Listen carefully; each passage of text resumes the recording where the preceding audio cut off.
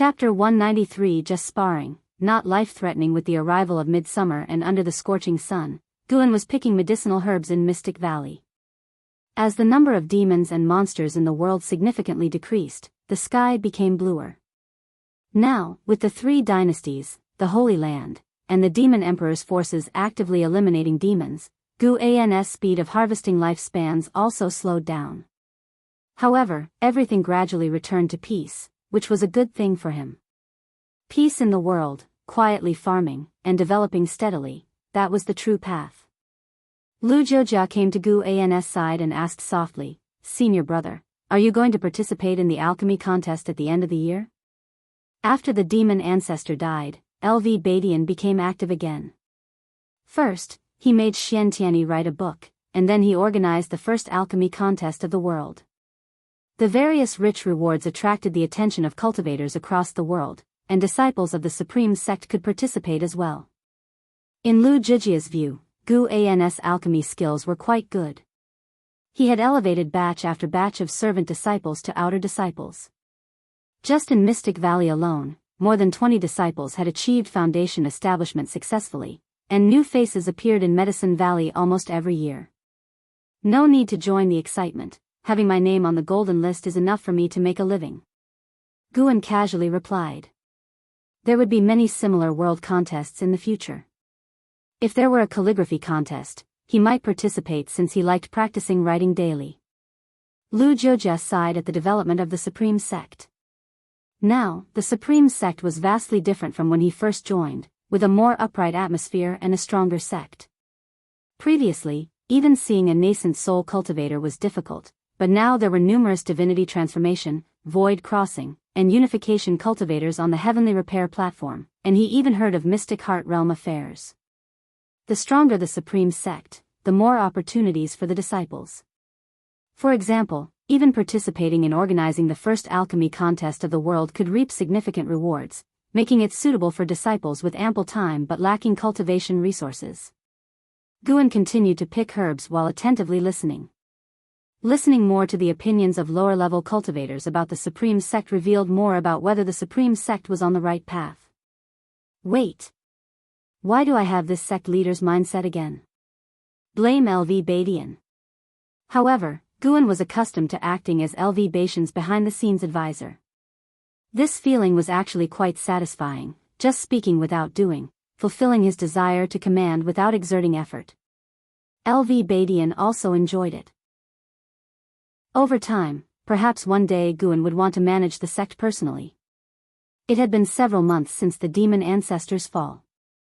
The Supreme Sect dispatched inner disciples and outer disciples to eliminate demons, while inheriting disciples and true disciples were sent to the demon land for exploration. The demon land was vast, an unknown treasure trove for the sects of the three dynasties. Even great cultivators of the mystic heart realm could not resist going. Lu Lingjun had left the Third Medicine Valley as well, but her departure did not affect the Third Medicine Valley. When Lu Jiujia finished speaking, Guan finally said meaningfully, "You must cultivate the technique left by Wu Xin seriously. The rise of the Supreme Sect shows that times have changed, and we both have opportunities." Lu Jiujia nodded, starting to imagine the future. Guan handed the picked herbs to Lu Jiujia, gave a few reminders, and then left Mystic Valley. Next was the picking in Tianya Valley, Mystic Heaven Cave Mansion, Mountain God Temple, and Nianshu Cave. In the evening, he had to go to the 8 scenic caves. It was busy but fulfilling. Although the number of demonized monsters was decreasing, Guan still gained a lot of lifespans by picking medicinal herbs. He was even preparing to expand Nianshu Cave Mansion, just as he needed to find 2 female demons for Tian Yaoer. At night. In Nianshu Cave Mansion, Guan sat at a stone table, sipping tea while watching Tian Yaoer and 2 little cat demons. The demon land lacked nothing but demons, and Guan sought out demons that were suffering. These 2 little cat demons were twins. Their parents were eaten by a demonized monster last month, and they barely escaped, suffering many injuries over the past month. Tian Yaoer was cleaning their wounds. Seeing her joyful yet distressed expression, Guan couldn't help but think of an Exian. Do women all like to keep pets? Guan extended his divine sense to the depths of the demon land. The legend of the evil demon spread continuously in the 3 dynasties, making the evil demon a dire threat to all, more terrifying than the demon ancestor. Even the ancient Holy Land could not shake it. The demonic chi of the evil demon was constantly spreading. Even Guan, in the 9th layer of the wandering immortal realm, needed to spend some time searching for it. Half an hour later, Guan's divine sense locked onto a mountain range deep within the continent, a place nearly 10 million miles away from heavenly Phoenix Mountain, with demonic chi covering a radius of over 1 million miles. Guan's divine sense penetrated the densest area of demonic chi. Along the way, he saw a group of mysterious cultivators, none of whom were weak, with the weakest at the Mahayana realm. They had set up camp in a mountain forest's temple, each cultivating alone without interacting. It seemed like the 7-star spirit realm wanted to guard against the evil demon breaking its seal. Soon, he felt a strong restriction, breakthrough only possible by someone at the wandering immortal realm. He felt he could break it, but he did not want to alarm the 7-star spirit realm or the evil demon, so he withdrew his divine sense. Take it slow, no rush. If he could reach a lifespan of 100 million years before the evil demon broke its seal, great. If not, he would break through early. Guan called up his attribute panel and saw that his lifespan was about to hit 9 million years, feeling calm inside. After a while, Guan asked, "Have you thought of what to name them?" The 2 little cat demons had low spiritual wisdom, still at the first order. Tian Yao thought for a while and said, "Master, why don't you name them?" Speaking of which, I still don't know what Master's name is. Upon saying this, her tone turned wistful, her gaze at Guan filled with grievance. Ignoring her look, Guan said, "Let's call them Tianqing and Tianbai." Both cat demons were white. The names Tianqing and Tianbai came to Guan's mind because of his Qinghong sword and Yilan's white spirit sword. Tian Yao immediately flattered, "Sounds good, as expected of Master." Guan stood up and left with a parting word, "Remember, don't let them step on the herbs." Seeing him disappear into thin air, Tian Yao pouted, then picked up the 2 cat demons and brought them to the stone table. She suddenly noticed 2 books on the table. Sword Venerable Legend? Tian Yao became interested, placing the 2 cat demons on the table, then picked up one of the books and started reading. At the end of summer, the heat in the world persisted. In the 3rd Medicine Valley, Xiantianyi sat on a chair, looking depressed. He couldn't help but ask, "Why doesn't my Sword Venerable Legend sell as much as your book?" Guan was writing, answering, "Maybe there are too many books of the same type, so it has a weaker effect." Not to mention other sects, just the Supreme Sect had produced dozens of books about Sword Venerable Fudao. Green Hero didn't have pan-ANS appeal, so how could it be popular? Xiantianyi sighed, feeling he was better suited to writing travelogues. He picked up a piece of paper Guan had just finished writing and read aloud. Chaos wasn't divided, and the world was in turmoil, vast and boundless, unseen by anyone. Since Panga broke the primordial chaos, from then on, clear and turbid were distinguished, just the opening poem captivated him. This must be an investiture of the gods type of book. He read on seriously, finding it fascinating. When he finished the first page, he wanted to find the second, but Guan hadn't written it yet. Guan wasn't just recalling the plot but also thinking about the handwriting, how to make it look good. "Forget it, you keep writing. I'm here to say goodbye today." Xiantianyi put down the paper and said. Without looking up, Guan asked, "Where are you going?" Xiantianyi replied, "To the demon land to find the evil demon. The Holy Land is leading us." Guan nodded and said, "Be very careful, don't be complacent because of your cultivation level." "You brat, how dare you lecture me? I've roamed the oceans, unlike you who stay in the Supreme Sect all day. Don't worry, I can't possibly die, I'm invincible below the immortal path." Xiantianyi stood up, full of spirit, and said. Guan looked at him and asked, "What if you encounter an immortal path being? Then you'll die gloriously." Xiantianyi said, turning to leave. At the door, he looked back and urged, "Write faster, I want to see if your book can surpass Investiture of the Gods." He pushed the door open and left. Guan did not get up to see him off. Surpass investiture of the gods? Guan chuckled, continuing to write. As dusk approached, he finally left the third medicine valley. Late at night, in the mountains and forests. Wearing animal skins, Zhang Buku strolled forward, carrying a stone axe at his waist. His eyes were fixed on the firelight on the mountain, where there was a temple, illuminated by firelight and an inexplicably familiar aura. He had left the cave a month ago, heading north, seeking opportunities in the demon land. Along the way, he had hardly interacted with cultivators or demons, making him very nervous as he cautiously approached the mountain. Soon, he entered the temple. It was large, with Zhang Buku standing in the outer courtyard, hesitating. The firelight was just behind a wall. Since you're here, come over and meet. A voice came from the other side of the courtyard wall. Hearing this, Zhang Buku breathed a sigh of relief and leaped over the wall. He landed in front of the fire, scrutinizing the black-clad man sitting opposite. The man had a stern face, and beside him was a noticeable heavy sword. While Zhang Buku observed Liya was also observing him. My name is Zhang Buku. May I know your name, Taoist friend? Zhang Buku cupped his fists and said. He could sense the person before him was very strong, but now he was no longer the same as before. He was only somewhat nervous, not afraid. Liya replied, My name is Liya. Why do you have half-demon energy in you? Zhang Buku answered, My father is human, my mother is a demon. Are you the same as me? Liya? That name sounded familiar. Upon hearing his question, Liya glared at him and snorted, Of course not. I only consumed a demon treasure, having the power of demon blood. Zhang Buku felt a bit disappointed upon hearing this.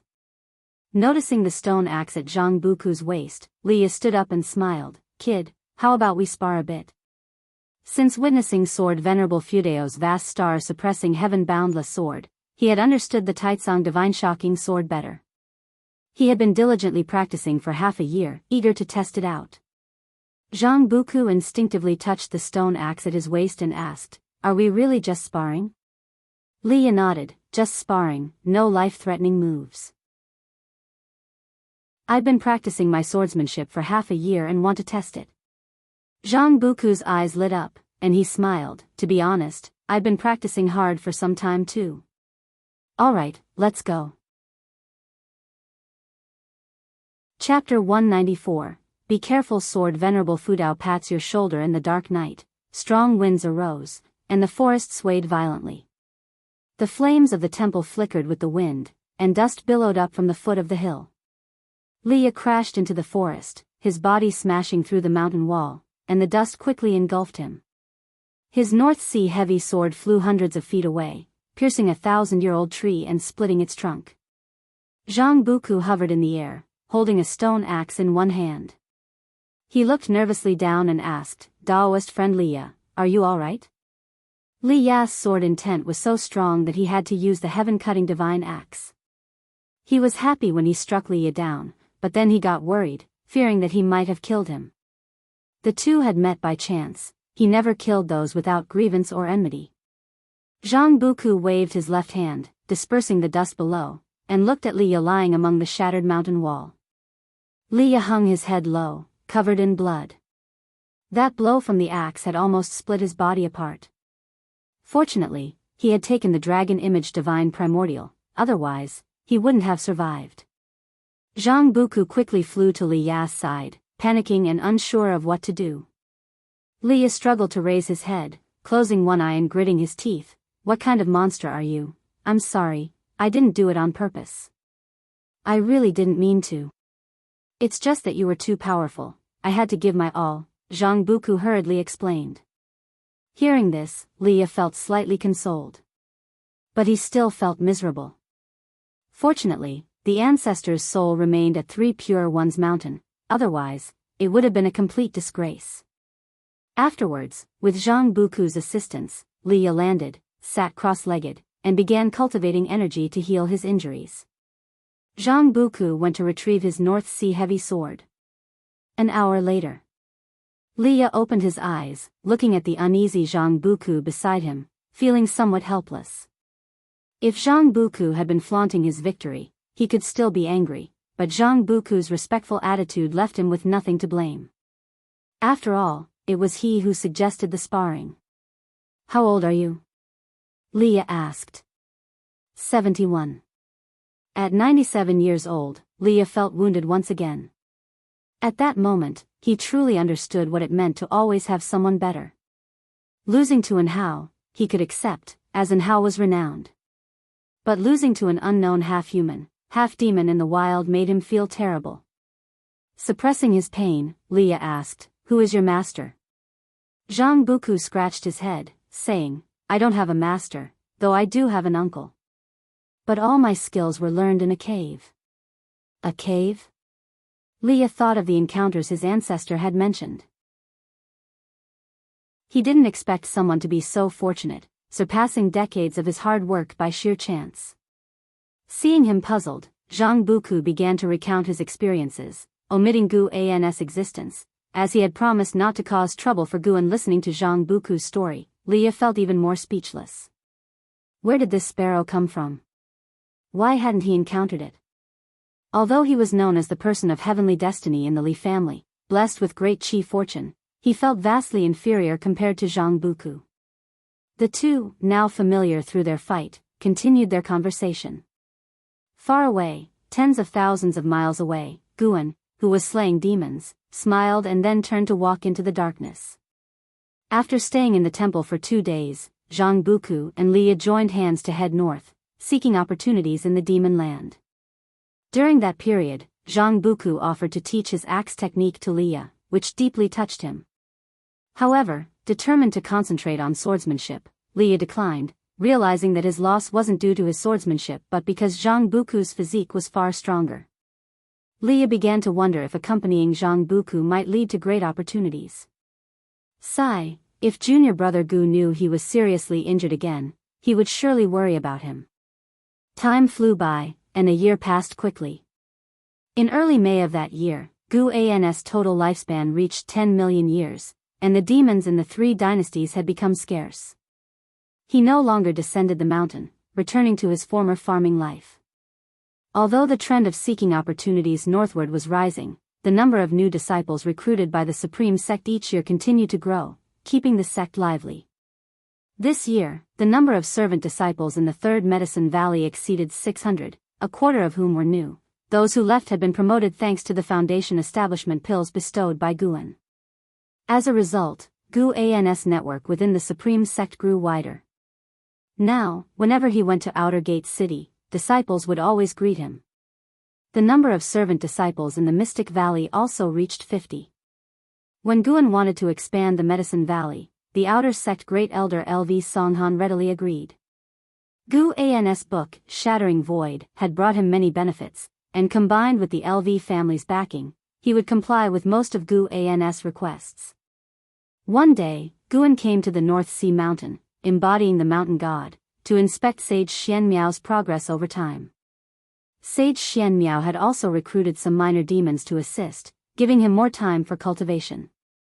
When the mountain god arrived, he immediately rose to welcome him and accompanied the mountain god to pick medicinal herbs. During this process, he mentioned some recent events in the North Sea Mountain.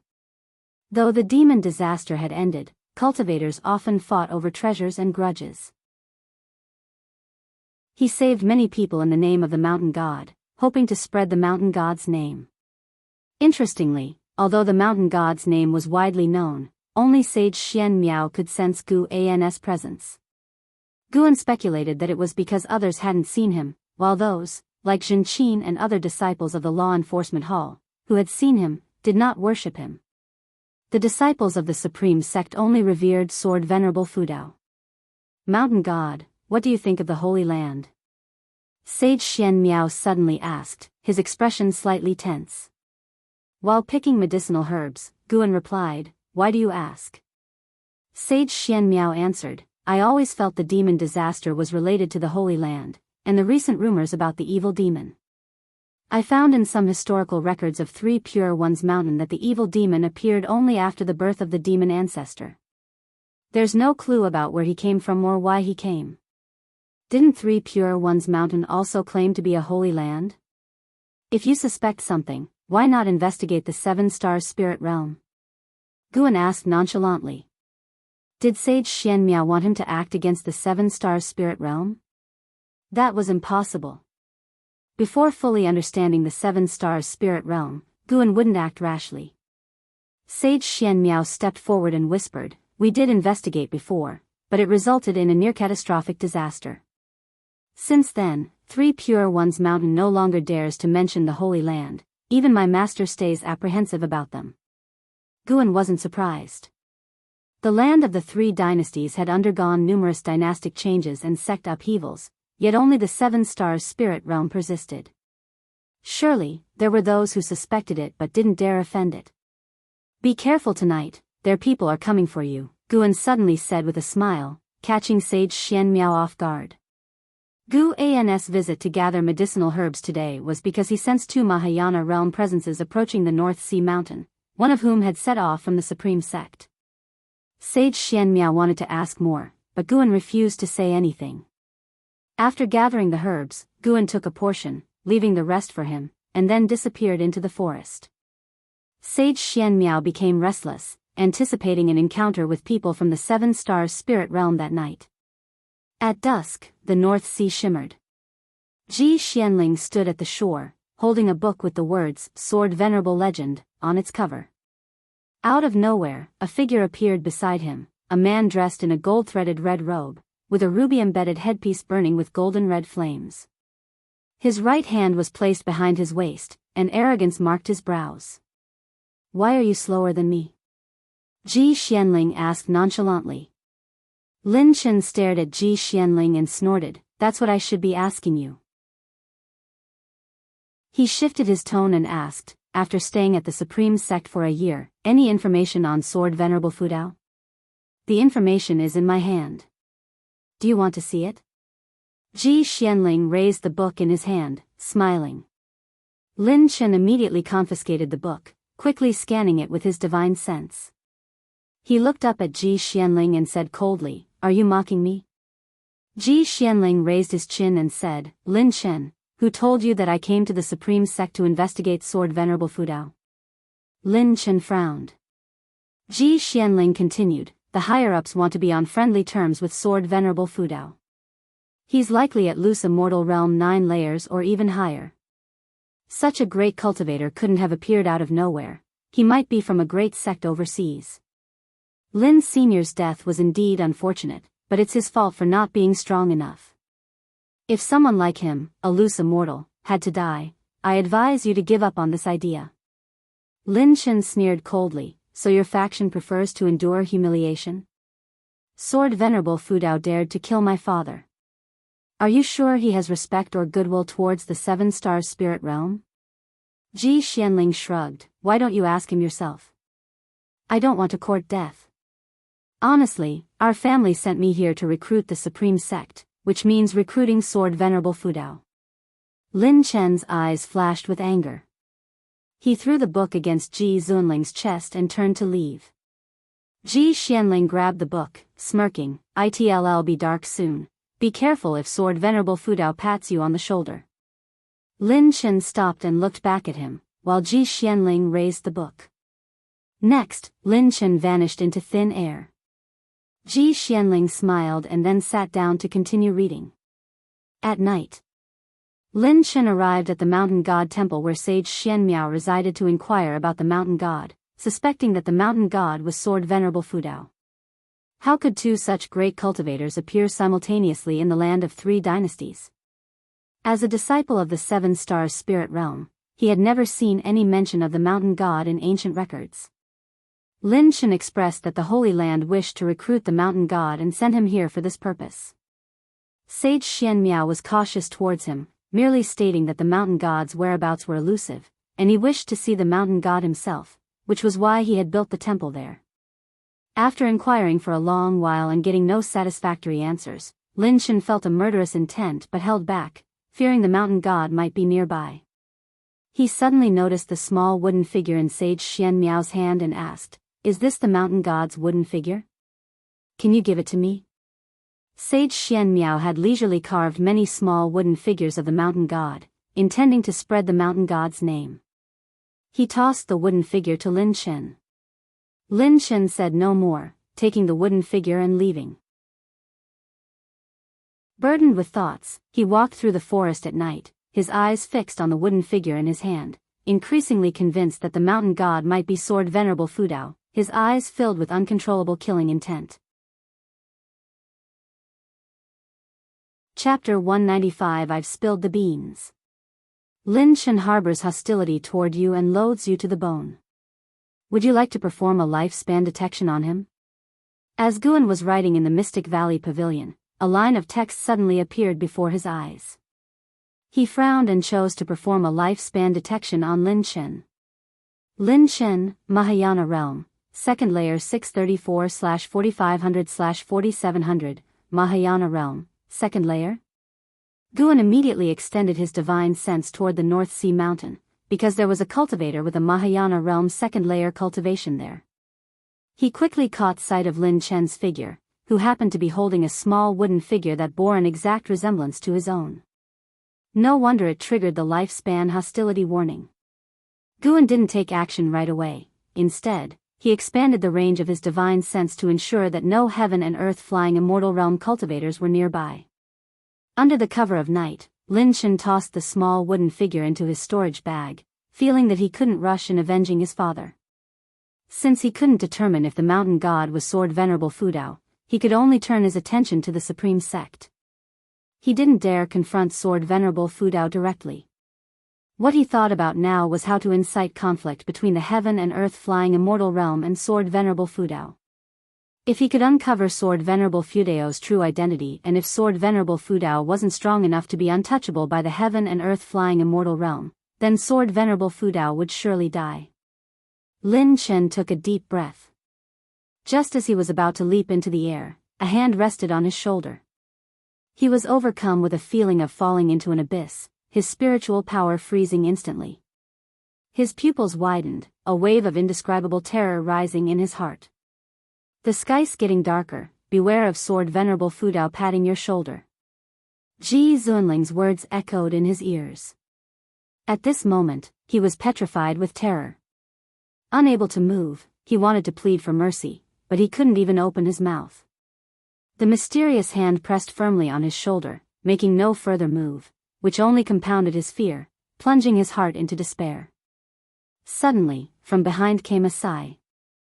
Lin Chen couldn't help but feel a strange kind of relief. Did the other person not intend to kill him? Boom! An overwhelming divine sense rushed into his mind, causing him to lose consciousness instantly. With the turn of the ancient hour, Guan walked down the stairs, joining the disciples for exercises. Last night, he reaped 384 years of lifespan, but more importantly, he gathered crucial information. Within the heaven and earth flying immortal realm, there were two attitudes towards Sword Venerable Fudao. One was to investigate his identity and, if he was not insurmountable, find a way to lure him out and then annihilate him.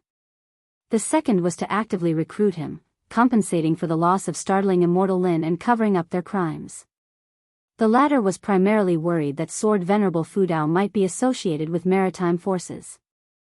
The Lin family's strongest force was only a loose immortal, and the death of startling immortal Lin was a severe blow to them, severing their upward path.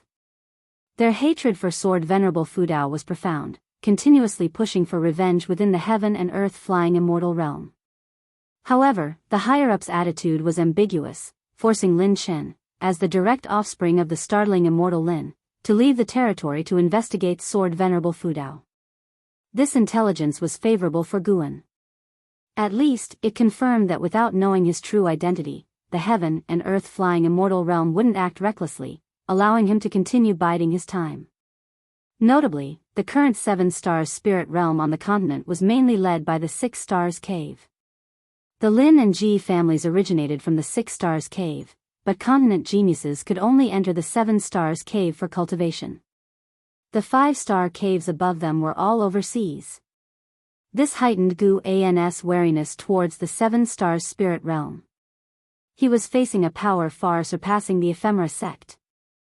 The Seven Stars spirit realm was not only stronger but maintained a Holy Land image, executing their plan seamlessly, making it difficult for an individual to shake their foundation. Even if heaven and earth flying immortal could sweep through the 6 stars cave and 7 stars cave, how would one face the 5-star caves above? Guan cast aside these thoughts, focusing on his practice, listening to the disciples discuss their plans for the day. His mood lightened. Why worry so much? His identity was well hidden. As long as he didn't reveal himself, the 7 stars spirit realm wouldn't dare act rashly. Cherish the present. Have you heard? Next year, there's going to be the world's best sword Dao tournament. A female disciple suddenly spoke, stirring everyone's interest. They began discussing the world's best sword Dao tournament. Guan occasionally interjected, appearing very enthusiastic, dreaming of the tournament. After all, outwardly, he was just a Foundation Establishment realm cultivator. Next year, he planned to advance to the 9th layer of Foundation Establishment. Then, after turning 100, he would form his core. Forming a core before the age of 100 marked a genius. Doing so afterward painted him as a mediocre cultivator relying on elixirs to break through. Near noon, Yilan came to find him. Senior brother, Zhenqin has dramatically changed over the past 2 years, becoming silent and introspective. I can't understand her lately. I've noticed her investigating the ghost mother of ephemera. Could she still have lingering feelings for Suhan? Yilan said anxiously after closing the door. Guan knew the reason but couldn't disclose it, nor could he stop Zhenqin from seeking revenge. Currently, the ghost mother of ephemera and the 9 Nether 13 evil were following Jiang Qiong into the Great Jiang dynasty, establishing a sect named Juhua sect, without much notoriety. Zhenqin needed to face life on her own to grow better. Of course, if she ever confronted the ghost mother of ephemera and couldn't win, Guan would protect her, as she hadn't deviated from the right path. She's grown up and has her own thoughts. Don't worry too much, Guan comforted. Yilan came closer, speaking in a low voice. I always feel she has a higher cultivation hidden. Could she have been possessed? Or did she take a mysterious master? Senior brother, don't you have connections with Sword Venerable Fudao? Can you ask him to investigate? Guan shook his head. I haven't seen him for a long time. Remember, do not mention Sword Venerable Fudao. His name carries too much weight now. Many strong enemies might be plotting against him. With our cultivation level, we can't involve ourselves, or we will be doomed. As he spoke, he released mana from his feet, isolating the room to prevent eavesdropping. Yilan nodded, I understand. I never dare to mention it, only to you. Her steadiness reassured Guan. Most importantly, Yilan's activity range was within his divine sense. The Foundation Establishment realm cultivators of the Supreme Sect could never escape his divine sense range for life. Such was the brutal reality of cultivation differences. Yilan began talking about other matters, mainly about some trivial issues in the law enforcement hall. Guan listened intently. When she finished, Guan said, if you're uncomfortable, let me know. I'll find you a better position. Yilan raised an eyebrow. Senior brother, do you really have that capability? She knew about the Third Medicine Valley's existence but couldn't access specific details about it. She wasn't sure how much Guan contributed to the Supreme Sect. She even suspected Guan of growing medicinal herbs for Sword Venerable Fudao, which explained why he often left Mystic Valley. Guan pulled out a book, tossing it onto the table. I'm revealing my cards. It was the initial draft of Investiture of the Gods, a treasured edition without a cover. Yilan's face turned pale instantly. She asked in a trembling voice, Senior brother, did you write that book? Hum. Guan crossed his arms, raising his chin arrogantly. Yilan glared at Guan, angrily asking, Senior brother, if you had such great needs, why did you reject me? Is your heart set on someone in the valley? Guan was stunned, taken aback by her sudden outburst. He looked down, realized something, and quickly picked up Investiture of the Gods, flipping it open. Look closely. Junior sister, what are you thinking all day? Senior brother must criticize you a bit. Yilan only needed to glance at a couple of lines to recognize the book. She widened her eyes in shock. "You wrote Investiture of the Gods? Are you Panon?" Guan shook his head, giving her a look that said he couldn't believe her misunderstanding. Her face turned red. She circled the table, grabbing his shoulders and gently shaking him. "Senior brother," she said coquettishly. 2 ancient hours later, Yilan opened the door and walked downstairs. Lu Jiujia saw her and smiled, greeting her. Yilan kept a stern face, nodded slightly, and then flew away using her sword. Lu Jiujia was used to her demeanor. After all, staying in the law enforcement hall for a long time tended to make one serious. Days of leisure passed by. Guan wandered among the various medicine valleys, occasionally visiting the outer gate city and inner sect city, living a comfortable life. However, the increasing demonic qi from afar indicated the day when the evil demon would break the seal was approaching.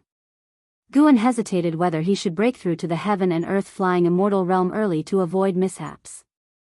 After thinking it over, he decided to break through at sea by the end of the year. Better safe than sorry. Summer gave way to autumn. Because of the upcoming World's Best Sword Dao tournament, more sword cultivators started arriving at the Supreme Sect, causing sword competition signs to appear around Mystic Valley. Fortunately, Sword Venerable Fudao was hidden in the nearest outer gate city, deterring these sword cultivators from bullying the servant disciples. After noon in the third Medicine Valley, Guan stood with his hands behind his back, watching the disciples sweeping the grounds. The white spirit rat was frolicking in a pile of fallen leaves, infuriating an Xian but always eluding her capture. Everything felt perfect. Gu An's lips curved into a smile. As he was appreciating the beautiful scene, he suddenly sensed something and turned to look north. Beyond 3 dynasties, a strange heavenly aura appeared above a river that cut through the mountains. It resembled the celestial aura that appeared when Lu Lingjun ascended. Someone else was ascending? Guan thought to himself. He sensed this celestial aura was slightly stronger than when Lu Lingjun ascended but not strong enough to make him wary. He previously speculated Lu Lingjun's successful ascension was due to his presence nearby during his breakthrough. Would there be special circumstances around this ascender? Gu An's divine sense began scanning the forests within a 1,000-mile radius, his gaze suddenly locking onto a stele hidden in the grass. The stele contained restrictions only breakable by Mahayana realm cultivators, concealed without any leakage of aura. Interesting. Guan had no intention of investigating further, as he already saw many great cultivators heading toward the place where the ascender would descend. Besides great cultivators, there were also low cultivation individuals, such as Li Ya and Zhang Buku. Seeing Li Ya's figure, Gu An's expression turned peculiar. Why did he feel like Li Ya was going to get hurt again? Speaking of which, Zhang Buku was frequently injured in recent years. Eve. Chapter 196, Being Someone's Mount After Ascending? The demon lands in autumn were covered with golden leaves, like a sea of gold. Li Ya stood on the North Sea heavy sword, flying through the air, while Zhang Buku stood behind him, staring into the distance. Zhang Buku saw a figure in the distance flying towards the horizon at a speed far beyond theirs, the powerful aura of their cultivation level making him secretly astonished. Brotherly, are we really going to get involved in this mess? Zhang Buku couldn't help but ask. Li Ya had been his first friend. This past year, they had ventured through the demon lands together, facing life and death, forming a deep bond, but it was easy to get hurt. Even though they often got injured, being able to rely on each other was far better than going it alone. The fierce wind blew against Li Ya's face, and he showed a smile on his handsome and resolute face. He said, "So many great cultivators are rushing there, let's go take a look. We won't fight yet, well, observe quietly. If there's no opportunity, well, just watch the excitement, but if there is one, all the better." Zhang Buku heard this and found it reasonable. He looked ahead, eyes showing a hint of anticipation. On the other side, Guan was not continuously watching the Ascension land but had begun to busy himself. He was preparing to expand Ninshu Cave. Ninshu Cave, watched over by Tian Yaoer, truly belonged to him. Apart from the Mystic Heaven Cave Mansion, the other medicine valleys were mostly exposed, making direct expansion difficult. He entered Ninshu Cave and used his own mana to enlarge it. Tian Yao watched Gu An's back, her little mouth opened wide, while Tian Qing and Tian Bai squatted on her shoulders, shaking their heads as they watched Guan walked in front of the mountain wall, his right hand leading the way, and with each step, the mountain wall ahead would cave in without any rocks falling or the cave shaking. This ability left Tian Yao's eyes wide with amazement. She always knew Guan was strong but hadn't realized just how formidable. Even after training for many years, she couldn't comprehend Gu An's divine skills. In the time it took for an incense stick to burn, Ninshu Cave had doubled in size. Since Heavenly Phoenix Mountain was particularly large, it wouldn't affect the mountain body, and further expansions by 10 times would be no problem in the future. Guan arrived at a stone table, placed down a storage bag, and said, "These are all seeds, up to you to plant them. Don't disappoint me." Without waiting for Tian Yao to respond, he vanished into thin air. Tian Yao didn't look at the storage bag but instead mimicked Gu An's earlier posture, raising her right hand and carefully recalling his movements. The moon set and the sun rose, ushering in a new day. In the third medicine valley, Guan put down his pen and stood by the window, looking at the demon lands. After the Ascenders arrived last night, that steel triggered a restriction, opening an entrance to a minor heaven and earth, where all the great cultivators swarmed in. Early this morning, many people had flown out and started fighting, including Li Ye and Zhang Buku. In the mountain forests by the riverbank, Li Ye lay bloodied amongst the fallen trees, staring at the overbearing figure high in the distant sky, clenched his teeth, and struggled to stand up. "Ha ha ha, so this is the ability of the great heavenly spirit land? Nothing more. I don't know whether I ascended to the wrong place or if this world is just so weak." The speaker was a man with blood-red hair, 2 curved black horns on his head, bare-chested, in black pants, with a fiery red sash around his waist, crawling with strange blood-colored runes.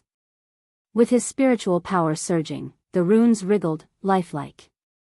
He wielded a silver rod, sweeping it at the great cultivators attacking from all directions. Blood flames erupted, sweeping across the sky in a spectacular display, forcing those great cultivators back.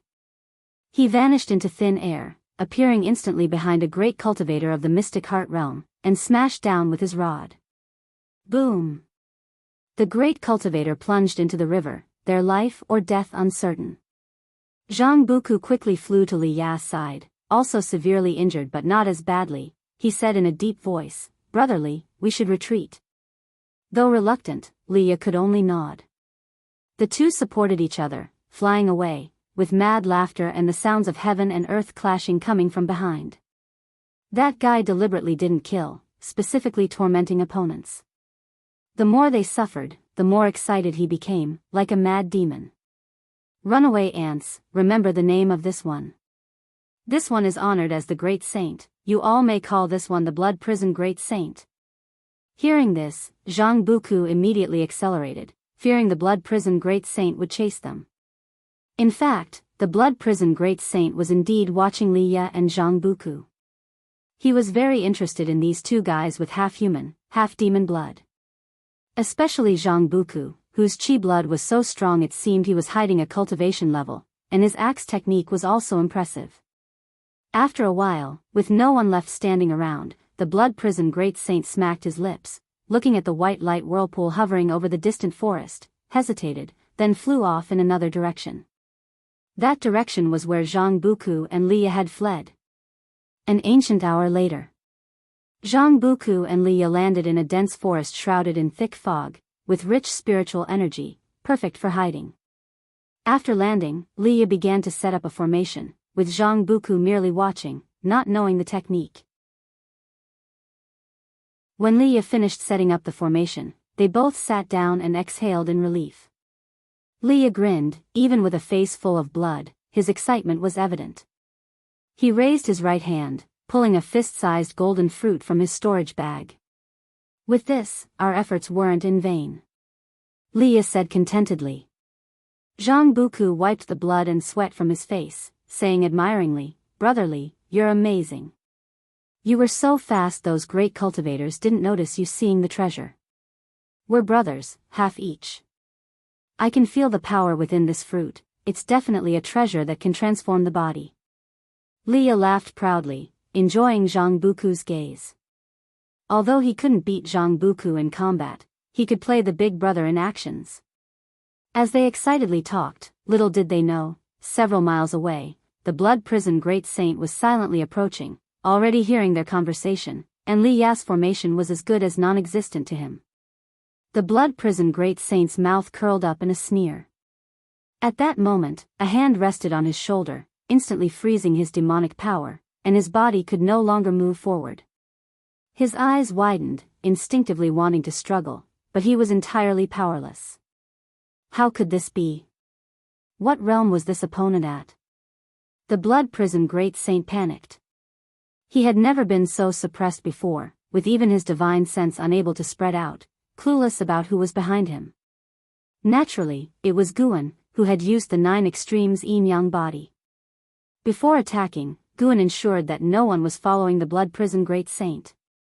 Blood prison great saint, Mahayana realm 8th floor 1209/9000/9999, Mahayana realm 8th floor, far stronger than Lu Lingjun. Guan immediately used the soul-capturing skill to search the blood prison great saint's memories. The blood prison great saint hailed from the spirit realm, a mortal world with 9 continents and 7 seas, where the Mahayana realm was the highest realm. He had been a cultivator of the human race, later transforming into a demon body after obtaining divine beast true blood, completely unleashing his talent, sweeping through those of the same realm, even able to battle across realms, invincible. Interestingly, although the blood prison great saint's name sounded terrifying, he was actually a soft-hearted individual. As long as there wasn't a blood feud, he would spare those who knelt and begged for mercy after defeat. He had never committed an evil act in his life. His notorious name stemmed from his foul mouth. His threatening boasts made many believe he had committed those evil acts, compounded by slander from enemies, gradually earning him the blood prison great saint title, which he proudly saw as the fear and dread of the spirit realm's beings, his greatest achievement. After reading his soul, Guan unexpectedly didn't want to kill this guy anymore. With no one watching him, he could take him in. Because Guan saw the divine beast's true form whose blood was absorbed. With the fall of the demon ancestor, many demons were slaughtered, and the demon lands had become a place where the human race sought opportunities, with great cultivators fighting everywhere. The focus of the 7 stars spirit realm was on the evil demons, ignoring the blood prison great saint, perhaps having seen countless ascenders. The blood prison great saint's consciousness gradually awakened, feeling a heavy and uncomfortable drowsiness.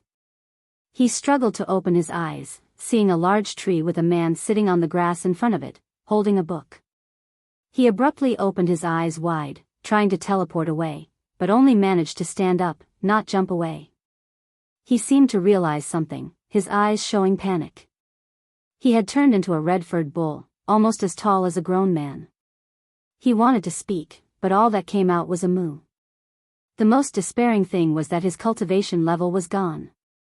This must be the path of returning primordial spirit. Guan had sealed his cultivation to the energy cultivation realm, with mana wrapping his demon core and primordial spirit, making him appear no more than a first-order demon beast. Ascender from the spirit realm, if you serve me for 1,000 years, I'll let you go. Guan put down his book and said leisurely. Looking at his youthful face, the blood prison great saint felt only fear.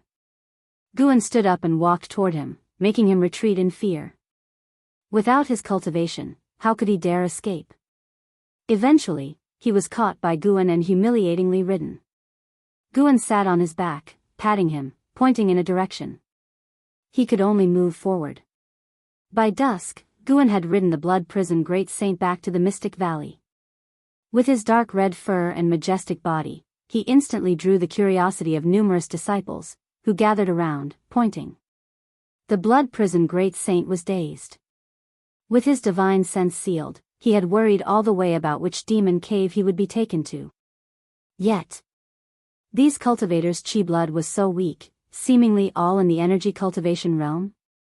He felt like he had arrived in some small place in the spirit realm. As Guan introduced him to the disciples with a smile, this feeling of illusion became a mix of complex emotions. He was the blood prison great saint, the most outstanding genius of the spirit realm in 10,000 years, sweeping the 9 continents and 7 seas, reigning invincible, earning the title of great saint through his battles. Yet, after ascending, he had become a mount. The blood prison great saint sank into bewilderment. Chapter 197. The ambition of the supreme sect. Guan flaunted his new mount, attracting the disciples' curiosity towards the blood prison great saint, causing him to feel quite oppressed. But fearing Guan, he could only endure. Even Chu Jingfeng, who usually practiced swordsmanship on the mountaintop, came to join the fun. He had seen many mounts, but it was his first time seeing such an imposing ox. Its large horns were impressive, and its fur fluttered like flames in the wind. After lingering in the Mystic Valley for an hour, Guan took the blood prison great saint back to the Third Medicine Valley. He planned to take the blood prison great saint with him wherever he went around the supreme sect. Now, the number of cultivators in the supreme sect was increasing, and it was possible to see cultivators riding their mounts in the sky. The disciples of the Third Medicine Valley were equally interested in the blood prison great saint. The presence of such spiritual energy in this valley amazed the blood prison great saint, as such a level of spiritual energy was rare even in the spirit realm, making him look forward to the days ahead. Since he came, he might as well find peace. But just one night later, that thought was replaced by anger. There was an incredibly fat old rat in the Medicine Valley. Damn it, it was infuriating. He was napping downstairs when the white spirit rat bit his butt, startling him. As an invincible great saint in his realm, how could he tolerate this? What frustrated him even more was yet to happen. He couldn't catch the white spirit rat. That night was the darkest moment in the blood prison great saint's life. The next day, Guan took the blood prison great saint to Tianya Valley. Why are you riding an ox? Luo Han approached the blood prison great saint and asked curiously, unable to resist touching its fur. Guan smiled and said, just bought it. How is it? Impressive, right? Indeed, quite nice. What breed is it? I'm not sure either. I call him Bull Demon King. Bull Demon King? That name. Luo Han shook his head with a smile, while the blood prison great saint lowered his ox eyes, looking dispirited. LV Xian and Ji Ruolai were also attracted to the blood prison great saint and came over to greet Guan. Given the plethora of demon creatures in the world, they didn't inquire much further. Have you seen my third sister lately? Ji Ruolai asked Guan. Guan shook his head and said, no, I rarely go to the inner sect. What's the matter? Need me to deliver a message? Ji Ruolai nodded and said, the family wants to summon her back to the 7 stars spirit realm. Could you help convey the message? Guan readily agreed and then went to pick medicinal herbs. 3 monkey demons circled the blood prison great saint with great curiosity. Seeing their scratching and sniffing, the blood prison great saint felt they were mocking him, making him even more annoyed. It became even more difficult after ascending for the 3rd day. In late autumn, LV Badian came to see Guan. After going upstairs, he habitually closed the door and set up a restriction. After finishing, he approached the desk and sat down, smiling as he asked, is the ox downstairs yours? Its qualifications are a bit lacking, it's just a first order. It's not very useful. Do you want me to give you a 3rd order mount? Guan shook his head and smiled, no need. I don't have many enemies. I don't need such a powerful mount. Besides, I have a good eye for this ox. It's quite intelligent. Intelligent? Looking at its eyes, it seems like it's about to be buried. Haha. Guan chuckled without denying. LV Badian didn't continue to mock the blood prison great saint and started discussing sect matters. Although the number 1 Sword Dao tournament in the world had not yet taken place, he already looked forward to the next big event. Gu An's love for teaching was aroused, and he began to talk at length about various ideas, which LV Badian listened to with great interest. Guan not only discussed methods but also envisioned a bright future, making LV Badian feel quite pleased. After a long time. Taking advantage of Guan drinking tea, LV Badian asked, "How do you think the Supreme Sect should view demons?" During the previous Great Demon Calamity, the Demon Emperor had sent a group of great demons. This group of demons was now still staying in the Supreme Sect, following Di Xie's leadership. The Supreme Sect had not mistreated them, arranging caves for each. Guan responded, "Sometimes human hearts are worse than demon hearts. Since we are already cultivating to become immortals, why should we have racial prejudice? Why can't the Supreme Sect recruit demon clan disciples?" LV Badian nodded. He sighed and said, "But doing so, wouldn't there be hidden dangers? Everything has its pros and cons. We can't avoid doing something just because we fear the cons. If successful, it can set an example, making the human and demon clans on the mainland no longer be at odds. If it fails, then treat it as a training exercise, suppress it if necessary. Isn't suppression what you were best at in the past?" Guan said calmly. With this, he aimed to accumulate strength for the Supreme Sect. The Supreme Sect eventually has to face the 7-star spirit realm. Ji Xianling represented the 7-star spirit realm in trying to win over the Supreme Sect, but the Supreme Sect only maintained good relations without bowing down, reflecting the attitude of the Hall of Elders. Now, the mentality of the upper echelons of the Supreme Sect had become inflated. They were already thinking about becoming the second holy land in the mainland, or even surpassing the 7-star spirit realm. With Gu An's support, LV Badian felt much more confident, and the smile on his face became brighter. The two chatted for a long time before LV Badian left, satisfied. Downstairs, he looked at the blood prison great saint lying on the ground and became interested. He walked over, patted the blood prison great saint's head, and said with a laugh, "Little beast, cultivate well. One day, you might become a disciple of the Supreme Sect. Reaching the nascent soul realm is not impossible." The blood prison great saint glanced at him with a white eye, too lazy to respond. This made LV Badian pause, suspecting he had misseen. "Forget it. What's the use of arguing with a beast?" LV Badian stood up and left. The blood prison great saint watched his back, seething with inner rage. "Old thing. Just you wait. Daring to insult me, in 1,000 years, I will make you kneel before me and beg for mercy." Snowflakes flew as Guan rode the blood prison great saint, wandering in the 3rd Medicine Valley. It seemed like he was patrolling, but in reality, his divine sense was traveling overseas, looking for a place to break through. An Exian ran over, curiously asking, "Master, why do you ride it wherever you go? Don't you think it's slow?" Guan lightly chuckled and said, "I'm training its physique. Although it's my mount, I won't mistreat it. Sooner or later, I will release it." Hearing this, the blood prison great saint's eyes brightened, and his ox body became upright, no longer looking like an old dying ox. An Exian nodded. Just as she was about to speak, 2 figures suddenly flew in from the sky. It was Lu Lingjun and Shenzhen.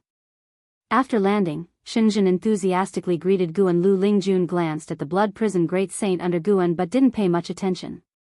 Shenzhen talked excitedly about their opportunities over the years, making even an Exian listen with envy. Guan also pretended to be emotional, envious, satisfying Shenzhen's sense of achievement. Now Shenzhen was already at the 5th layer of the nascent soul realm, evidencing the great fortitude. After chatting for a while, Shenzhen finally left. Before leaving, she mentioned preparing to publish a book next, which made Gu An's heart skip a beat. After Shenzhen left, an Exian also didn't disturb Guan and Lu Lingjun, finding an excuse to leave. Lu Lingjun lightly stomped her foot, forming a barrier with her spiritual power, isolating the 3-foot area, making the blood prison great saint look at her again. "Guan, I heard there's an ascender appearing in the north. You are close to the sect leader. Did you find out anything?" Lu Lingjun asked directly. "Ascender." Upon hearing these words, the blood prison great saint couldn't help but lower his head. Such a disgrace. Guan thought for a moment and shook his head. "I haven't heard of it. Why are you so concerned about the ascender?" Lu Lingjun hesitated for a while and said, to be honest, I'm also an ascender, so I wanted you to write about the shattering void. Gu An's eyes widened, showing a look of incredulity. The blood prison great saint looked up again, this time with tears in his eyes. Lu Lingjun had wanted to say this for a long time.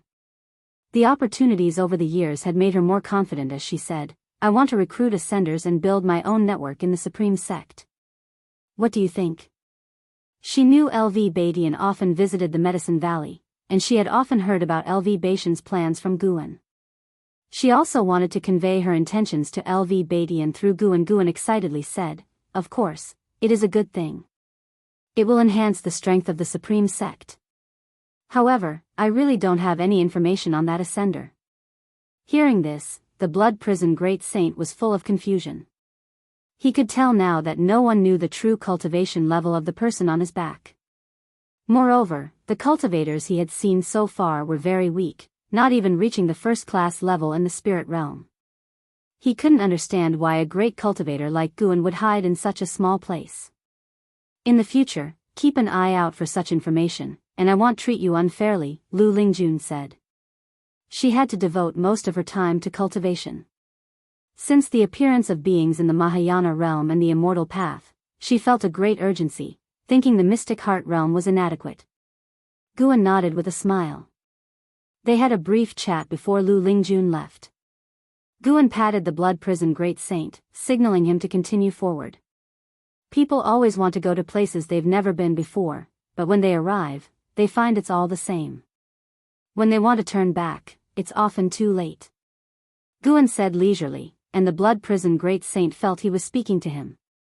Unfortunately, the blood prison great saint couldn't speak, otherwise, he would argue with Guan. If it weren't for meeting you, would I be so aggrieved? The falling snow grew heavier, the ground accumulating more snow. The blood prison great saint left 2 ox hoof prints in the snowy ground as he and Guan disappeared into the vast snow. Until nightfall. Demon Land. On the wasteland, Xiantiani and Enhao sat facing the fire. The falling snow did not land on them, melting in the 10-foot radius around them, separated from the surrounding snowy ground. Xiantiani held a book and softly said, the demonic qi here is very strong. Maybe we'll find evil demons hiding nearby. Enhao was practicing his skills. He opened his eyes and asked, Senior, what should we do when we find the evil demon? After the trend of heading north swept the world, he couldn't restrain his restless heart anymore. Saying goodbye to Si Yenner, he ventured north alone. His goal was to become an immortal and not stay in one place for any person indefinitely. Xiantiani answered, then you take the information back. I will stay here alone. Why would you stay? I also want to play the hero. I can't always rely on Sword Venerable Fudao, can I? As he spoke, Xiantiani turned to the next page and continued to read. Chapter 198, Master understands you. Deep in the night, inside the Mystic Valley Pavilion, candlelight flickered, and hot tea was brewing. Zhen Qin sat dazedly on a small stool, staring at the teapot and lost in thought. Guan was writing a book. After he finished a page, he started to appreciate it, feeling increasingly pleased with his work. Disciple, come and have a look. Gu An's voice interrupted Zhen Qin's thoughts. Zhen Qin quickly stood up, walked to his side, took the page from his hand, and read it attentively. The 7 Great Saints. Great Sage who pacifies heaven, Bull Demon King. Zhen Qin couldn't help but look at Guan and asked, Master, isn't your bull downstairs the Bull Demon King? Did you write him into the book? Guan chuckled and asked, is that not allowed? Of course it is, but your writing style. Zhen Qin nodded, her expression a bit hesitant. Does Master have such talent? Upon thinking about it, she realized that since Master didn't cultivate, he must have time for music, chess, calligraphy, and painting. After finishing reading, she handed the page back to Guan and said, it's very well written. Just this part alone feels no worse than the investiture of the gods. Master, are you planning to publish a book? I hope you can surpass Pannon. Before she could finish her sentence, she suddenly widened her eyes in astonishment and looked at Guan Panan. Guan, Jinqin's expression turned peculiar, and she quickly asked, Master, could you actually be Panan? Guan smiled and said, this is my biggest secret. I'm only telling you. Can you tell Master what's troubling you? Guan could feel that Jinqin came today wanting to share her troubles but was afraid of something, so he revealed his identity as Panan to draw her out. Although he already knew the truth, he couldn't expose his identity, and what Jinqin needed was to confide in someone close by. Jinqin gritted her teeth and said, I'm afraid of dragging Master into this. If you don't say anything and something happens, you'll not only drag me into it, but it will also become my burden. That would harm me more. Guan shook his head. Jinqin felt relieved and smiled for the first time. At Guan's gesture, she moved to the other side of the desk and began to talk about Su Han's death. Guan got up to pour tea, and Jinqin's gaze followed his back, trying to see his reaction. However, she couldn't see through anything. Had Master already let go of senior brother Su? Jinqin thought to herself. She couldn't blame Guan. She owed Su Han for covering for her, but her master owed him nothing. Guan brought a bowl of hot tea in front of her, looking at her calmly as she spoke.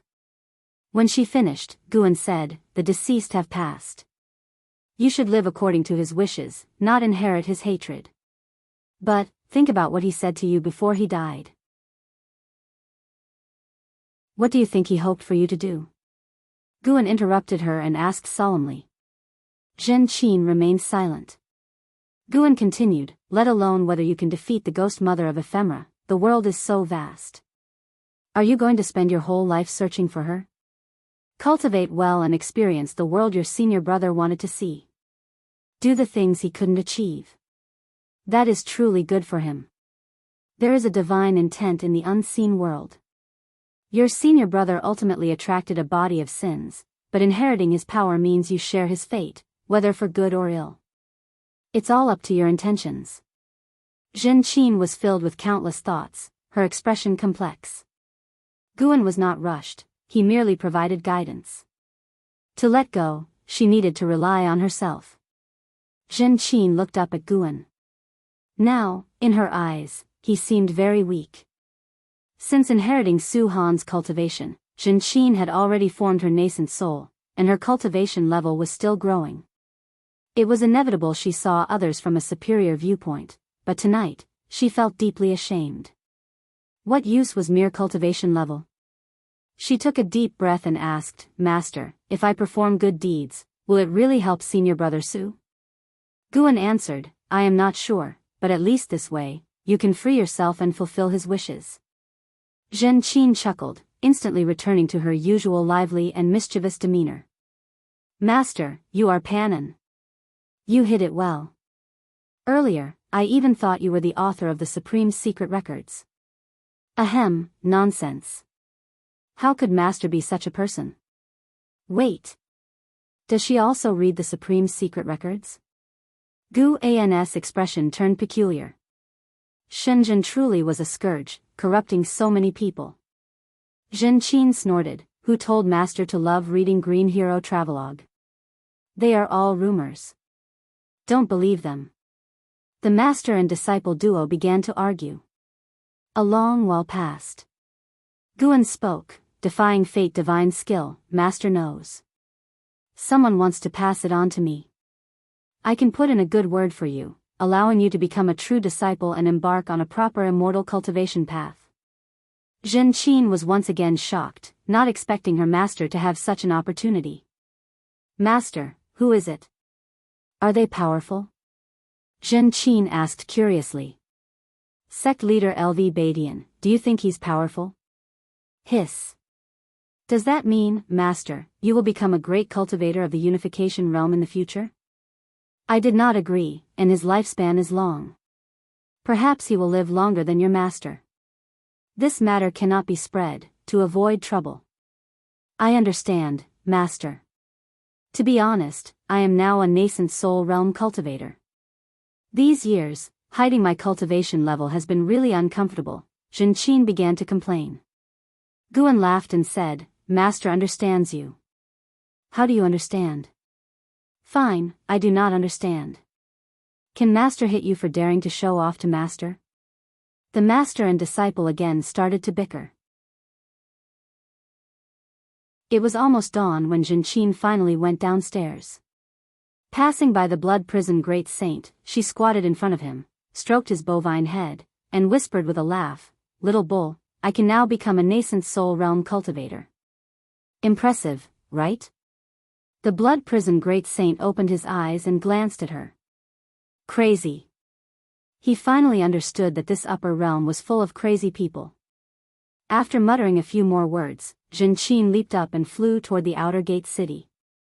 It was not until noon that Guan used his disciple token to contact LV Badian to help change Enchanting's disciple status.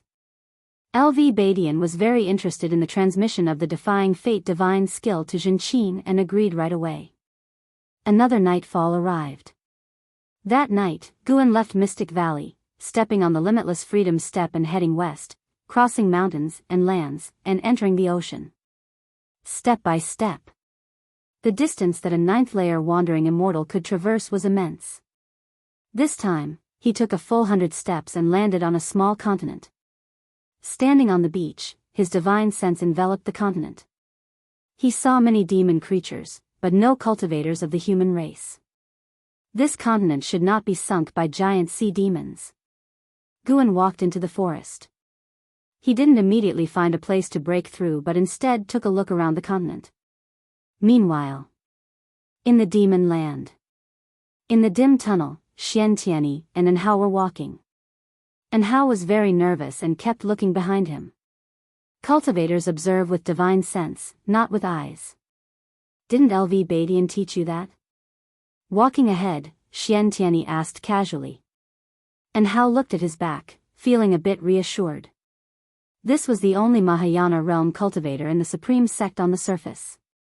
In the 3 dynasty regions, he was second only to his master among the cultivators of the human race. Following Xiantiani, even in dangerous situations, they should be able to escape with their lives. Anhao asked, "I always feel this journey is too quiet without any demon obstruction, as if they intentionally let us in." Perhaps. Xiantiani responded casually. Not long after, the two walked out of the tunnel and arrived at a cliff. Looking out, they saw a vast underground space, with rolling magma below, like a blazing lake. Xiantiani looked down at the magma lake, the firelight casting shadows on his face. Anhao also looked down, but his expression was tense.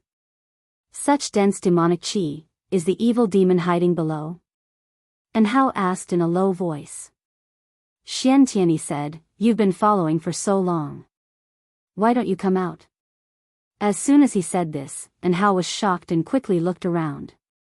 Immediately, he saw mysterious figures shrouded in demonic chi emerging from the distant cave walls, 7 in total.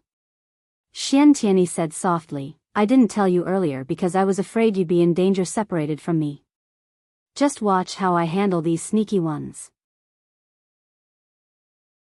With that, he stepped forward, walking in midair.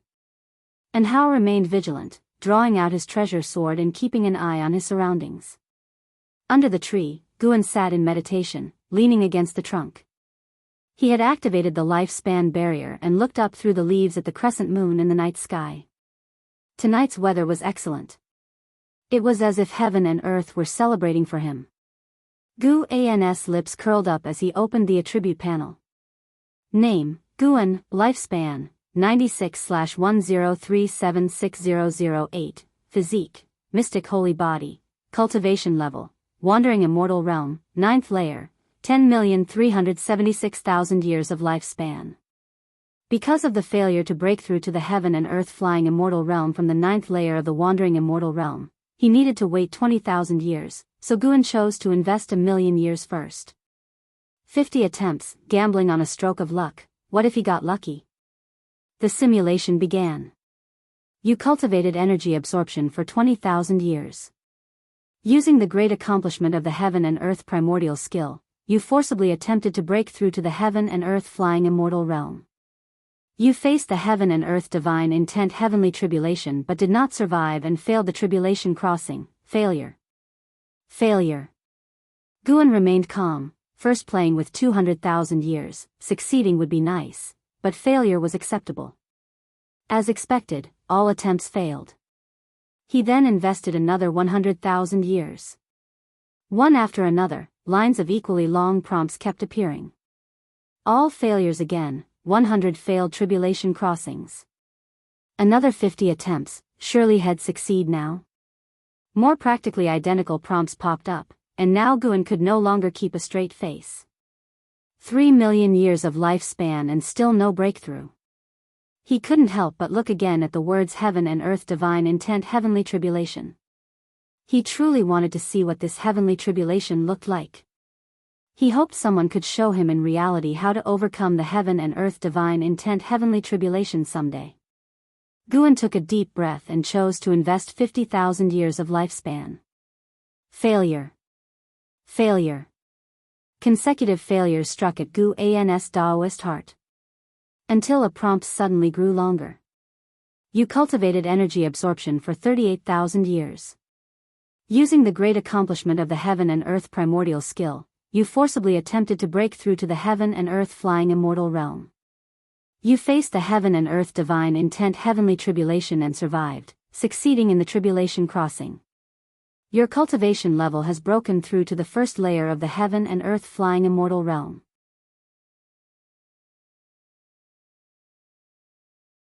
Chapter 199, Breakthrough to the 9th level of heaven and earth flying immortal realm.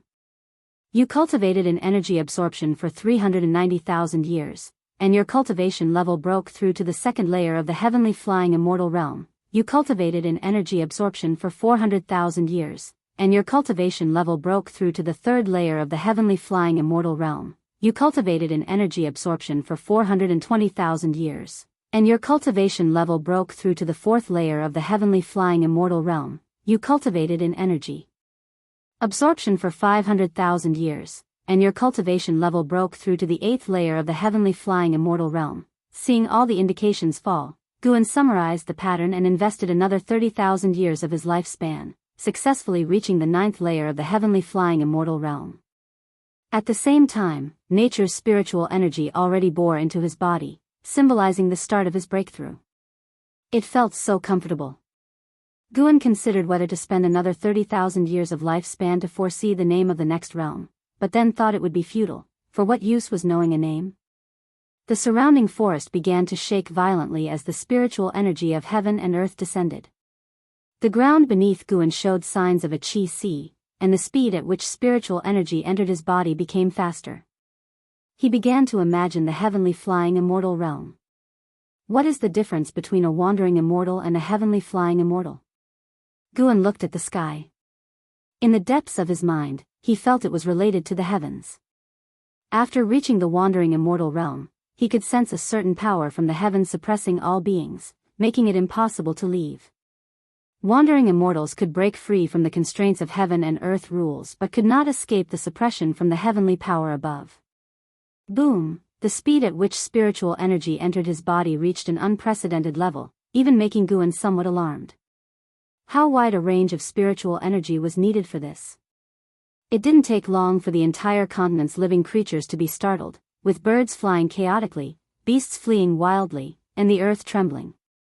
Guan did not bother to worry about the commotion, as a large amount of immortal insights poured into his body. Heavenly flying immortal. One can leap beyond heaven and earth, roam the universe.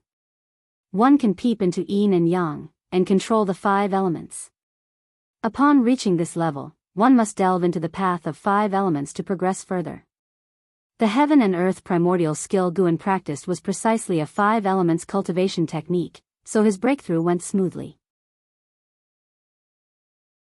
His primordial spirit underwent an unprecedented transformation, giving his soul a feeling of joy surpassing any form of pleasure.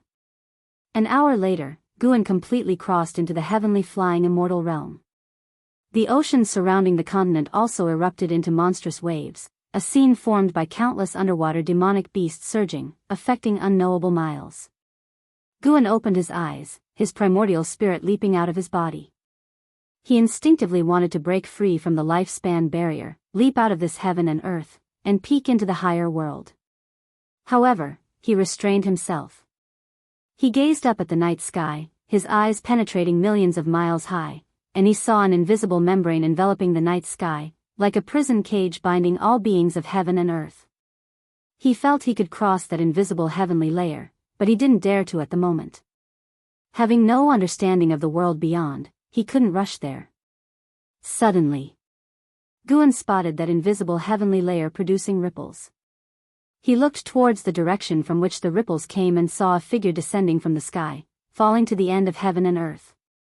Someone arriving from the outer heavens? He dared not look too closely, fearing to disturb the other. He suddenly realized that the world and the outer heavens weren't so isolated. Heavenly flying immortals of this heaven and earth would venture out but also return. He continued to enjoy the process of spiritual energy tempering his body. After the breakthrough, his primordial spirit had already transformed into a flying immortal primordial spirit, capable of slipping into yin and yang. By yin, it did not mean underground but another world contrary to this one. He could see the wandering souls in heaven and earth, and those souls about to enter reincarnation, flying into the sky, and disappearing less than 100,000 miles above, being pulled into the underworld by reincarnation. Guan could already sense the chilling aura of the underworld, so cold that he didn't wish to trespass. His cultivation level continued to rise.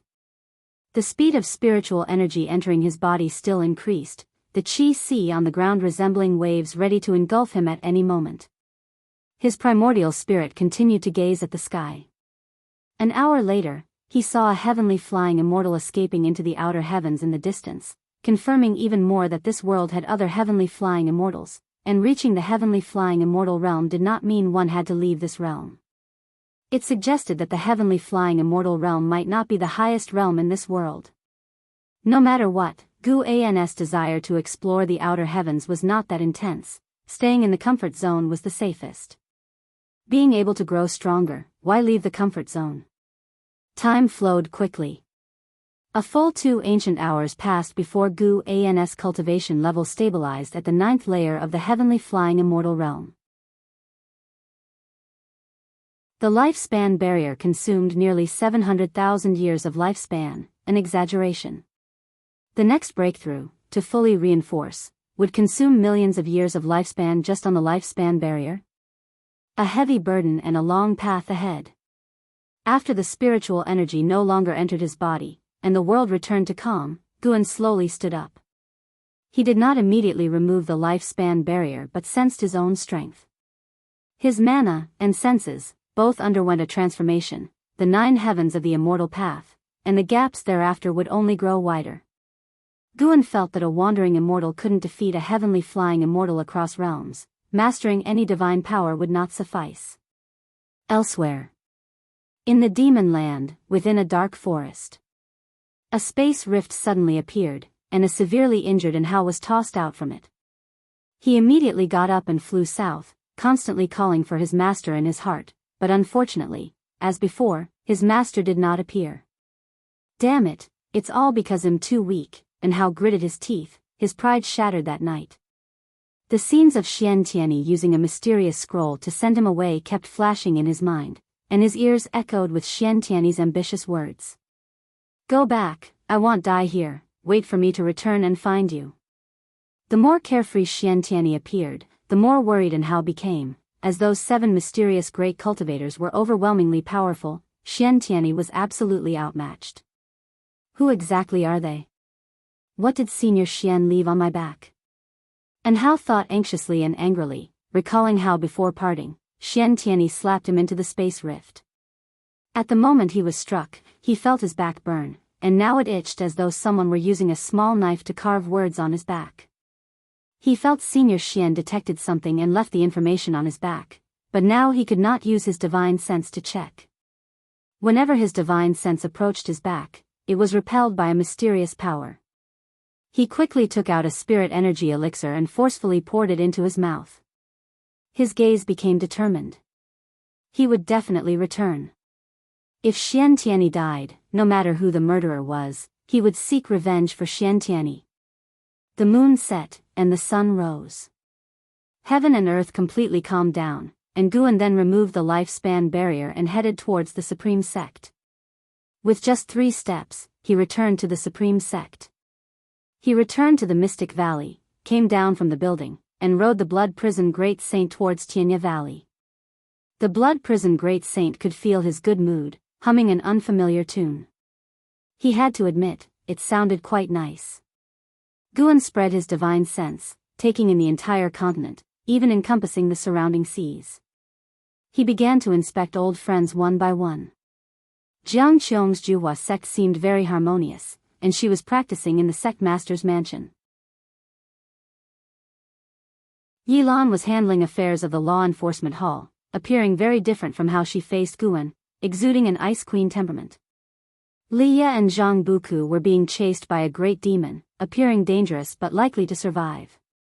Guan also saw An Hao, who was escaping. With no pursuers behind, he couldn't be bothered to intervene. His divine sense swept over friends and disciples, and then glanced at the demonic energy-filled land still teeming with many 7-star spirit realm cultivators. Guan felt he could easily break the seal and spy on the evil demon but refrained. The 7-star spirit realm's growth speed couldn't keep up with his own. Unless the 7-star spirit realm actively provoked him, he intended to lay low. Anyway, the 3 dynasties land was far from the demonic energy land, and unless it was a catastrophic disaster, he preferred not to intervene. After leaving the Mystic Valley's range, the Blood Prison Great Saint suddenly felt his body enveloped by a terrifying power, causing his steps to falter as the surrounding environment changed drastically. They immediately found themselves less than 200 miles away from Tianya Valley. What kind of divine skill was this? The Blood Prison Great Saint marveled internally. It wasn't his first time experiencing this divine skill, but he had no idea how far they had traveled due to being sealed by the path of returning primordial spirit. As the strongest being in the spirit realm, he was trying to sense Guan's divine skills to learn, but had yet to figure out the trick. Half a day later, Guan again rode the Blood Prison Great Saint to arrive at the 3rd Medicine Valley. The disciples had grown accustomed to seeing him always riding a bull, and some even went to buy first-order mounts in the outer gate city to imitate him, though first-order demon beasts rarely had the presence of the bull demon king. He sensed Shenzhen's presence, waiting for him in a pavilion. This guy isn't releasing another book so soon, right? Guan urged the Blood Prison Great Saint to quicken his pace, reaching the pavilion and dismounting. Watching Guan's anxious back, the Blood Prison Great Saint felt stifled. In such a hurry, couldn't he just walk himself? It was just a few steps. He couldn't understand why Guan needed to act weak in front of these minor cultivators, so he lay down to sleep, reliving his invincible moments in his dreams. Entering the room, Guan closed the door. Shenzhen sat on a chair, pointing to a jade scroll on the table with a mysterious smile. Guan approached the table and asked, "What is this?" Shenzhen raised her white chin, proudly smiling, "This is my new work, guaranteed to shock the immortal cultivation world." Guan looked skeptical, picking up the jade scroll and probing it with his divine sense. His face instantly turned red and he immediately withdrew his divine sense, incredulously looking at Shenzhen. You did this?" Guan asked, trembling. Could she be a genius? This creation could indeed shock the immortal cultivation world. It was incredible, damn it, it was outrageous. Shenzhen raised an eyebrow, smiling, "How is it? Isn't the idea of making pictures move like real people amazing?" Guan didn't know how to respond. Immortal cultivation world anime? But this anime was too lifelike, no different from real people. Using such design in the Supreme Secret Records plot was truly impactful. Guan resisted the tumult in his heart, asking, "Who is the male cultivator in it?" Shenzhen looked at him, blinking, "I didn't use your face, but thinking of other men was too uncomfortable for me, so I had him wear a mask." Guan fell silent. No wonder the mask.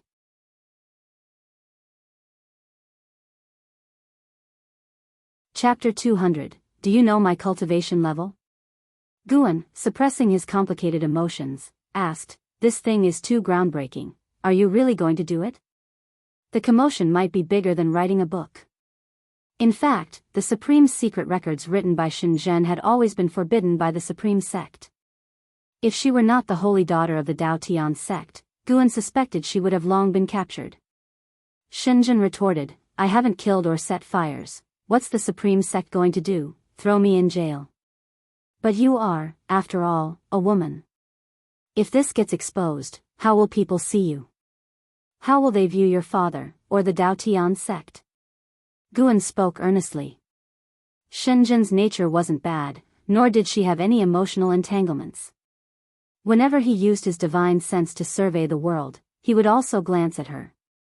When she wasn't seeking him, she was mostly in her cave cultivating or delving into music, chess, calligraphy, and painting. Shenzhen fixed her gaze on him and asked, You don't like what I'm doing? Guan responded, I'm just worried about you. Shenzhen couldn't help but smile, and she took out a new jade scroll, handing it to Guan. Guan hesitated for a moment but still used his divine sense to inspect the jade scroll. Immediately, his eyebrows raised. It wasn't just an action illusion, but the process of cultivating divine skills. The person in the jade scroll was Shenzhen, and it recorded her divine skills cultivation process, even including the meditation spells.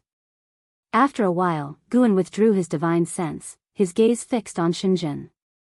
Shenzhen hummed, This is my real creation, isn't it more conducive to inheritance? Guan nodded, saying, Very good, it gives people more direction during cultivation. With that, he placed the 2 jade scrolls on the table.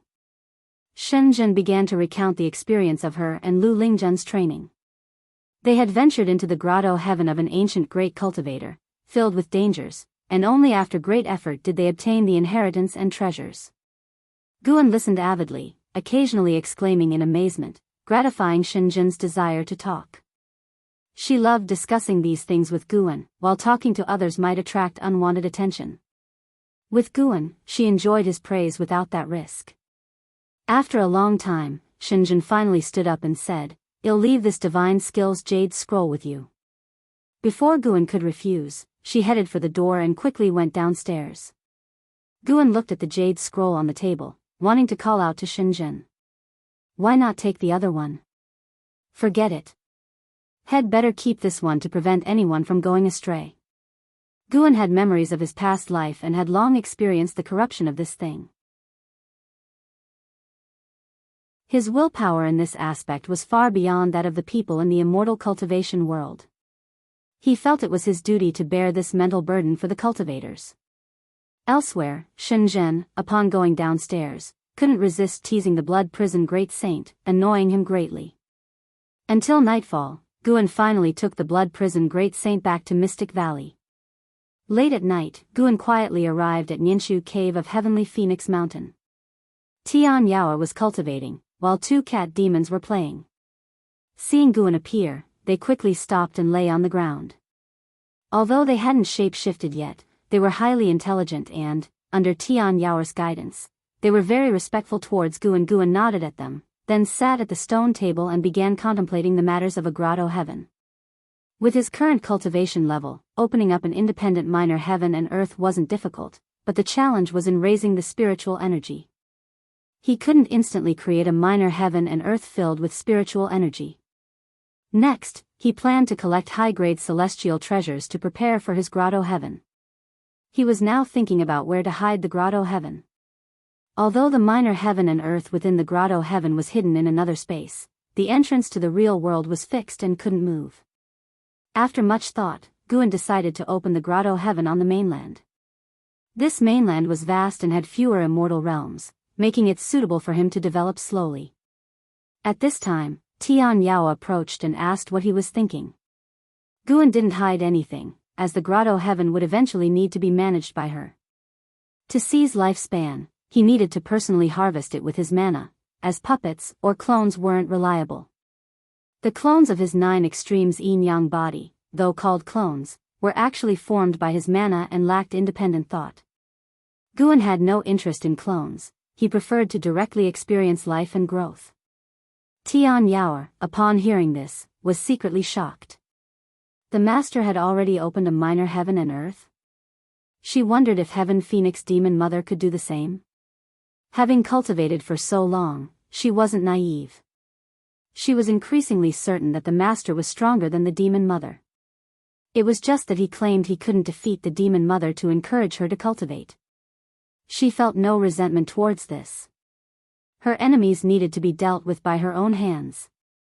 Just said it here at Heavenly Phoenix Mountain. It said that Heavenly Phoenix Mountain was once a habitat for phoenixes. Every few thousand years, enormous spiritual energy surges from the ground, producing countless celestial treasures. Tian Yao said earnestly. Guan thought it made sense. Then, he sent his divine sense underground to open up a minor heaven and earth. The grotto heaven couldn't be too close to Nianshu Cave to avoid affecting the growth of medicinal herbs here. It should ideally be near the Great Earth Spirit lineage, so it could absorb the underground spiritual energy. An hour later, Guan successfully opened it. Unlike other great cultivators who needed to fill it with soil and water, he could directly manifest it with his mana, thanks to his 5 elements attribute. However, the plants would still need to be relocated manually. For now, he wasn't in a hurry. He would let the grotto heaven absorb spiritual energy first. With the arrival of the new year, the Supreme Sect was busy with celebrations and all cities were bustling. Guan rode the Blood Prison Great Saint to the outer gate city. Although they attracted many gazes along the way, no one was surprised. Nowadays, many disciples in the outer gate city rode mounts, and numerous majestic demon birds circled above the city. The Blood Prison Great Saint was also very interested in the outer gate city, constantly looking around. Brother Gu, long time no see. A light laugh sounded, and Guan turned his head to see Di Xia approaching. Di Xia had gotten acquainted with Suolin and Guan when he first arrived. He had always hidden his true identity, and now only the high levels of the Supreme Sect knew that he was the son of the Demon Emperor. Guan dismounted with a smile, raised his hand, and cupped his fists. Di Xia looked at the Blood Prison Great Saint, examining it, and said, Brother Gu, this mount of yours seems to have a unique bloodline? Although the Blood Prison Great Saint's cultivation level was low, Di Xia could still sense some unusual traits, but nothing more. Guan laughed, he's quite good. I like him a lot, so I take him everywhere with me, but his speed is a bit slow. Di Xia smiled and nodded, then invited Guan for a drink, which Guan didn't refuse. He led the Blood Prison Great Saint and followed Di Xia. They chatted and laughed along the way, their relationship harmonious. After experiencing the demon catastrophe, Di Xia cherished his friendship with Suolin and Guan even more.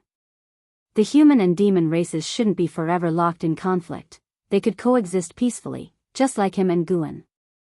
The two found an inn. Guan left the Blood Prison Great Saint by the inn's door and asked the innkeeper to keep an eye on him.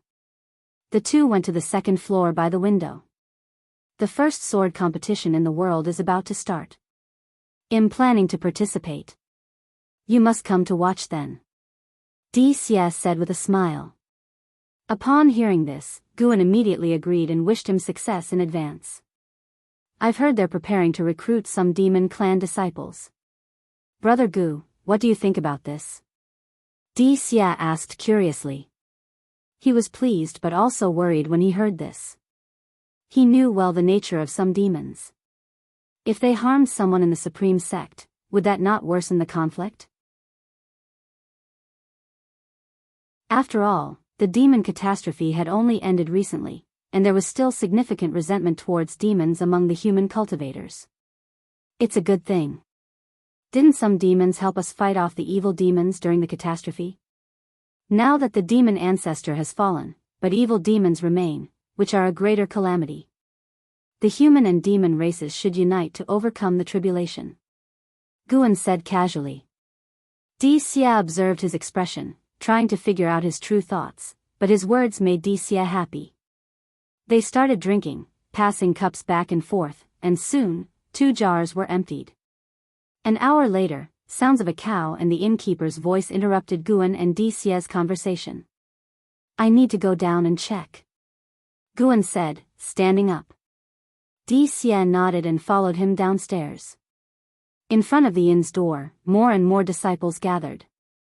The innkeeper stood in front of the Blood Prison Great Saint, wearing a forced smile as he looked at the luxurious robed man in front of him, saying, Sir, I really can't sell this cow. If you want to buy it, you should find the owner upstairs. The man in luxurious robes was arrogant, with 4 attendants behind him, all looking formidable. He looked down at the innkeeper and said, "Go call him down." Before the innkeeper could respond, Guan's voice came from behind, "Brother, sorry, but this cow is not for sale." Guan approached the blood prison great saint, patting its head, and gave the luxurious robed man a lifespan detection. This was his habitual action to see the other person's maximum lifespan. Zhou Yi, Divinity Transformation Stage 5th Level 402/880/1200, surname Zhou? Guan thought to himself. After the Ji family left the Supreme Sect, the Zhou family also started leaving, reportedly to support the Zhangtian sect. Zhou Yi looked at Guan and said, "2 top-grade spirit stones, I'll take it." As soon as he said this, the surrounding disciples were in an uproar. A first-order demon beast worth that much? Listening to the discussions around, the blood prison great saint was infuriated, his eyes flaring up with rage. He accepted being Guan's steed, but who did this kid think he was? The blood prison great saint judged from the other's aura that he was just a low-level divinity transformation cultivator. Guan frowned, shaking his head in difficulty. DCS suddenly stepped in front of him and said, "My brother said it's not for sale, stop pestering." Zhou Yi looked him up and down and sneered, "Do you know what my cultivation level is?" "What, being in the divinity transformation stage 5th level makes you arrogant?" DCS retorted coldly. The crowd was in an uproar again, and the innkeeper stepped back in fear, with Guan also pretending to be shocked. Zhou Yi asked, frowning, "Who are you?" DCS said calmly, "I am DCS, Mystic Heart Realm 3rd Layer." Bang! The whole street exploded into chaos. Zhou Yi and the 4 behind him all retreated together. DCS glanced at Guan, giving an apologetic look. The blood prison great saint, at the Mahayana realm 8th layer, felt humiliated. Was the Mystic Heart realm that prestigious? After he ascended, he shouldn't have been so arrogant. Guan, at the heaven and earth flying immortal realm 9th level, feigned tension, continuously stroking the cow's head.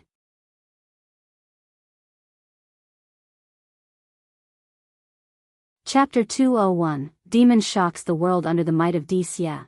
Zhou Yi ultimately withdrew with his men. Before leaving, Zhou Yi still harbored hostility towards Guan. However, it did not reach the level of hatred, only dissatisfaction, and a desire to teach him a lesson. Afterward, DCS laid his cards on the table with Guan, revealing his true identity, and left with a look of shock on Guan's face. He turned his back to Guan, sighed slightly under the gaze of many disciples on both sides of the street. From now on, it would be challenging for him to befriend Guan, as the difference in status and cultivation level was clear. Even if he had the inclination to form a bond, Brother Gu would probably feel pressured, wouldn't he?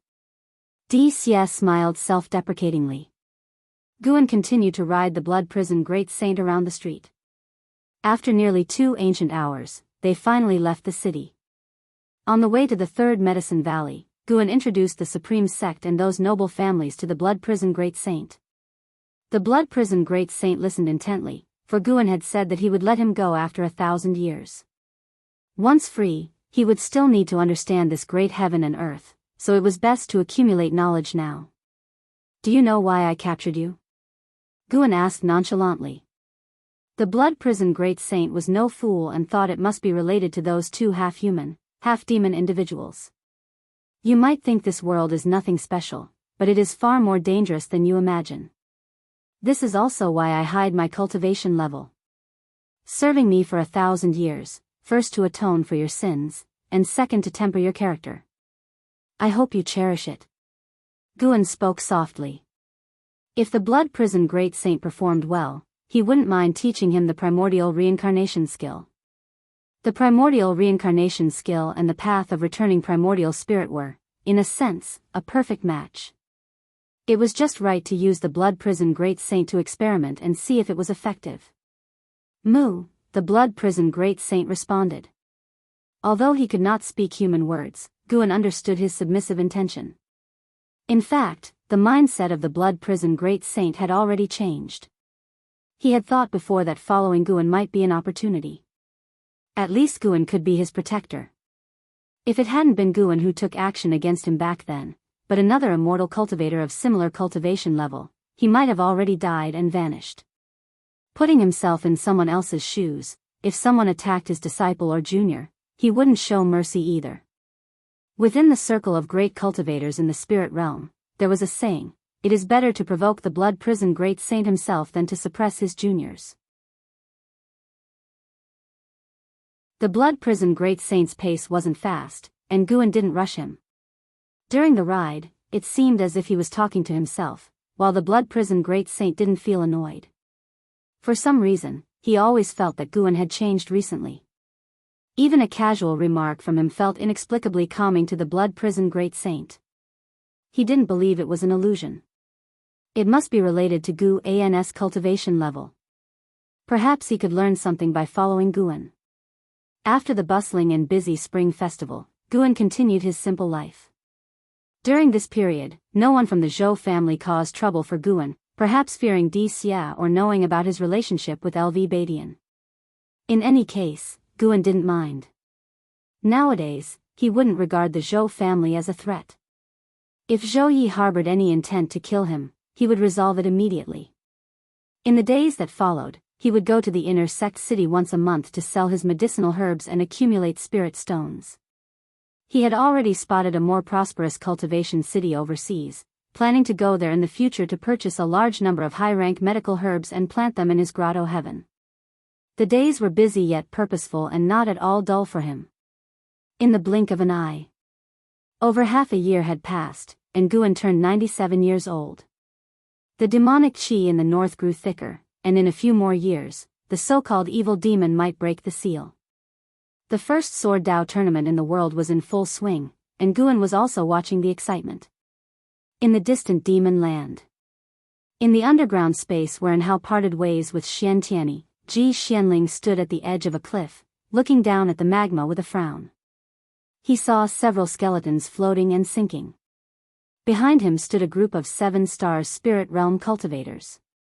Below should be the sealed place of the evil demon, right? The demonic qi here is truly terrifying. We must have the seniors of our realm come to handle it. A message has already been sent. We shall hold our ground here first to prevent other cultivators from entering and ruining the plan.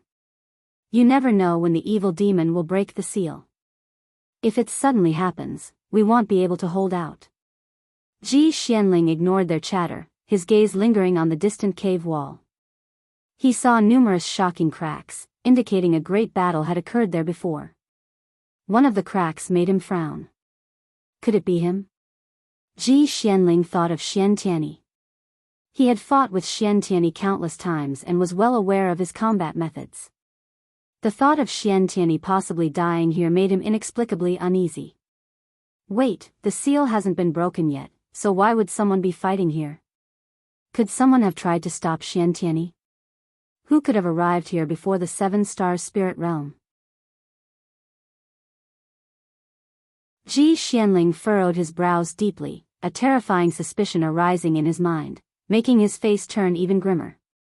Meanwhile, in the main hall of the Supreme Sect's main city, and Hao stared intently at LV Badian sitting at the head seat, while LV Badian frowned deeply. Master, what should we do? And Hao asked in a deep voice, with a sense of foreboding in his heart. LV Badian did not display the fury and Hao expected but remained silent instead. Senior Xian is the only Mahayana realm cultivator we have in the Supreme Sect. We cannot abandon him. And Hao said through gritted teeth. LV Badian looked at him and said, "You said it yourself, the only one. If even he couldn't withstand it, what can we do? Unless the sword Venerable Fudao intervenes, but we don't even know where he is. We can't ask the entire sect to beg him for one person, right?" And Hao's expression changed several times. Because when he failed to summon his master that night, he thought his master didn't want to get involved. Afterward, he stopped calling for help and rushed back to the Supreme Sect. His master was unwilling to intervene, and the Supreme Sect didn't want to. What should he do? What bothered Hao the most was that he couldn't blame anyone. If he had the strength, he wouldn't need to beg. The Supreme Sect had countless disciples. It was impossible to sacrifice them all for one person. His master didn't owe him or the Supreme Sect anything. Why should he keep cleaning up after him? Suddenly, Enhao thought of something. He turned around and removed his robe, exposing his back, saying, "This is left by Senior Xian, seems to be some kind of restriction." My divine sense couldn't decipher it. LV Badian looked up, eyes widening abruptly, and appeared behind Enhao in a flash. He gripped Enhao's shoulders tightly, preventing him from moving. "So, that's it." Hearing LV Badian's words, Enhao, though confused, didn't interrupt his master's examination of the restriction on his back. Mid-autumn, the first Sword Dao tournament in the world concluded, and the champion was a Sword Dao great cultivator from the Gu family. Di Xie ranked second. Guan also watched the final battle between Di Xie and the Gu family great cultivator. If Di Xie hadn't insisted on using a sword, he might not have lost. Though Di Xie was at the Mystic Heart realm, his swordsmanship was exceedingly immature. The first Sword Dao tournament in the world attracted the entire immortal cultivation world's attention, bringing immense profit to the Supreme Sect.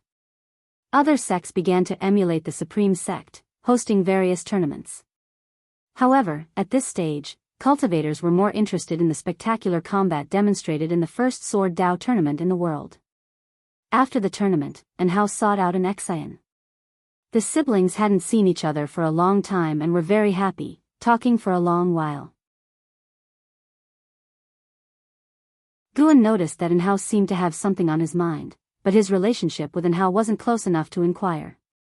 Before leaving, Enhao found Guan, thanked him for taking care of an Exian, and gifted him many high-rank medical herb seeds. After some polite refusal, Guan reluctantly accepted them. The two didn't talk for long before Enhao took his leave. Guan watched Enhao's departing figure, guessing it was related to his experience in the demon land. "Disciple, fear not. Once he emerges, he's dead." Guan thought silently and suddenly recalled Xiantiani. Enhao had previously spent time with Xiantiani. Why had only Enhao returned? He immediately used his divine sense to scan the entire continent but couldn't find Xiantiani. Had Xiantiani sailed away? But he hadn't seen him depart. Gu An's gaze fixed on that demonic chi-laden area, where numerous seven-star spirit realm cultivators had gathered, including Ji Xianling, who had previously visited the Supreme Sect. Aside from the deep underground and a few obscure hidden realms, the only remaining place he hadn't explored was the sealed area of the evil demon. Could it be that Xiantiani was captured by the seven-star spirit realm or had fallen into the sealed area of the evil demon? 2 months later, the north erupted with terrifying demonic chi, as dreadful as the demonic might of the demon ancestor, alarming the 3 dynasties. Standing up in the third Medicine Valley, Guan turned to look. Not far away, the Blood Prison Great Saint also gazed northward, secretly alarmed. What terrifying demonic chi! This great heaven and earth truly hid dragons and tigers. Who might be behind this demonic chi? Guan only took one glance before continuing to pick medicinal herbs. The Blood Prison Great Saint glanced at Guan, seeing his calm demeanor, and felt relieved. Come to think of it, he wasn't clear about Gu An's true cultivation level. Disciples in the valley were also disturbed by the distant demonic might. They gathered in groups, discussing the matter. They immediately associated it with the evil demon. Since the Holy Land's emergence and the spread of the legend of the evil demon, it had become a significant concern among people. After the eruption, the demonic might persisted, not dispersing, though it didn't affect the disciples' lives. It made them feel oppressed and uneasy. Early the next morning, many cultivators flew over the third Medicine Valley, heading north. Gu An's divine sense observed the 3 dynasties, noting that various sects were sending many cultivators toward the demon land. He wasn't worried. Judging from the current aura, the evil demon was at the level of a loose immortal and had not completely broken free from the seal. He wanted to see if the 7-star spirit realm would truly assist the 3 dynasties' human race in resisting the evil demon. Meanwhile, in a forest, Zhang Buku followed Liya, unable to restrain himself from asking, brotherly, with such demonic chi, it must be the legendary evil demon. We should stay away and let the great cultivators handle it.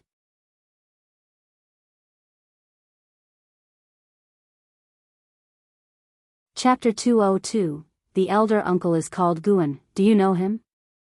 The world is in distress. How can we cultivators sit idly by? This has nothing to do with cultivation level, it's about spirit. Li said without turning his head, his tone resolute and powerful, causing Zhang Buku to feel somewhat ashamed. In terms of awareness, he was indeed not as good as Brother Li. Of course, if we get an opportunity, that's even better. Let's try it. The more people there are, the easier it is to blend in, at least we want be easy targets. Li shifted his tone and continued. Zhang Buku twitched his mouth but did not refute. He twisted his arm and said, Brother Li, it seems my old injury is acting up. Hold it in. Is your injury more serious than mine? As men, even if we die, it's just a scar as big as a bowl. What are you afraid of? If you're scared, you'll lose for a lifetime. Li snorted, his gaze penetrating the gaps in the leaves, looking at the rolling demonic clouds in the sky, his thoughts drifting. Zhang Buku pouted, secretly thinking that he was just good at talking big. Having been together for so long, it's true that he couldn't bear to abandon Leah. Forget it, this brother for a lifetime, they'll follow him through the mountains of swords and seas of flames. Zhang Buku consoled himself in his heart. He followed up and asked, Brotherly, where do you think the blood prison great saint we encountered before is now? He's an ascended being, is he looking for a sect to establish himself? Leah casually answered, naturally, one person can't establish themselves in the immortal cultivation world. The Mahayana realm sounds strong, but it's not invincible. But with his ability, he is probably being revered by some sect now, living much better than the two of us brothers. Indeed. Zhang Buku clicked his tongue in amazement. Without a sect as a backing, he deeply understood how difficult it was for a person to wander the immortal cultivation world alone. The two chatted while advancing. The demonic clouds in the sky continued to spread, seemingly marching towards the entire mortal world like a calamity. Guan rode on the back of the blood prison great saint, heading towards the pavilion area. His divine sense already locked onto the depths of the demon land. Amid a desolate land, the ground cracked open, spreading like a spider web. Majestic demonic chi erupted from the earth's crevices, soaring to the sky, an awe-inspiring sight. It was as if a peerless evil demon was about to break out from the ground, creating a suffocating atmosphere between heaven and earth. Guan observed cultivators constructing a transmission array platform on a cliff about 50,000 miles from the place where the evil demon was breaking its seal. They probably belonged to the Seven Stars spirit realm, as Ji Xianling was among them. At this moment, Ji Xianling stood at the edge of the cliff, his brows furrowed. A woman in white walked up to him, smilingly asked, "What's the matter? Are you afraid?" Ji Xianling glanced at her indifferently. No matter how strong the evil demon is, can it be stronger than Sword Venerable Fudao? I've been to the Supreme Sect. It's different. These two haven't fought. Besides, you represented the Seven Stars spirit realm going to the Supreme Sect. Why would Sword Venerable Fudao attack you? The woman in white shook her head. Ji Xianling continued to look ahead, ignoring the woman in white. The woman in white added, "Elder Lin is here too. He is a loose immortal. With his intervention, we should get through this tribulation." Elder Lin? Ji Zunling's brows furrowed again, his doubts growing stronger. The terrible conjecture seemed to be about to be confirmed. He always believed that the Seven Stars spirit realm was the true Holy Land and took pride in being born in the Seven Stars spirit realm. But recently, more and more things made him feel that the Seven Stars spirit realm harbored many unspeakable secrets, secrets that might shatter its holy name, driving him to the brink. What tortured him the most was that he guessed the truth but didn't dare to reveal it, and still had to follow orders. Rumble. The demonic clouds in the sky began to emit thunderous sounds, like ancient demon gods roaring, causing unrest among all beings. Guan watched for a long time. When the blood prison great saint returned to the pavilion, he dismounted. Although cultivators from all over the world were heading north, and even the demon clan was mobilizing troops towards the evil demon seal, he was not in a hurry. Better wait for the evil demon to revive before taking action. He suspected that the Seven Stars spirit realm wanted to eliminate the evil demon themselves to make a name for themselves, but he felt that the rising speed of the demonic chi might disrupt their plan. Unless the Seven Stars spirit realm dispatched a wandering immortal. Just right to use the evil demon to test the strength of the Seven Stars spirit realm on the continent. In the days following, news of the imminent revival of the evil demon spread wildly within the Supreme Sect, even reaching the disciples in Mystic Valley and the Third Medicine Valley. Guan could feel that the evil demon was about to break its seal ahead of time for some unknown reason. He didn't bother to speculate on the reason, as long as the evil demon didn't grow strong enough to exceed his control. Judging by the current pace of its chi rising, it would take another 100 years to pose a threat to Guan. The difference between heaven and earth flying immortal and wandering immortal was like the gap between mortals and immortals, not to mention that the evil demon had not yet reached the wandering immortal realm.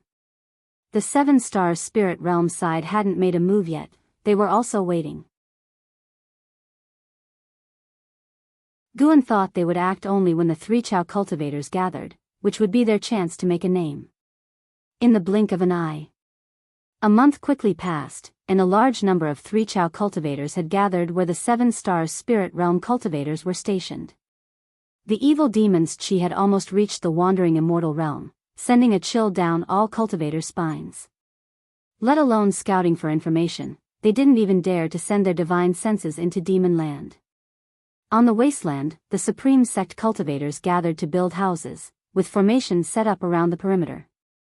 LV Badian stood on a terrace, his gaze fixed on the distant cliff, where the Seven Stars spirit realm was stationed, isolated as a holy land, not mingling with the three Chao sections. All the sects gathered on the wasteland under the cliff, but the Seven Stars spirit realm remained aloof. Ji Hantian approached LV Badian, whispered, "There's still no sign of Xiantiani. Could he really have perished in demon land?" His brows furrowed. Xiantiani was a rare talent in the Supreme Sect in thousands of years and their strongest person on the surface. Losing Xiantiani would mean half of the Supreme Sect's foundation crumbling. Regardless, we must prepare for the possibility that he can't fight. LV Badian said solemnly. Ji Hantian looked at LV Badian, deep in thought.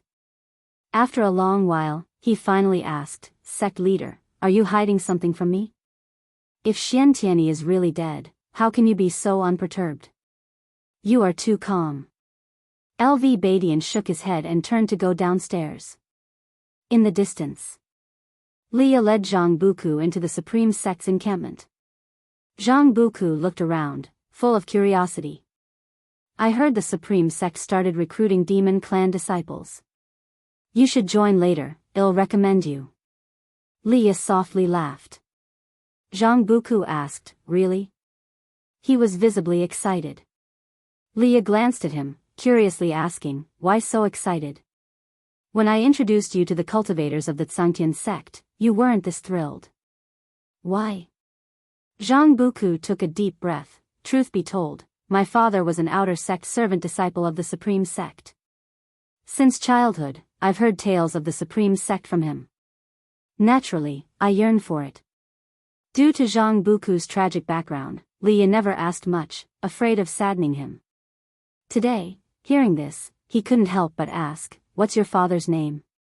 By the way, I also started as an outer sect servant disciple. Maybe I knew your father." Zhang Buku turned his head. "My father's name was Zhang Chuanxiu." "What?" Leah stopped in his tracks, staring at Zhang Buku in stunned surprise. Surprised, Zhang Buku asked, "Brother Li, you knew him?" First shocked, Leah then remembered that Zhang Buku's father had passed away. His mood dropped. "Was your father a servant disciple in Medicine Valley?" "When I joined the valley, he was my senior brother," Leah said with mixed emotions.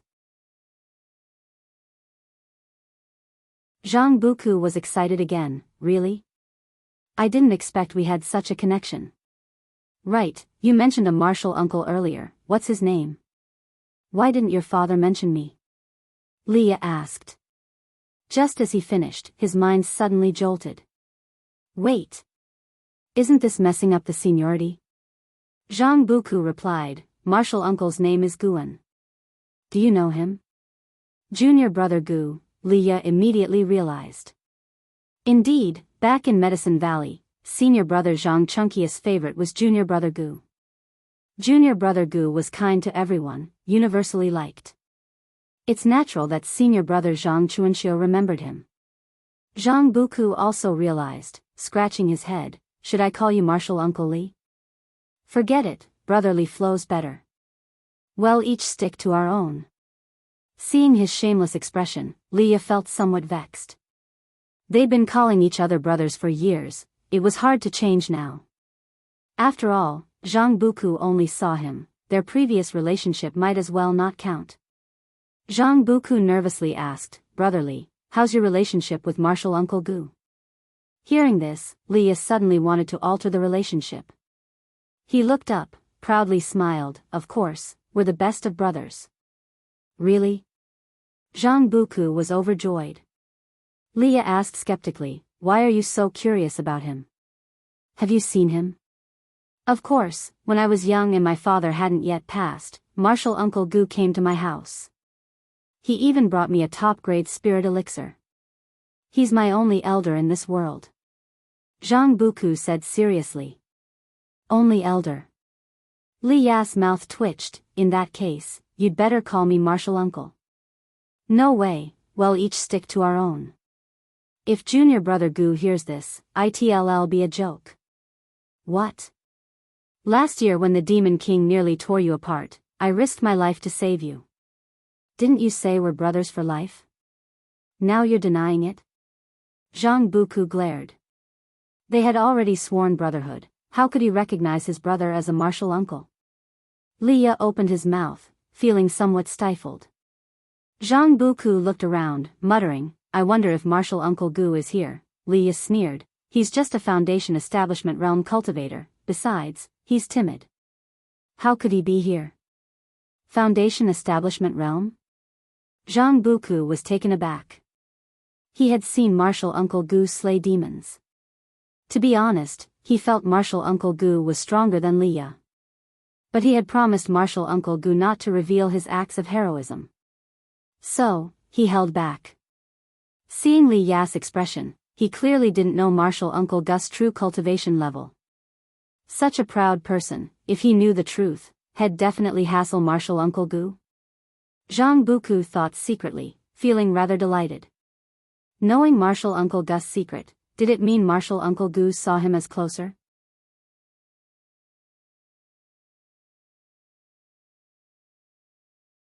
Chapter 203, The Evil Demon Breaks the Seal. It's him. Zhang Buku could not find Guan within the Supreme Sect's camp, as Guan was still busy planting seeds. He had come to the grotto heaven he had cultivated beforehand, scattering ordinary herb seeds to improve the soil. Once the matter with the evil demon was resolved, he planned to go overseas to buy a large number of high-rank medicinal herb seeds. Decades had passed, and Guan had accumulated a vast fortune, enough for him to spend lavishly. The demonic power from the north persisted, affecting all life. Wherever Guan went, he heard people worrying about it. Simultaneously, Guan overheard another discourse. Some were constantly advocating for the Holy Land, claiming that this calamity would not spread to the human realm with the Holy Land's intervention. Using his divine sense to cover the land of 3 dynasties, Guan saw many people specifically spreading this news. From the karma around them, he deduced they were entrusted by 7 stars spirit realm cultivators. Indeed, the Holy Land's means were far beyond the supreme sects. After witnessing how difficult it was to control the sword Venerable Fudao, the 7 stars spirit realm acted swiftly. Moreover, Guan noticed batches of cultivators landing from the sea, some among them even Nirvana realm great cultivators. They infiltrated the 3 dynasties to gather information. Some were investigating the sword Venerable Fudao, others the 7 stars spirit realm. Guan did not pay too much attention, as long as they didn't appear before him. Time continued to pass. About half a month later, as autumn drew to a close, Guan was riding the Blood Prison Great Saint, wandering around the 3rd Medicine Valley when his divine sense turned northward. the Seven Stars spirit realm had begun to take action. Guan saw among them appearing a loose immortal, whose aura was no weaker than startling immortal Lin's, even without releasing his pressure. In the depths of the demon land, at the edge of the demon land. All disciples, prepare for battle. A bold voice resounded throughout the Supreme Sect's encampment, prompting all disciples to begin mobilizing. Not only the Supreme Sect but other sects were the same. The Seven Stars spirit realm dispatched disciples to various sects, instructing on battle tactics. Even powerful sects like the Enchanting sect did not dare refuse, only complying, as the Seven Stars spirit realm had great cultivators at the realm of immortal path. When the Seven Stars spirit realm's cultivators flew toward the depths of the demon land like arrow showers, dozens of sects spread out, ready to encircle the demon land from different directions. And Hao, Leah, and Zhang Buku were among them. The Supreme Sect's mystic heart realm had only one representative, Ancestor Xian Quan. Other sects were the same, with even the strongest Enchanting sect only sending a Taoist lord, not even bringing any mystic heart realm great cultivators. They all knew the battle's key lay with the Holy Land. And Hao gazed at the backs of the Seven Stars spirit realm cultivators, frowning deeply in thought. Over 10,000 Supreme Sect cultivators followed LV Badian in flight, everyone tense. Even with the Holy Land at the forefront, they still felt anxious, as the Holy Land had stated that the evil demon could not be completely eradicated by them. In the Seven Stars spirit realm faction, Ji Zunling's eyes held complex emotions as he looked at the elder at the very front. That elder was the Lin family's loose immortal, named Ancestor Lin Lu, holding a high position within the Six Stars cave. Not only was his cultivation profound, but he himself had lived for nearly 10,000 years. Ancestor Lin Lu wore a large purple robe, his white hair bound beneath a coronet, and his weathered face exuded vitality with bright eyes, making him appear imposing. Suddenly, his eyes squinted, and in the direction he gazed upon, the barren earth ahead was riddled with fissures, black demonic chi seeping out, as if something extremely evil was breeding. Thunderclouds churned above, lightning flashing, casting a heavy atmosphere over everything. Ancestor Lin Lu raised his right hand, a golden umbrella appearing in his palm. He lifted it, and the golden umbrella flew over his head, swiftly shooting forward. In the blink of an eye, the golden umbrella flew to the most densely concentrated area of demonic chi, hovering 10,000 feet above the ground, near the thunderclouds. Boom! The golden umbrella suddenly opened, spreading golden rays of light, as if an immense power from another dimension shook the very sea of time, dispersing clouds and lightning, transforming the gloomy sky into something majestic and ethereal. Golden light poured down from the umbrella like a torrential rain, landing on the cracked ground, forming inscriptions that expanded rapidly, covering a 1,000-mile radius within 2 breaths and continuing to spread. The golden inscriptions suppressed the demonic chi emerging from the ground fissures. When the inscriptions stopped extending, their edges emitted golden light, shooting into the clouds and forming golden pillars, isolating 10,000 miles around, with the 3 dynasties sects positioned outside the golden barrier. What kind of magic artifact is that? It can form a formation by itself? Indeed powerful, this formation feels stronger than our sect-protecting array. No wonder it's the Holy Land, truly formidable. It seems the Holy Land plans to handle the evil demon alone.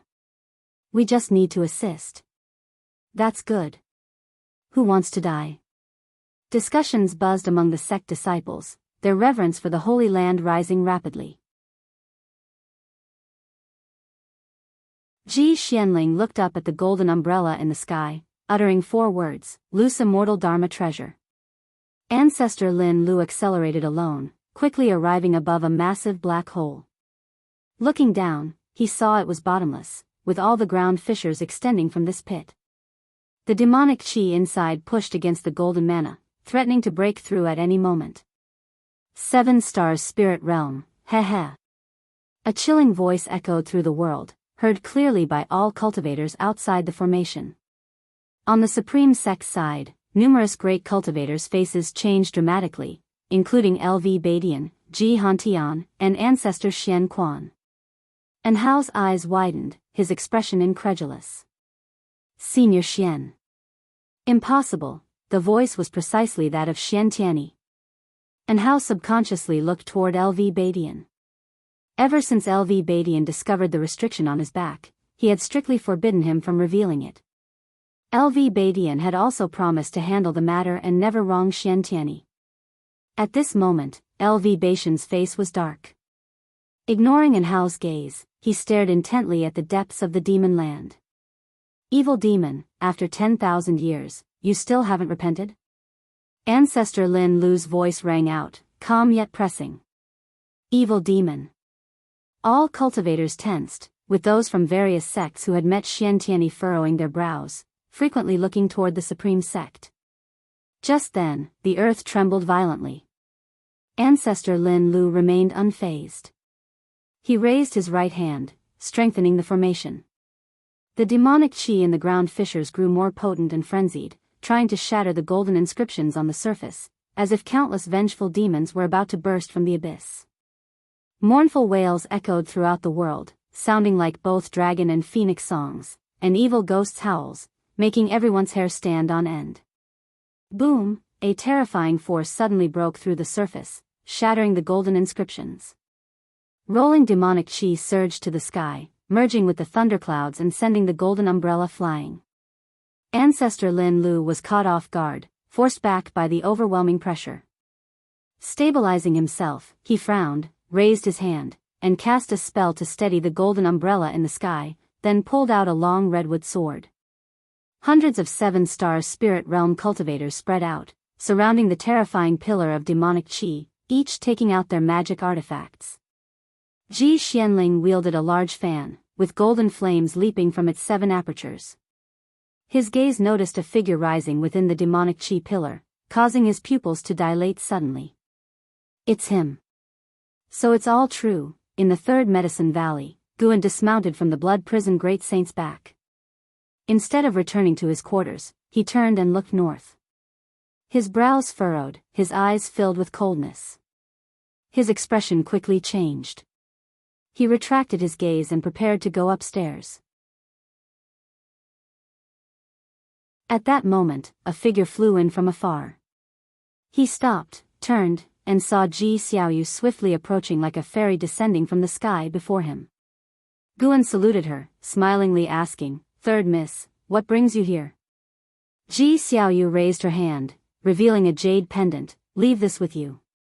Don't mention it to anyone. I will come back for it later." She tossed it to Guan and then turned to leave, as quickly as she came. Guan's divine sense scanned it as he nonchalantly put the jade pendant into his storage bag before turning to go upstairs. The jade pendant contained intelligence about the 7-star spirit realm. Why did Ji Xiaoyu give it to him? Could she have guessed something? Meanwhile, in the demon land, a figure stepped out from the roiling demonic qi. His appearance made Ji Zunling's face turn extremely grim, causing a stir among the supreme sect and disbelief in other sections. The figure emerging from the demonic qi was none other than Xiantiani. Xiantiani wore a black robe, his white hair fluttering wildly. His handsome face was pale, with deep red eye sockets, and his pupils seemed to swirl with demonic qi, appearing particularly sinister. He twisted his neck, raised his arms, and stretched his body. "Senior Xian." And Hao's voice echoed from afar as he tried to rush into the formation but was stopped. On the Zhangtian sect side, Daoist Lord frowned, calculating with his fingers. Sect Master Liang Zhanghai also frowned deeply, filled with confusion. How could this be? The Taoist of Immortality from 3 Pure Ones Mountain couldn't help but look at Ancestor Lin Lu, his eyes full of meaning. Discussions buzzed among the sects, and soon, Xiantiani's identity spread. A supreme sect Mahayana realm cultivator had turned into an evil demon? This revelation shocked everyone. Once, during the demonic invasion, Xiantiani had achieved great feats, earning the respect of cultivators worldwide. Ancestor Lin Lu stared at the evil demon, speaking coldly, "Evil demon, you dare possess a human Mahayana realm cultivator?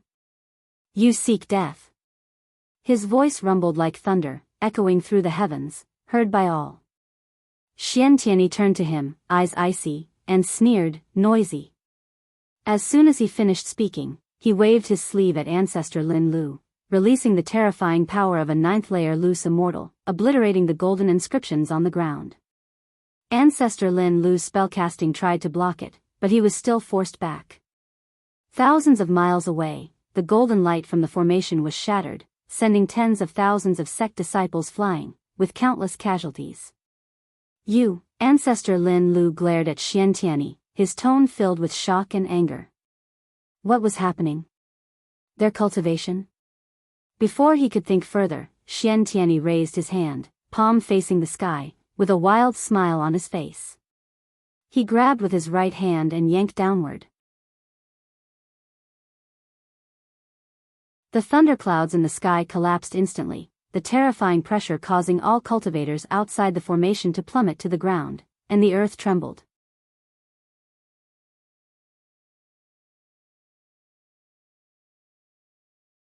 Chapter 204 Above Loose Immortal. Xiantiani merely grabbed out with his hand, but it gave all the cultivators a sense of the sky falling, with the heavens shaking and the earth roaring, reverberating in everyone's ears. The cultivators of the seven-star spirit realm also fought desperately to resist. Although their cultivation was high, it was only impressive compared to the cultivators outside the formation. Before Xiantiani, they were insignificant. Rumble. The earth continuously shattered, overwhelming demonic energy surged forth like a volcanic eruption, and countless lightning bolts intertwined like dragons and snakes, converging in the palm of Xiantiani's right hand. At this moment, Xiantiani's momentum reached its peak, white hair wildly fluttered, a madman expression, as if a demonic god had descended upon the world. Ancestor Lin Lu steadied himself and quickly cast spells with both hands, pushing forward with a palm strike, the mana like a dragon emerging from the abyss, carrying the spiritual energy of the heavens and earth, fire and wind intertwined, sweeping across the shattered earth, heading straight for Xiantiani. In the face of this mana, everything in the world seemed insignificant. Xiantiani raised his hand. Facing the vast tide of wind and fire, he blocked it with one palm, causing the raging wind and fire to split apart, forming countless fire dragons scattering in all directions. Form the array, exterminate the demon. Ancestor Lin Lu roared angrily, and the other seven-star spirit realm cultivators leaped away, distancing themselves from Xiantiani. Suddenly, the rolling dust behind Ancestor Lin Lu was scattered, and Xiantiani stepped behind him, standing sideways.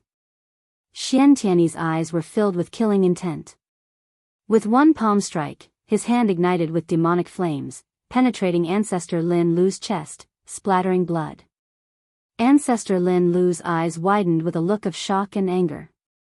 Xiantiani lifted his arm, following up with a dive, slamming Ancestor Lin Lu, who was impaled on his arm, into the shattered ground. He then began to wildly swing him around, causing the seven-star spirit realm cultivators to panic, and the great cultivators from distant sects were horrified. The evil demon, though not as exaggerated in size as the demon ancestors or great demon kings, exuded an even more intimidating presence. Ancestor Lin Lu transformed into a blood mist. In an instant, his body reappeared dozens of miles away, covered in blood, with his robe tattered, no longer composed as before. Xiantiani stepped out from the blood mist. As he looked up, countless sword shadows emitting silver light descended from the sky, engulfing him in an instant, causing dust to rise like a dragon swallowing the sky. Boom! Boom! Boom! Countless sword shadows bombarded the ground, causing the entire earth to tremble violently. The ones casting the spells were dozens of seven-star spirit realm sword cultivators. They floated high in the sky, each with their treasure sword inverted in front of them, the blades vibrating with a clear and piercing sound. Watching the formidable sword array of the seven-star spirit realm, the cultivators of various sects were elated. They retreated one after another, distancing themselves from the battlefield. The difference in cultivation levels was too great. Even flying was difficult, so they had to expand the encirclement. LV Badian grabbed and Howen quickly retreated. Master, is there no hope? And Hao looked at LV Badian, gritting his teeth. Hearing that Xiantiani had been possessed, his heart ached terribly. LV Badian gazed at the chaotic and terrifying battlefield in the distance, speaking in a solemn tone. The urgent task now is to eliminate the demon. Liya and Zhang Buku were also retreating. Their cultivation level was too low. Facing Xiantiani's demonic power, they felt suffocated. Brotherly, there's no way to take advantage of this situation. Zhang Buku whispered urgently. He felt that the Holy Land was not containing the evil demon. Liya didn't speak. He was equally nervous. In his eyes, the Holy Land was the most powerful force in the world. With the Holy Land leading the way, their pressure should be less. But once the evil demon appeared, the situation was completely reversed, and even the mighty Holy Land was being suppressed. On the other side, Ancestor Lin Lu flew high into the sky, taking out various magic artifacts. While forming an array, he cast spells to attack Xiantiani. What's going on? He shouldn't be this strong, Ancestor Lin Lu thought fearfully. He could feel that Xiantiani was still growing stronger, even challenging a higher realm. The realm above Lu's immortal. In the Six Stars Cave, there was only one person in that realm, and that person was not on the continent. After reaching the realm of Immortal Path, most cultivators would not stay on the continent. He usually roamed the oceans and would not have returned if not for the family incident. Before he could think further, a surge of demonic energy burst from beneath the sword array, scattering it. Dozens of seven-star spirit realm sword cultivators spat blood and were sent flying. This demonic energy, like a blade, pierced through the sky, aimed at Ancestor Lin Lu. Too fast. It was so fast that Ancestor Lin Lu couldn't dodge and could only instinctively use mana to defend. Boom! His figure was engulfed by demonic energy, and the clouds in the sky were also pierced. As the demonic energy dissipated, sunlight shone through the gap in the clouds. All of the magic artifacts in front of Ancestor Lin Lu shattered, and though he barely managed to block it, he was covered in blood, looking miserable. He was also at the loose immortal realm, and at the 8th floor of cultivation, but before Xiantiani, he was defenseless. Damn it, Ancestor Lin Lu roared, his mana bursting from within, further shattering the ground below. Earth spirit energy surged up like a celestial screen, covering hundreds of miles, grand and majestic, engulfing his figure. Xiantiani suddenly appeared behind one of the seven-star spirit realm cultivators, grabbing his head. The cultivator's face showed terror. Before he could resist, Xiantiani directly extracted his soul, opening his mouth to forcibly devour it. He then released his right hand, and the soulless cultivator collapsed to the ground. This scene terrified the other seven-star spirit realm cultivators, who fled in panic. Xiantiani immediately disappeared and reappeared behind a female cultivator, grabbing her head and devouring her soul. These Mahayana cultivators had no chance to resist in his presence. Boom! A gust of wind came, and Xiantiani instinctively turned his head. He saw beam after beam of green light phantoms rushing out of the spiritual energy curtain covering half the sky. Each held different forms of magic artifacts, stood 100 feet tall, and looked like celestial soldiers from another world, unstoppable. The Third Medicine Valley. Guan sat at his desk, practicing calligraphy while watching the battle. Possessed by the evil demon, Xiantiani suppressed the seven-star spirit realm alone. That loose immortal constantly displayed divine skills, shaking the heavens and earth, but was unable to harm Xiantiani. Instead, he watched as Xiantiani continuously devoured souls. Guan sensed that 10 loose immortals were heading to the battlefield, flying in from the northern coast of the continent with great speed. They should be reinforcements for the seven-star spirit realm. Strange, there is still Xiantiani's soul aura within him. It doesn't seem like possession, but the two are so perfectly integrated, it's as if they were originally one, Guan wondered. He initially planned to act once the evil demon broke free, but he had to wait because of Xiantiani. The seven-star spirit realm intended to use the evil demon to bolster their Holy Land's prestige while luring Xiantiani into a trap, weakening the Supreme Sect's explicit power and reputation. It was truly sinister. But the evil demon was on the verge of breaking through to Wandering Immortal, which shouldn't have been part of the seven-star spirit realm's plan. Otherwise, Ancestor Lin Lu wouldn't have acted early, forcing the evil demon to break free prematurely. The variable was Xiantianyi. Xiantianyi seemed to have additional secrets unknown to others. Thinking carefully, Xiantianyi's talent didn't seem trainable by the Supreme Sect, and his growth didn't involve training in the seven-star spirit realm but rather heading south instead. In any case, Guan was determined to rescue Xiantianyi. Now the seven-star spirit realm found itself in a difficult situation, and it was perfect to use the evil demon to weaken the realm's power and prestige. At the very least, let the other sects know that the seven-star spirit realm was not invincible. Gu An's eyes turned subtle when he saw Xiantianyi spared Ji Xianling. Besides Ancestor Lin Lu and Ji Xianling, all the other seven-star spirit realm cultivators had their souls devoured, leaving only their shells. Without anyone to restrain him, Ancestor Lin Lu was no match for Xiantianyi either. Being in the same realm, it would be difficult for Xiantianyi to completely kill Ancestor Lin Lu in a short time. Suddenly, Xiantianyi drilled deep into the ground. As soon as he disappeared, the 10 loose immortals arrived. In the battlefield of the demon land, the world turned dark, and the land was buried in overwhelming dust, resembling the early chaos of creation. Ancestor Lin Lu looked around at his fellow disciples and said solemnly, "He's about to break through to Wandering Immortal." Upon hearing these words, the 10 loose immortals' faces changed dramatically. Without needing further orders, they all plunged into the ground fissures, chasing after Xiantianyi. Ancestor Lin Lu took out an elixir and swallowed it, then began cultivating energy mid-air to heal. His face was grim, filled with fear. The Lin family had already lost startling immortal Lin, the most talented family member in history, and their plans involving the seven-star spirit realm were nearly exposed. He came this time to redeem himself, but hadn't expected the evil demon to be so powerful. 10,000 years ago, the evil demon had just reached the loose immortal realm. How was he so strong now? Was there another's influence behind the evil demon? His first thought was Sword Venerable Fudao. Sword Venerable Fudao could easily kill a loose immortal and was likely a wandering immortal. The Six Stars Cave had only one wandering immortal, and without knowing Sword Venerable Fudao's true identity, they did not dare act rashly. Could Sword Venerable Fudao be someone from a great sect at sea, specifically targeting the seven-star spirit realm?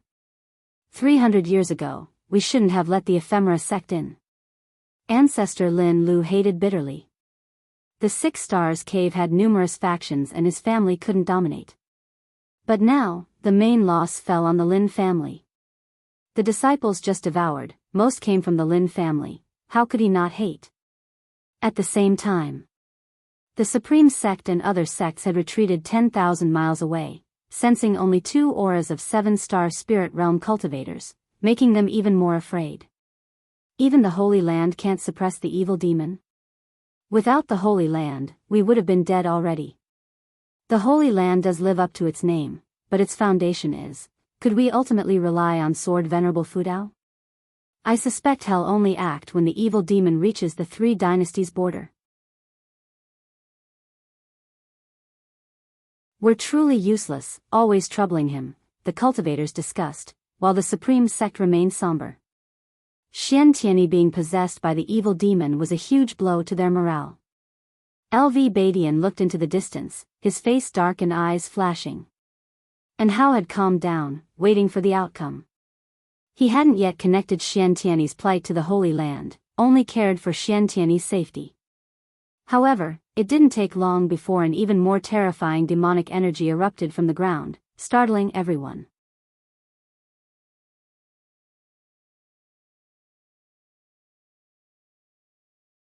Chapter 205, Majestic Divine Might, Wandering Immortal arrives rumble. The sky above the Supreme Sect was covered by rolling thunderclouds, as if a storm was about to break. The sky changed so quickly that the disciples who were still busy in the Third Medicine Valley hurried their tasks. Guan descended from the pavilion, feeling that Xiantianyi had already half-stepped into the wandering immortal realm, which made him very interested in the sealing ground of the evil demon. What exactly was hidden below? It could actually allow the evil demon to break through in one fell swoop. There must be a secret down below. Could it be that the evil demon also had the ability to evolve lifespan cultivation? Guan's mind wandered, and he was already prepared to take action. Once Xiantiani dealt with the 11 loose immortals of the 7 stars spirit realm, he would make his move. He could feel the heavenly might condensing in the sky above the battlefield, signifying that Xiantiani was about to face the tribulation. TSK, is the tribulation range of a loose immortal this large? Guan looked at the thunderclouds in the sky and thought silently. This gave him a clearer concept of the celestial tribulation of the immortal path. The tribulation of the evil demon had covered the entire continent, showing just how exaggerated the power of the tribulation was.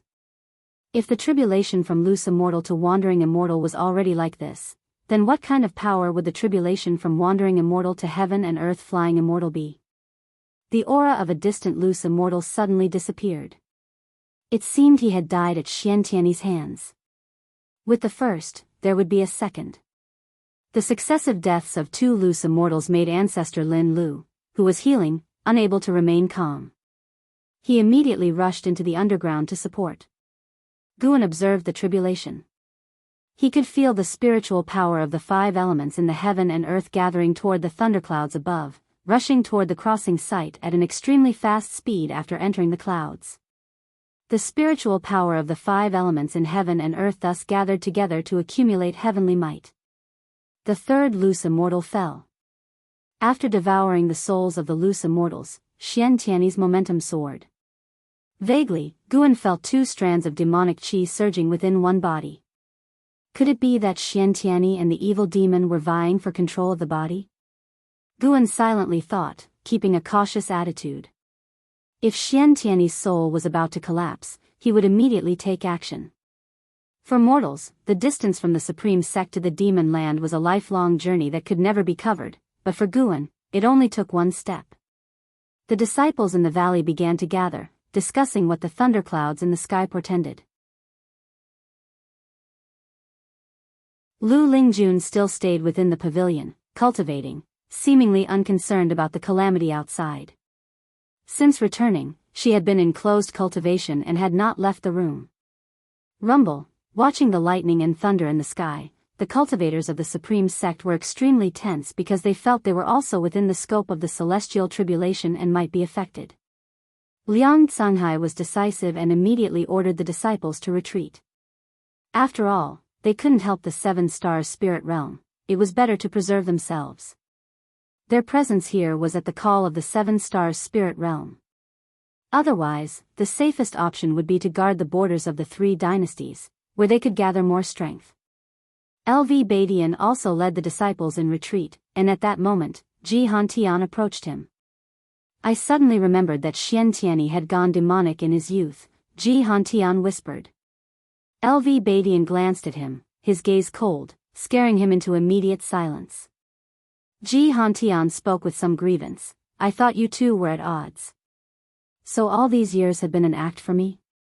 LV Badian was the sect leader, and he was the vice sect leader. He also had the ambition to be sect leader, but above them was Xiantiani, who many elders supported for the position of sect leader. As such, he naturally harbored no good feelings towards Xiantiani. It so happened that LV Badian once found him, complaining about Xiantiani, which quickly won his favor. Because of Xiantiani, the 2 formed a better bond. Whenever LV Badian shirked his duties, he would work hard because LV Badian promised that if he stepped down, he would choose him. Of course, all this was about vying for power. On a day-to-day basis, the 3 of them, as fellow disciples, greeted each other amicably. Talking nonsense, is now the time to discuss this? LV Badian said in a deep voice, cutting off Ji Hantian. Boom, a deafening sound came from behind, startling the 2 into turning their heads. The distance was too far for them to see what had happened, but the horrifying demonic might of the evil demon made them tremble in fear. At that moment, a disciple cried out, "Look at the sky." Everyone looked up, astonished to find that the thunderclouds in the sky had reflected a scene of the demon land. Figures moved as swiftly as lightning, dazzling everyone. Those exaggerated spells and divine skills were even more shocking to every cultivator's eyes. Various factions began to slow down, retreating while watching the battle unfold. And Hao, Leah, and Zhang Buku did the same. Zhang Buku's eyes were full of longing. Could he reach such a realm in his lifetime? And Hao's eyes were full of concern and worry. He always believed that there was still hope for Xiantiani to break free from the evil demon. Under the watchful eyes of all the cultivators, whenever Xiantiani stopped to devour a soul, the scene in the sky would focus on him, zooming in, showing everyone the chilling process of him consuming the souls of the loose immortals. Xiantiani's face displayed two different expressions, arrogance and cruelty on the left, frowning and pain on the right. This made him look even more bizarre.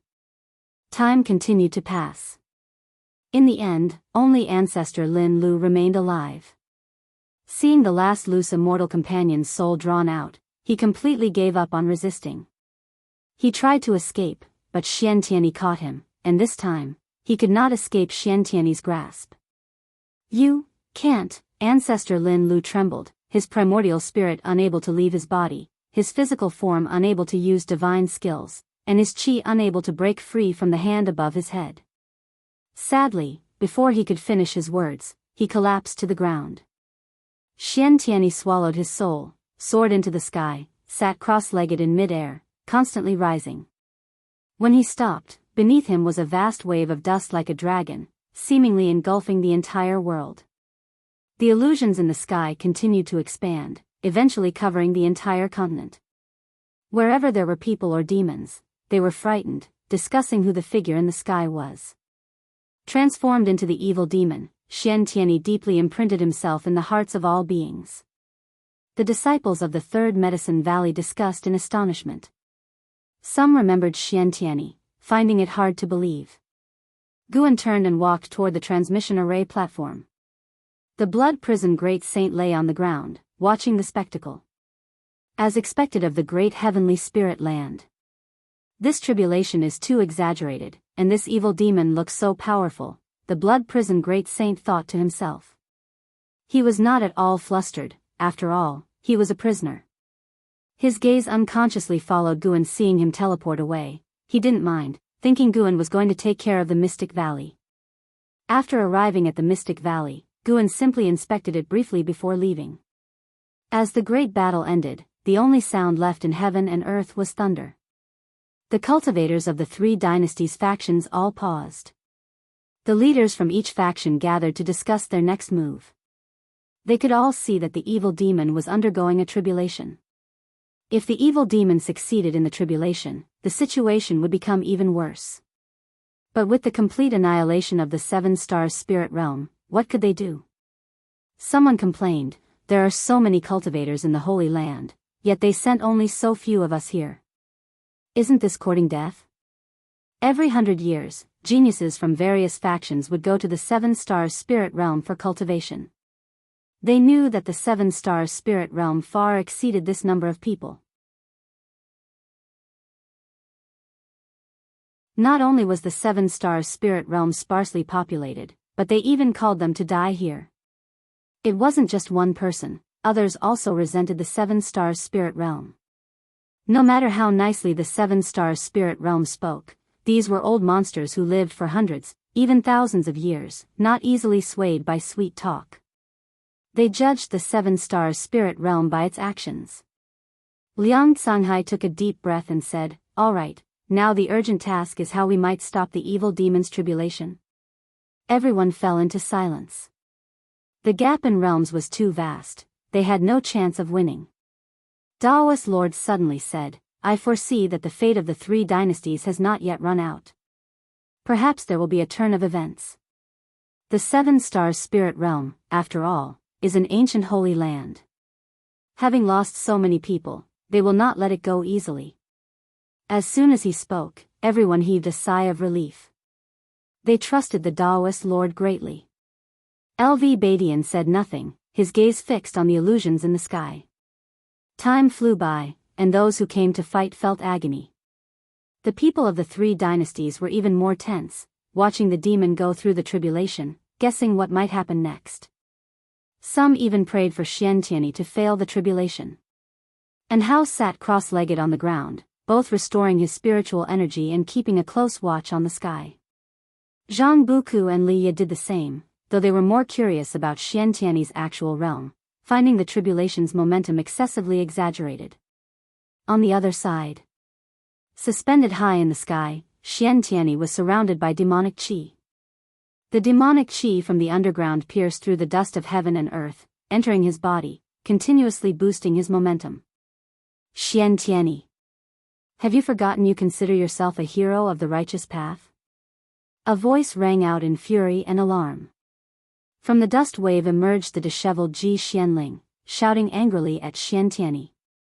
Xiantiany's right eye opened, his brow furrowed, half his face showing a struggling expression. At that moment, his other eye opened, glancing at Ji Xianling with a gaze full of soul-chilling murderous intent, making Ji Zunling's heart quake. Xiantiany's lips quivered slightly, laboriously uttering two words, "Run away." As soon as he finished speaking, his right eye closed, and his entire face's expression returned to a unified look of cruelty and malevolence. He raised his right hand, aiming at Ji Xianling. Innate 5 elements divine thunder tribulation. To think you, fiend, can undergo one of the top 10 tribulations of all time. A voice, like that of a heavenly god, resounded throughout the continent, shaking all beings to their core. Anyone who heard this voice was instinctively filled with awe. Ji Xianling instinctively turned his head, seeing a massive hole suddenly form in the thunderclouds above. A figure shining brightly descended from the sky, pressing the two of them down, scattering the boundless dust waves on the ground. Boom! Xiantiany sat on the ground, the ruins within a 100-mile radius collapsing, forming a massive circular pit. A figure descended in front of Xiantiany, causing him to look up in fear. For the first time, he showed such an expression.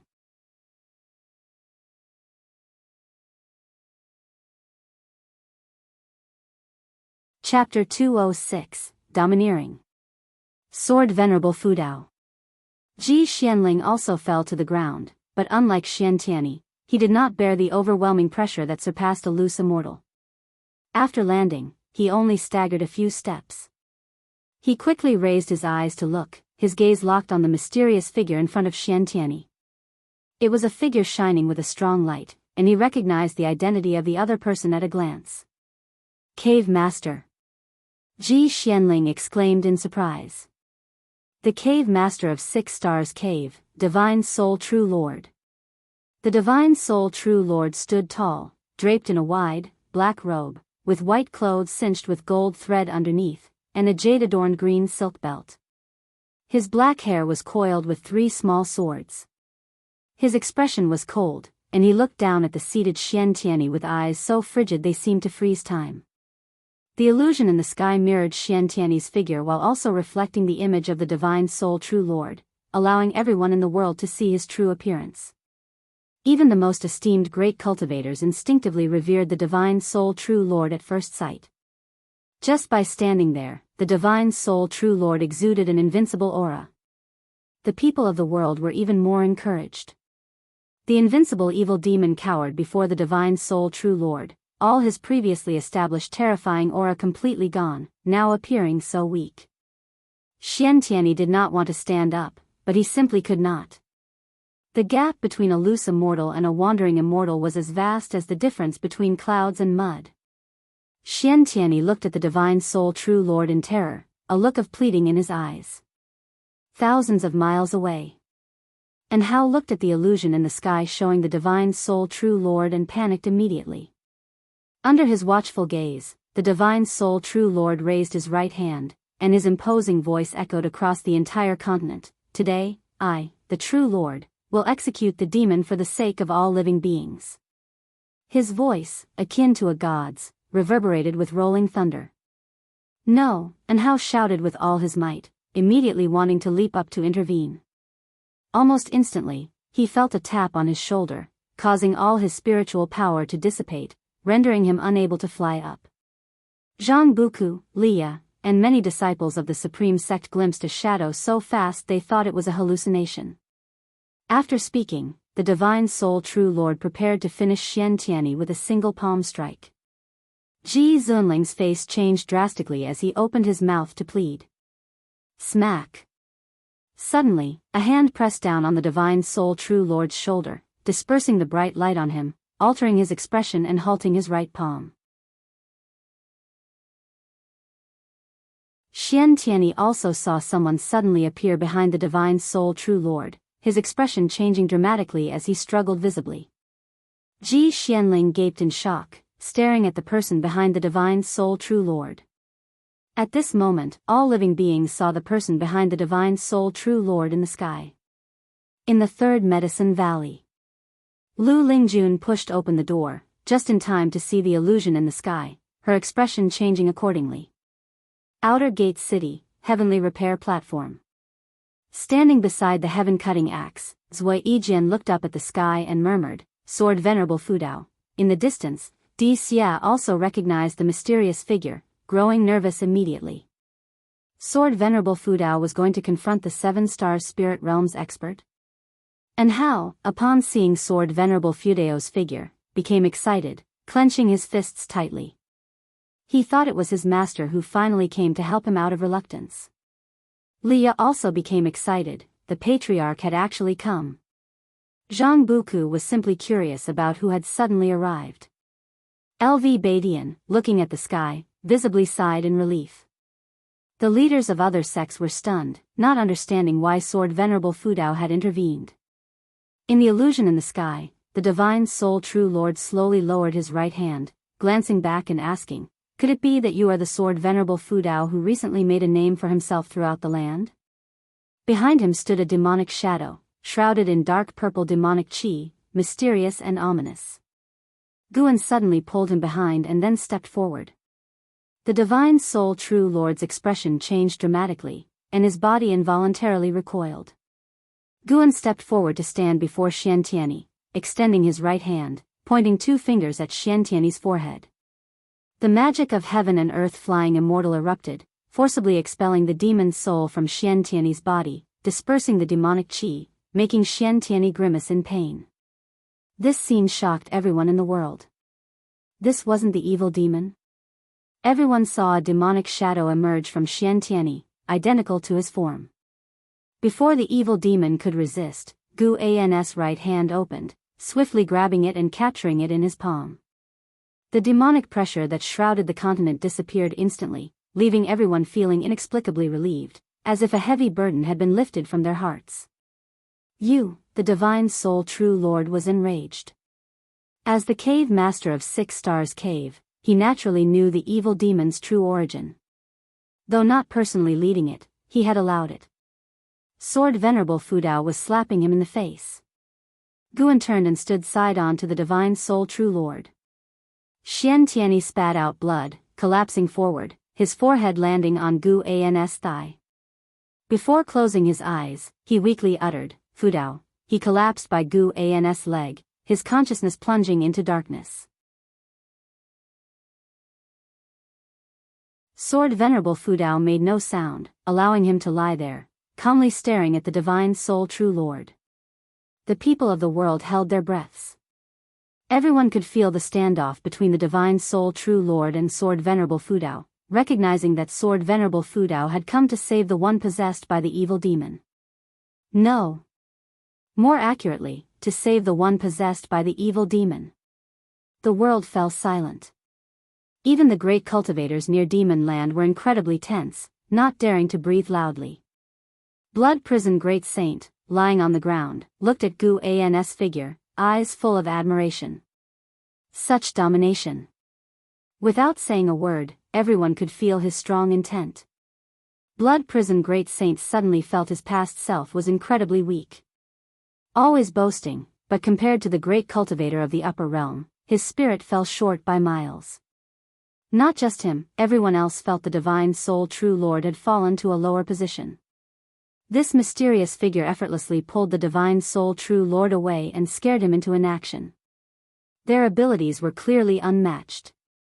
Ji Xianling, closest to them, was utterly shocked. He knew better than anyone the power of the Divine Soul True Lord. In the 7 Stars Spirit Realm, centered around 6 Stars Cave, the divine soul true lord was as divine as an immortal to them, representing the continent's strongest being. Such an existence was easily pulled away by sword venerable Fudao. Ji Xianling finally understood why the Seven Stars spirit realm had suddenly changed their mind and decided to come forth to save the people. They feared sword venerable Fudao and wanted to restore their image. The divine soul true lord's face was extremely grim, caught in an inner struggle between choices. He had intended to use the anomaly of this innate five elements divine thunder tribulation to showcase his grand and heroic image of saving all living beings. But now, he found himself in a difficult position. If he acted, he couldn't be sure of winning, plus what would the world think of him? If he didn't act, how would the world view the Seven Stars spirit realm? Who exactly are you? Do not say you're from the Supreme Sect.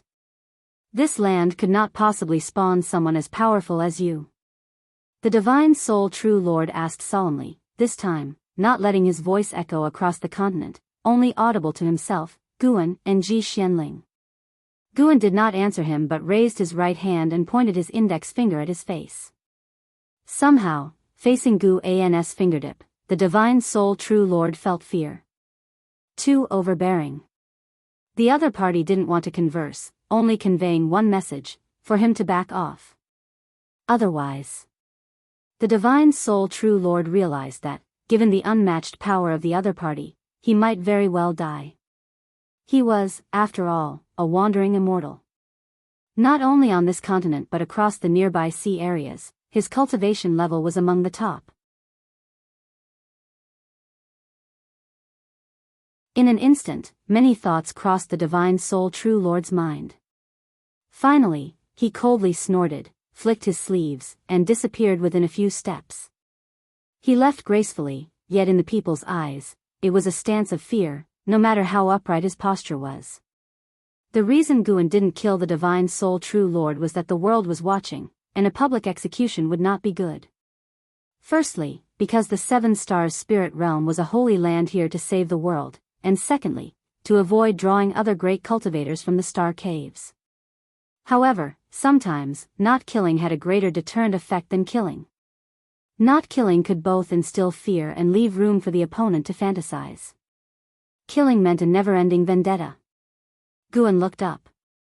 The celestial might was dispersing.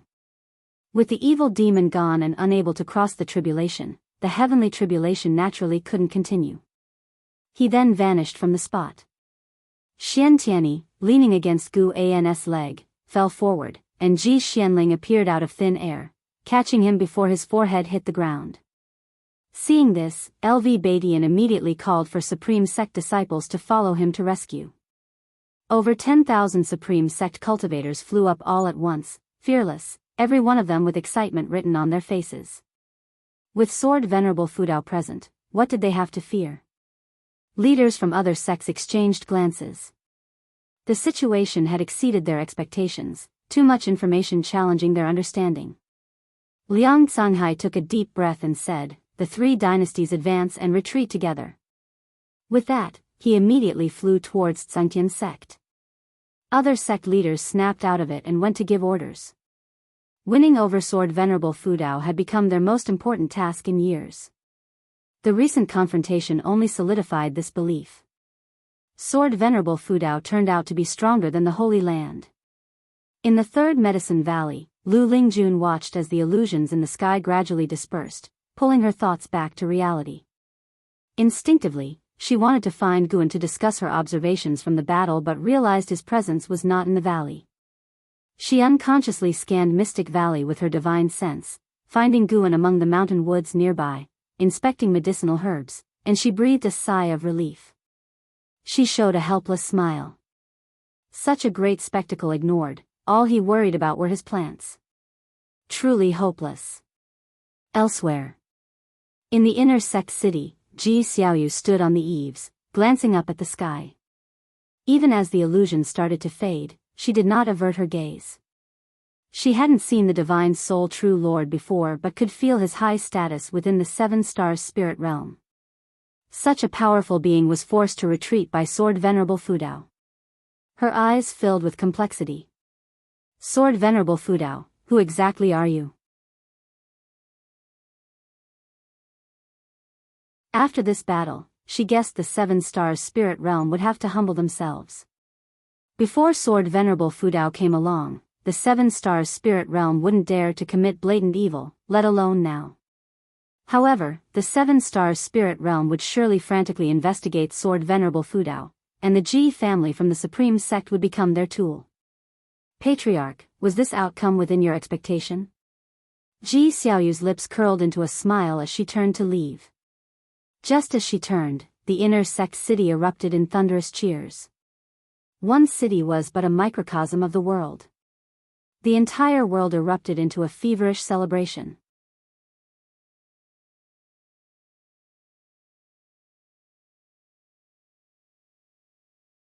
Chapter 207. Like Panan over the ocean, Divine Soul True Lord sat on a huge gourd, his arms crossed in front of his chest as the sea breeze blew his hair. He closed his eyes, frowning deeply. The more he thought, the angrier and more restless he became. After this battle, the prestige of the Holy Land would surely plummet. How could he not be angry? He just couldn't judge Sword Venerable Fudao's attitude towards the 7-star spiritual realm. For now, Sword Venerable Fudao did not seem hostile towards the 7-star spiritual realm. The previous Lin Jingxian killed himself, and Ji Xianling went to the Supreme Sect without incident. This time was no different. Sword Venerable Fudao only pushed him back and did not strike a killing blow. He couldn't tell if Sword Venerable Fudao feared the 7-star spiritual realm or had no killing intent from the start. In fact, when the evil demon attacked the wandering immortal realm, Divine Soul True Lord had sensed it but deliberately did not intervene. He allowed the Lin family loose immortal and disciples to be devoured by the evil demon to create a more terrifying image of the evil demon. The stronger the evil demon, the more prestige he would gain by exterminating it. Secondly, he wanted to use this opportunity to eliminate the Lin family, thus removing the cause and effect of offending Sword Venerable Fudao. Had he succeeded, the 7-star spiritual realm would have maintained the prestige of the Holy Land while resolving any grudges with Sword Venerable Fudao, achieving a perfect outcome. But things went wrong. Sword Venerable Fudao acted ahead of schedule. It seems Sword Venerable Fudao is related to Xiantiani. Could he be from the Starseed congregations? The more he thought about it, the more likely Divine Soul True Lord found this possibility. Before Xiantiani joined the Starseed congregations, the Supreme Sect did not have such a great cultivator. He speculated that Xiantiani, knowing the demon disaster was imminent, had asked Sword Venerable Fudao for support in advance. That's right. It must be so. Divine Soul True Lord had heard that Xiantiani wrote a book entitled The Legend of Sword Venerable. He raised his right hand and took out a token, hesitating for a moment before probing it with his divine sense. Soon, he sensed a wave of divine sense from the token, and began to relay what had happened, along with his speculations. After a while, his face turned grim as he was obviously reprimanded. In the forest of Mystic Valley, Guan silently pondered. Ever since Divine Soul True Lord had left, his divine sense had been following him, preventing any unforeseen events. Seeing Divine Soul True Lord take out the token, Guan could guess he was contacting someone more powerful from the 7-star spiritual realm. Once Divine Soul True Lord placed the token back into his storage ring, Guan exhaled a long breath, his eyes growing cold. Judging by his expression, Guan hesitated. The lifespan foresight could only determine whether others had ill intentions towards his true form, while the 9 extremes yin-yang body could conceal his true form and obscure karmic calculations unless the other person linked Sword Venerable Fudao directly to his true form and harbored enmity. The mountain god's little figure had resembled Gu An's true form closely, without any divine skills to cloak it, which was why he could sense it. And the hateful heaven ancestor had discovered him directly through sword intent. After 30 minutes, Divine Soul True Lord landed on an island. As he entered a cave, Guan sensed a restriction and stopped following. Just remember this island. Guan stood up and walked back to Mystic Valley. The disciples in the valley were still excitedly discussing the sky illusion they had witnessed earlier, the image of Sword Venerable Fudao deeply ingraining in their minds. They also believed that the entity confronting Divine Soul True Lord was indeed Sword Venerable Fudao. Guan joined them, chatting for a while. The impact of this battle was even greater than when Sword Venerable Fudao killed the demon ancestor, not only because peace prevailed after defeating the evil demon, but also because it involved the Holy Land. When Guan returned to the Third Medicine Valley, the disciples were gathered noisily, like in a busy market. Lu Lingjun, who had been waiting for him, pulled him into a pavilion, excitedly talking about Sword Venerable Fudao. Seeing her admire Sword Venerable Fudao so much filled Guan with satisfaction. He had to feign excitement and reciprocate the emotional value. For the next month, the Supreme Sect was in constant uproar, everyone full of excitement, various news spreading wildly within the sect. Guan went to the outer gates city twice, each time staying for 2 ancient hours, listening to the disciples on the streets praise Sword Venerable Fudao. It was worth noting that within this month, Guan noticed more cultivators arriving from the sea, some even in the realm of Immortal Path, spreading throughout the immortal cultivation world, gathering intelligence on the 7-star spiritual realm and Sword Venerable Fudao. Guan suspected they might be from another great power. He thought of Hateful Heaven Ancestors' foes from the Starseed congregations. The Starseed congregations was a colossal power at sea. At least in Hateful Heaven Ancestors' mind, the Starseed congregations were on par with the 7-star spiritual realm. Could the Starseed congregations be preparing to strike at the 7-star spiritual realm? Although Guan let his imagination run wild, he remained calm, continuing his peaceful farming life. After all, no one knew that he was Sword Venerable Fudao. After the winter snow fell, the cultivators who had fought the evil demon began returning to the Supreme Sect. It was worth mentioning that Li Ya and Zhang Buku also returned. Sensing their auras flying towards Mystic Valley, Guan awaited them in advance. The two still shared the North Sea heavy sword. Zhang Buku, looking at the forest covered in snow, appeared nervous. He was returning to the Medicine Valley where his father used to live, eager to see martial Uncle Gu again. The more Zhang Buku thought about it, the more nervous he became. Leah reminded him not to mention their injuries to Guan and to speak based on Guan's reactions. Zhang Buku felt helpless but could only agree. After a short while, Leah and Zhang Buku flew into Mystic Valley. Their arrival drew the attention of the servant disciples. Senior Brother Li. Lu Jiujia walked over excitedly, full of surprise. Of all those who had left Mystic Valley, who was the most formidable? Naturally, it was Li Ya.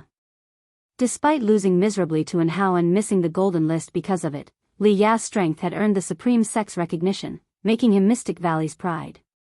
Li Ya looked at Lu Jiujia, knowing he was Guan's junior brother. He nodded slightly and said, "I am here to see your senior brother." Before Lu Jiujia could reply, a voice floated down from the pavilion, "Senior Brother Li Buku. Come up." Hearing Guan's voice, Zhang Buku became excited. Li Ya glanced at him and then led him upstairs. Watching Li Ya's confident back, Lu Jiujia's eyes were full of envy. Li Ya lived the life he desired. Soon, Li Ya and Zhang Buku reached the upper floor and entered the room. Zhang Buku, seeing Guan, became so excited that he knelt down immediately. Li Ya hurriedly closed the door in fright. If word got out about his closest brother kneeling to his junior brother, it would be a scandal. "What are you doing? Get up quickly." Guan, sitting at the desk, said helplessly. Li Ya immediately pulled Zhang Buku up, glaring at him for losing face. Zhang Buku ignored Li Ya and looked at Guan with a silly grin. Guan gestured for them to sit and then got up to pour them tea. "Senior Brother Li, how have you been these years?" Guan asked warmly. Li Ya immediately started boasting about his encounters and his progress in cultivation. Throughout the conversation, Zhang Buku hesitated to speak. Guan placed 2 cups of tea before them. Zhang Buku wanted to stand and bow, but Guan stopped him with a look. Seeing Guan's one glance making Zhang Buku obedient, Li Ya felt a pang of jealousy amidst his storytelling. "By the way, junior brother Gu, when did you descend the mountain without telling me? If I had known you were visiting senior brother Zhang, I definitely would have gone too." Li Ya suddenly recalled, asking sternly. Guan rolled his eyes at him and said, "At that time, Buku was still a minor." Could you have come with me? You were focused on proving yourself. Liya heard this and gave an embarrassed smile. His relationship with Zhang Chuanxiu was average. Even if he had free time, he wouldn't have gone unless Guan insisted. Guan turned to Zhang Buku and asked, "How has it been following senior brother Li? Any injuries?" Zhang Buku was about to speak when Liya interrupted. "How could you get injured following me? These years, we've been a great team, having everything we wanted, and our cultivation has advanced rapidly." Seeing this, Zhang Buku could only nod. Then Liya shifted the topic to Sword Venerable Fudao, instantly changing the subject. Zhang Buku, who admired Sword Venerable Fudao, couldn't stop talking. Guan smiled at them, occasionally chiming in. Did Liya really take him for the primordial ancestor? The proud look on his face made Guan want to laugh. As for Zhang Buku, although excited, he wasn't as exaggerated as Liya. Hearing Guan praise Sword Venerable Fudao made Liya feel greatly satisfied. He wanted to tell Guan that Sword Venerable Fudao was their Li family primordial ancestor. But recalling the primordial ancestor's instructions, he could only hold back. He hadn't encountered the primordial ancestor in a long time. What was the primordial ancestor doing? Was he busy teaching Enhao? On the way back, Liya had communicated with Enhao, and compared to Enhao's progress, his achievements over the years were negligible. Once again, he felt sour. The primordial ancestor favored Enhao for his talent, but guided him out of blood and kinship. Guan didn't know what Liya was thinking but felt his mood suddenly drop. He didn't want to inquire and took the chance to focus on Zhang Buku, feeling slightly irritated by Liya's hogging of the conversation earlier. Bullying my nephew? Fine. Brotherly treats me well, really. One sentence from Zhang Buku caused Liya's blood pressure to soar. Guan, smirking, asked, "Brotherly?" "Yes, we are sworn brothers, promising to live and die together," Zhang Buku said stoutly. He could help Liya hide some things, but not let him gain seniority. Liya's expression turned awkward. His gaze fell on the paper in front of Guan. Seizing the moment, he picked it up and asked abruptly, "Junior brother Gu, what are you writing?" Guan smiled and replied, "A book called Journey to the West." Journey to the West? Never heard of it. Just started writing it. All right then, I wish you to become a famed writer like Panon. Liya skimmed a few lines before putting it back, mainly using it to divert the conversation. He didn't really care about Journey to the West. Zhu Beiji carrying his wife? What nonsense. This book seemed boring at first glance.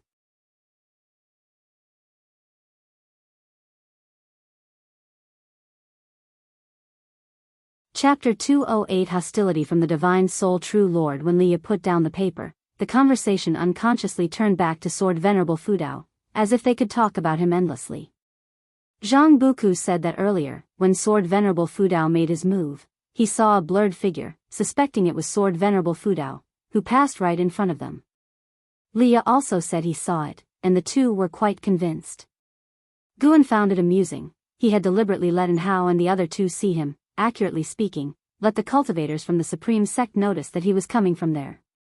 With the limitless freedom step, Guan could move beside Divine Soul True Lord in one step. The three chatted for another ancient hour before Liya and Zhang Buku bade farewell. Liya was preparing to bring Zhang Buku into the sect, and there were many things to be busy with, so Guan naturally did not keep them. Watching them disappear into the heavy snow, Guan stood there for a while before entering the house.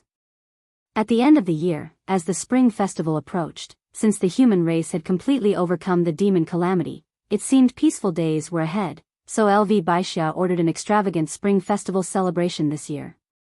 Before the spring festival even arrived, each city began preparations, and this atmosphere also affected Mystic Valley and the Third Medicine Valley.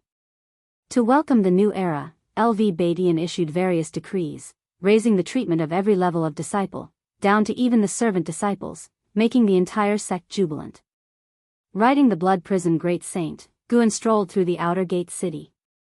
He could sense many people hiding their cultivation levels in the city, with more than 20 Mystic Heart Realm cultivators, 3 Mahayana realm, and 1 in the Nirvana realm.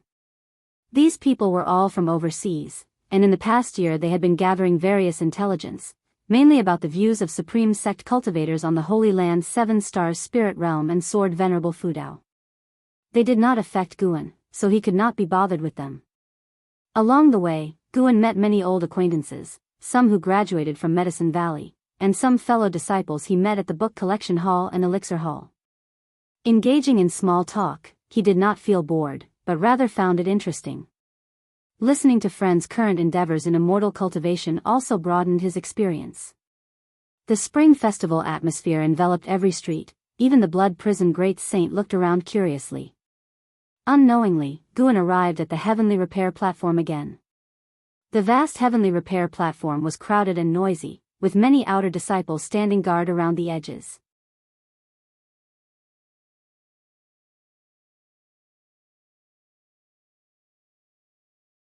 He had ordered Supreme Sect spies to investigate all of Xian Tiany's relationships, and the scroll in his hand recorded everyone closely related to Xian Tiany. The rising power of the evil demon was likely related to Xian Tiany, and Sword Venerable Fudao intervened to save him. No matter how he thought about it, Divine Soul True Lord blamed Xian Tiany for the failure in the battle against the evil demon. So he developed a murderous intent towards Xian Tiany and his close associates. But he dared not act rashly, for perhaps Sword Venerable Fudao was among them in disguise. The mere thought of Sword Venerable Fudao made Divine Soul True Lord feel troubled. Fortunately, the 3-star cave had not contacted him much over these years, or he really wouldn't know how to report back. Sigh. Divine Soul True Lord sighed, stood up, and prepared to head to the small spirit realm to seclude himself. The 7 Stars Spirit Realm needed to maintain its image and avoid being discovered by nearby great powers. As the high-standing cave master, he only needed to issue orders and would not personally manage things. He took 2 steps forward, just about to descend the steps. A hand suddenly landed on his shoulder. Although it was just a light tap, his heart stopped. He couldn't forget the feeling of being tapped on the shoulder by Sword Venerable Fudao. Fear instinctively arose in his heart, and as he was about to speak, an overwhelming mana surged into his body, instantly turning his flesh into ashes, and even his primordial spirit vanished. The gap between the 9th layer of the heaven and earth flying immortal realm and the 3rd layer of the wandering immortal realm was immense. In front of Guan, Divine Soul True Lord was no different from an ant. The scroll in Divine Soul True Lord's hand also turned to ashes along with him. Guan, who had performed the 9 extremes yin-yang body technique, vanished as if he had never appeared. He quickly returned to the Supreme Sect, emerging from the bushes and walking towards the Blood Prison Great Saint. He had been out of the Blood Prison Great Saint's sight for less than 10 breaths. With its cultivation sealed, the Blood Prison Great Saint had no idea what he had done and immediately stood up after seeing him return. Guan hung the wildflowers he had casually picked on the Blood Prison Great Saint's horns and directed it towards Mystic Valley. The Blood Prison Great Saint did not think much and carried Guan away. At this moment, Guan appeared calm, but his heart was far from at peace. He looked again at the prompt. Killing Divine Soul True Lord had given him 10,500 years of life. The wandering immortal realm was indeed formidable, no longer akin to weeds. When he killed Divine Soul True Lord, Guan did not even dare to perform a soul search, as Divine Soul True Lord surely knew many high realm immortals, and he feared that soul searching might alert those powerful beings. He was already peering into the way of cause and effect. If he delved deeply into this path, it would be like gaining foresight of potential life threats. He had not even explored that cave. For a great cultivator like Divine Soul True Lord to disappear for decades or even 100 years was not unusual.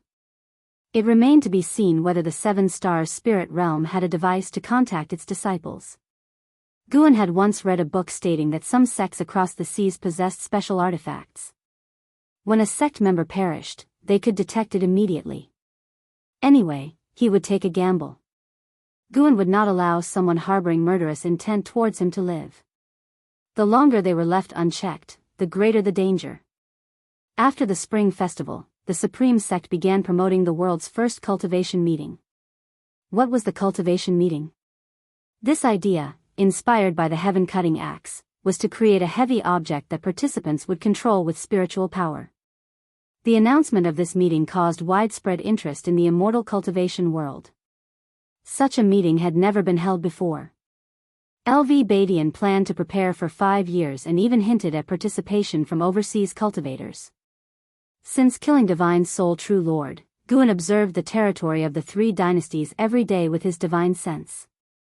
Fortunately, everything was peaceful, and the lifespan detection had not been triggered. In mid-March, LV Badian visited Guan. The two drank wine in the house, with Guan listening carefully to LV Badian's ambitious plans, occasionally interjecting. He did not understand how to manage a sect but could offer some suggestions. Currently, LV Badian's ideas aligned with his own. LV Badian put all his efforts outward, and the entire sect worked hard for its growth, reducing internal strife significantly. The Supreme Sect enjoyed unprecedented harmony. Even though the world appears peaceful now, I still feel uneasy, just like half a year ago when dealing with the evil demon.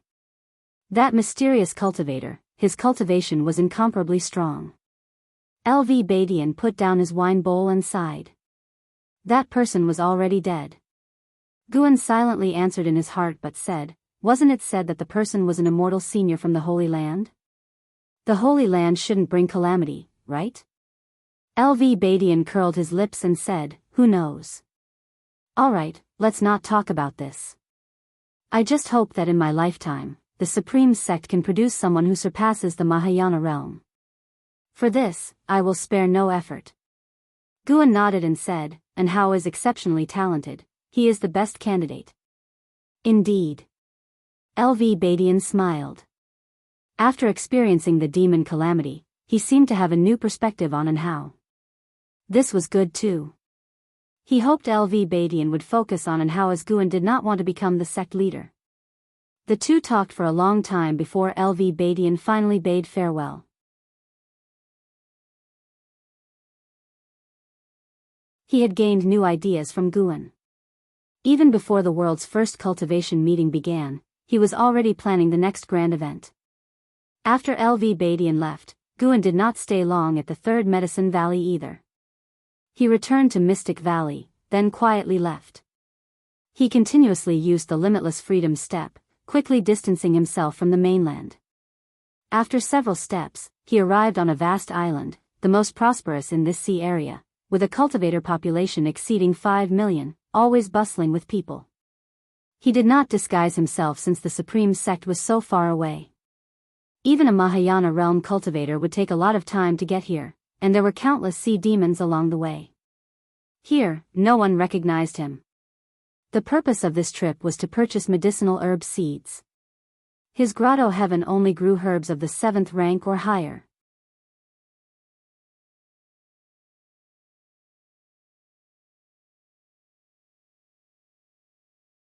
Chapter 209 Menglang, Loose Immortal Realm Level 6. Before coming, Guan had already observed with his divine sense that the strongest on the island was slightly stronger than a divine soul true lord, but not by much.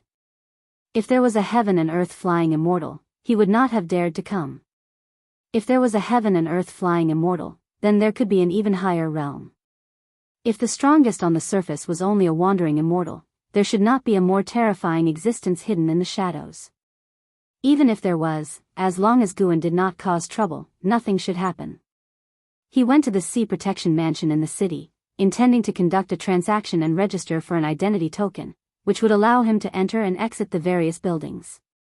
This was information he had gathered with his divine sense earlier.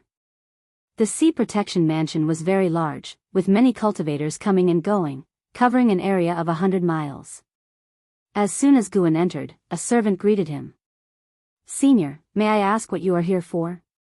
"To register for an identity token." "Alright, let me take you there." "This way, please." The servant's demeanor was very respectful and enthusiastic. Guan followed him. There were many servants like him. Although their attire was not luxurious, it was clean and respectful. From the color of their clothes, their status in the Sea Protection Mansion could be judged. The clothes of this servant were the most common. After asking Guan if he was a newcomer, the servant began to introduce the sea protection mansion and the island to him. This island was called Immortal Seeking Island, a famous neutral island in the ocean. Transactions could be conducted here safely. If something went wrong, the island master would ensure justice. Moreover, connections could be made with great sects such as the Star Sea Congregations, Seven Stars Spirit Realm, and Deep Sea Spirit Palace. When introducing the background of Immortal Seeking Island, the servant was not arrogant, remaining humble, which Guan found impeccable. When Guan asked for his name, the servant was flattered and quickly introduced himself. Actually, even without his introduction, Guan already knew, but it was necessary to go through the formalities. Hu Xiaojian, Nascent Soul Realm, Second Layer 480/860/2200. A lifespan of this extent could make him a genius in the Supreme Sect, but on Immortal Seeking Island, he could only serve as a servant. Guan sighed inwardly.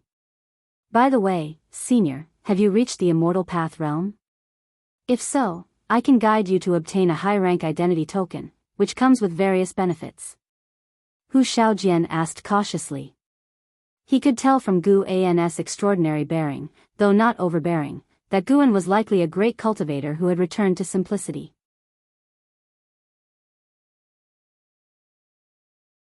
Guan responded affirmatively, making Hu Xiaojian even more excited.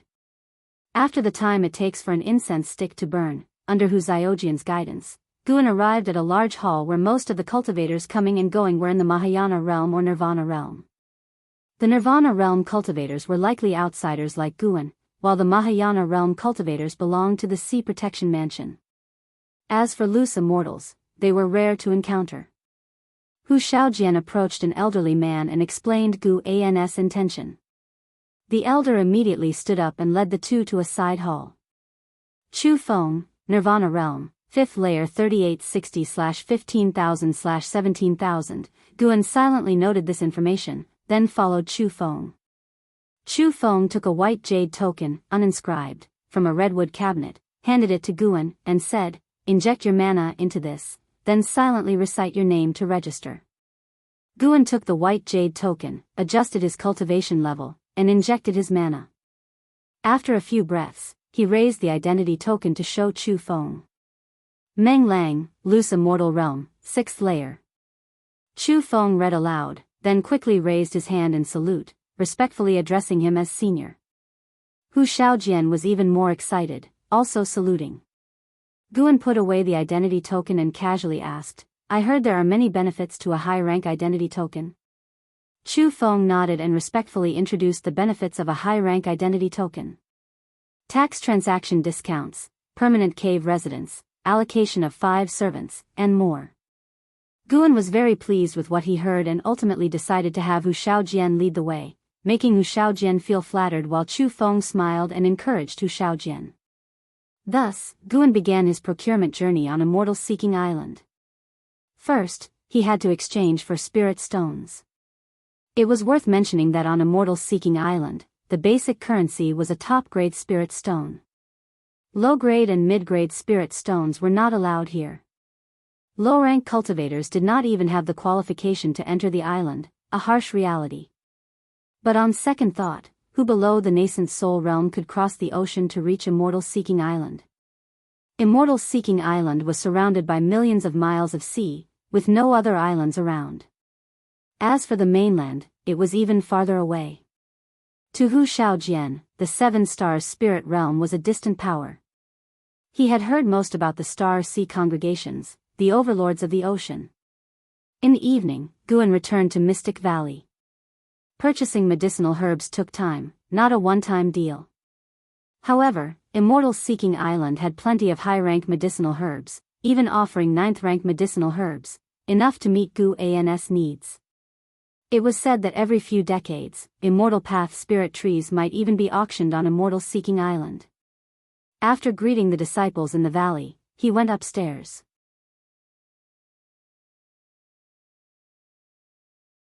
Once the procurement was done, it would be time to publish Journey to the West. Today's trip to Immortal Seeking Island had put Guan in a good mood. Using the name Meng Lang was a way to commemorate an old friend. He was not worried about being recognized. Most people who knew Guan would never reach Immortal Seeking Island in their lifetimes. As for geniuses like Xian Tianyi and Hao, without advancing to the Immortal Path realm, they would find it difficult to come. If Xian Tianyi had connections with the Star Sea congregations, he might have the chance to go to Immortal Seeking Island, but he had never heard of Meng Lang. Guan thought that many years later, if he met Xian Tianyi overseas, Xian Tianyi's expression would be interesting. Speaking of Xian Tianyi, that guy was still recovering from his injuries in the Supreme Sect.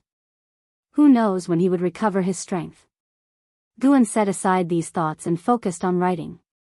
A month later. Having just turned 98, Guan came to Nianshu Cave.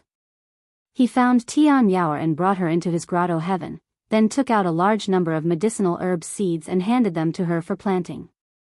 Looking at the multitude of seeds, Tian Yaoer's eyes widened, her breath quickening. How long will this take to plant? Guan had spent all his wealth, yet only a quarter of it was used. He chuckled softly, these seeds are at least 7th order. Be careful, if you ruin any, they'll have to hold you accountable. 7th order, 7th order? Tian Yaoer was stunned, then thrilled. With so many high-rank medicinal herbs properly planted, the spiritual energy here would be abundant, wouldn't it? She immediately began to take action. Guan, on the other hand, infused his mana into the ground, converting it into 5-element spiritual energy. Relying solely on the grotto heaven to absorb earth spirit energy was too slow. Fortunately, the heaven and earth primordial skill documented a sorcery on how to convert mana into spiritual energy. Busy days awaited. Time flew by, and the immortal cultivation world welcomed a period of peace. In the blink of an eye, 2 years had passed. Gu An's total lifespan had reached 6,700,000 years. He had planted all the high-rank medicinal herbs he had purchased in his grotto heaven, but the maturity time for 7th-order medicinal grass was extremely long, so he had to be patient. Though the wait was long, once harvested, it would be an enormous amount of lifespan. Moreover, 7th-order medicinal grass had a strong life force and required little oversight. That year, the Supreme Sect had grown much stronger. Meanwhile, the Taizong dynasty and the Tianwei dynasty had begun to war, while the Great Jiang dynasty remained stable, not participating in the conflict. The dynastic struggles were cruel but not a catastrophe, having no impact on the immortal cultivation world. Guan planned to achieve core formation that year.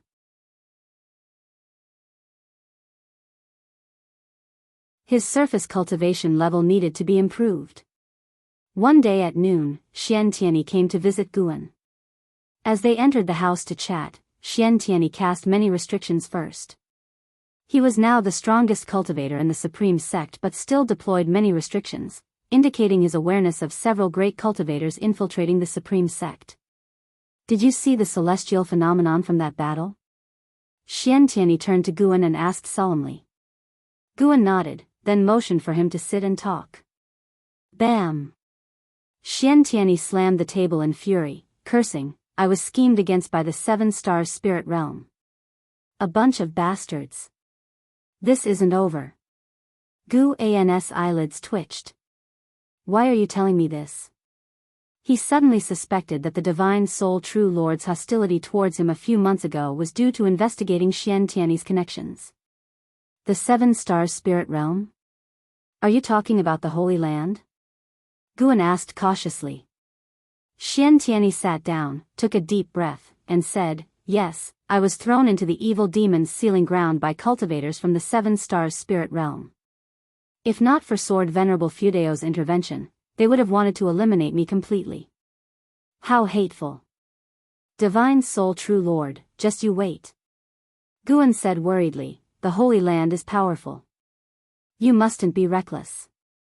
Even the entire Supreme Sect wouldn't be enough. Xian Tianyi looked at him and snorted, I know that, but I'm not just a disciple of the Supreme Sect. I'm also a disciple of the Star Sea congregations.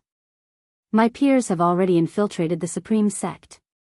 I'm planning to head south and inform my master about this. The Star Sea congregations and the 7 stars spirit realm both follow the righteous path and do not harm the common people.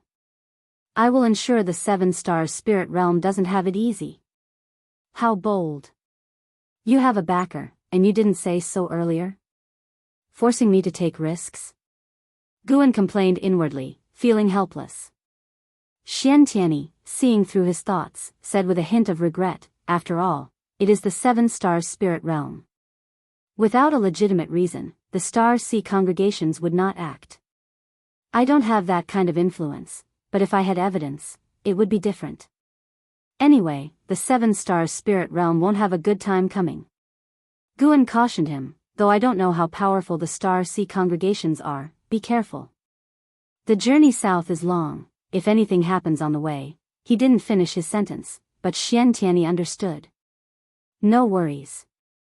I will be accompanied by other disciples of the Star Sea congregations, and there will be Immortal Path seniors overseeing from abroad. The 7 stars spirit realm won't dare to act rashly. Xiantianyi reassured him. Guan felt relieved. Xiantianyi then said, you focus on your cultivation. Someday, it'll take you into the Star Sea congregations. You might gain immortal destiny. Guan shook his head, forget it.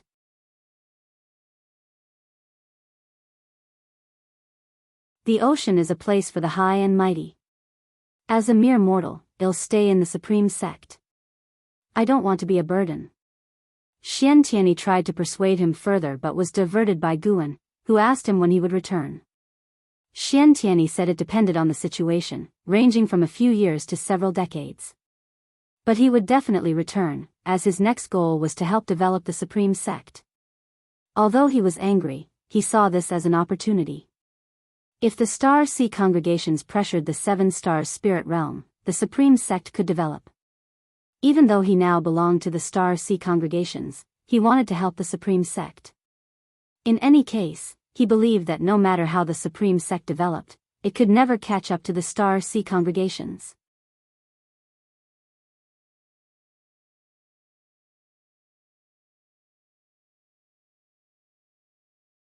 Chapter 210, Journey to the West emerges. Shocking the world. Guan chatted with Xiantianyi for a full 2 ancient hours. Before leaving, Guan even gave him half a set of Journey to the West. So many years had passed, he had already written Journey to the West, but he wanted to release it later and kept refining his calligraphy, so he had rewritten Journey to the West many times.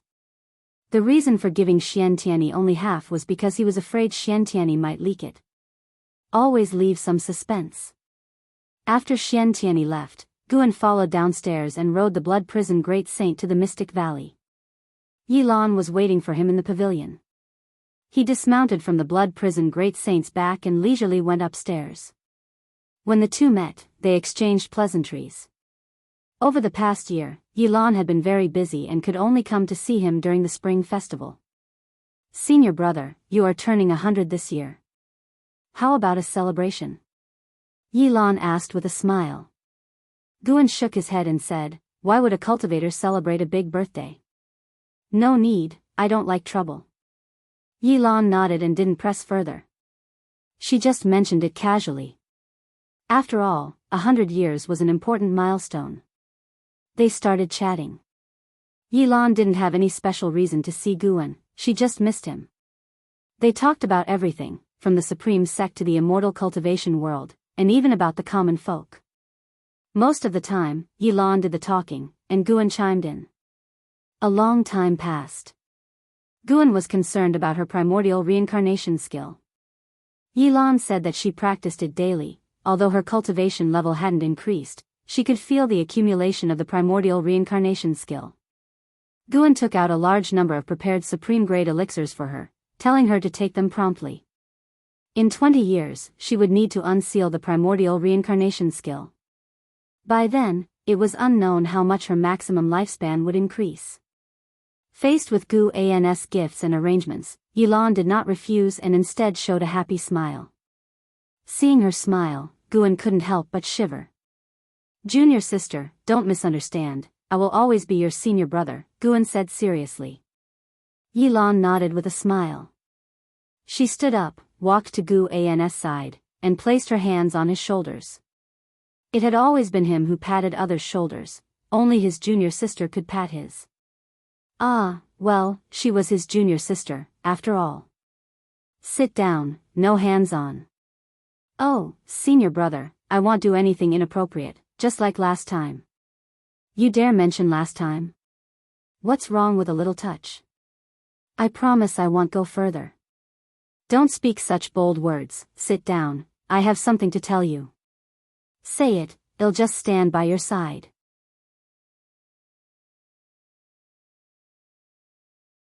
Three days later, Guan rode the blood prison great saint to the outer gate city. He made his way to the book collection hall. The great elder of the book collection hall, Feng Shang, personally received Guan. After they were seated, Feng Shang asked with a smile, "Shattering the Void is finished. Do you have a new book in mind?" Though Shattering the Void's reputation wasn't as great as Investiture of the Gods, it made a lot of money, benefiting not only him but the entire Outer Gate city as well.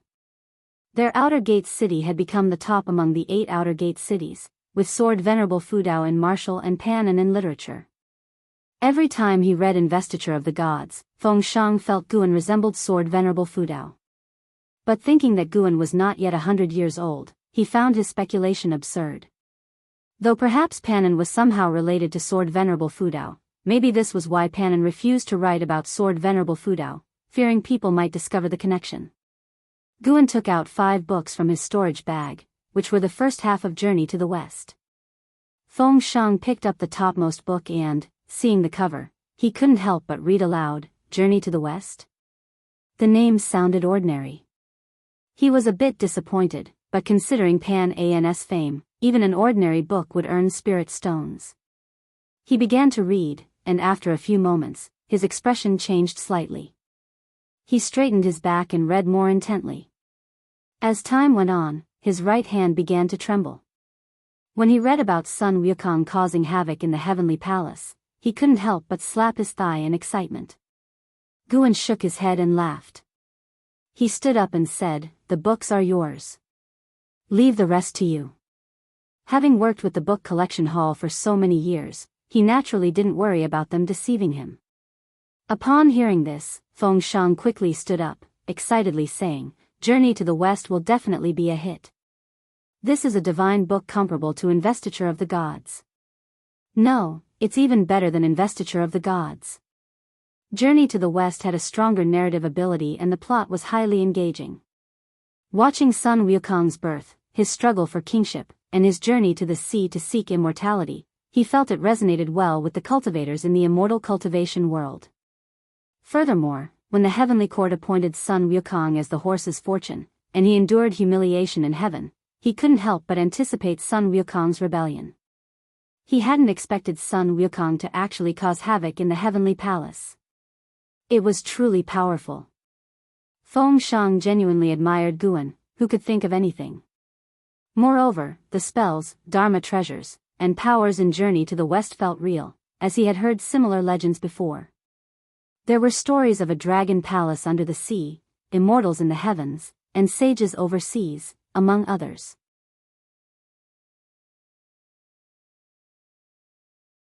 Guan smiled at him and, without saying much, turned and left. Feng Shang watched Guan walk out the door, with sunlight shining on him, feeling dazed. Truly an immortal. Guan found the blood prison great saint and rode it away from the book collection hall.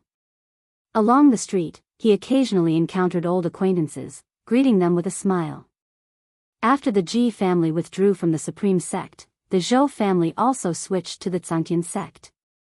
The departure of the two great families happened quietly. Had it been decades earlier, the Supreme Sect would have been severely weakened, but now, there didn't seem to be any impact. Instead, the Supreme Sect had grown even stronger. However, Guan heard other family names from the passing cultivators. This was the Supreme Sect. When some left, others would take their place.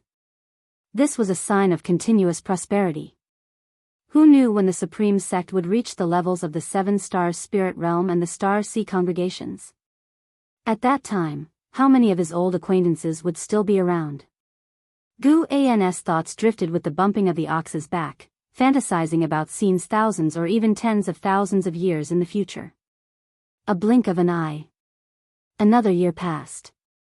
This year, the Supreme Sect's first Under Heaven's cultivation level tournament was about to commence, but but the hottest topic was a book. Journey to the West. With the release of Pan's Journey to the West, the entire immortal cultivation world was shaken. Initially thought to be another mediocre book like Supreme Immortal Venerable or Shattering the Void, it turned out to be a classical type like Investiture of the Gods. Great Sage equaling Heaven's Son Wukong became the most popular name in the Three Dynasties immortal cultivation world. Pan was once again elevated to a godlike status.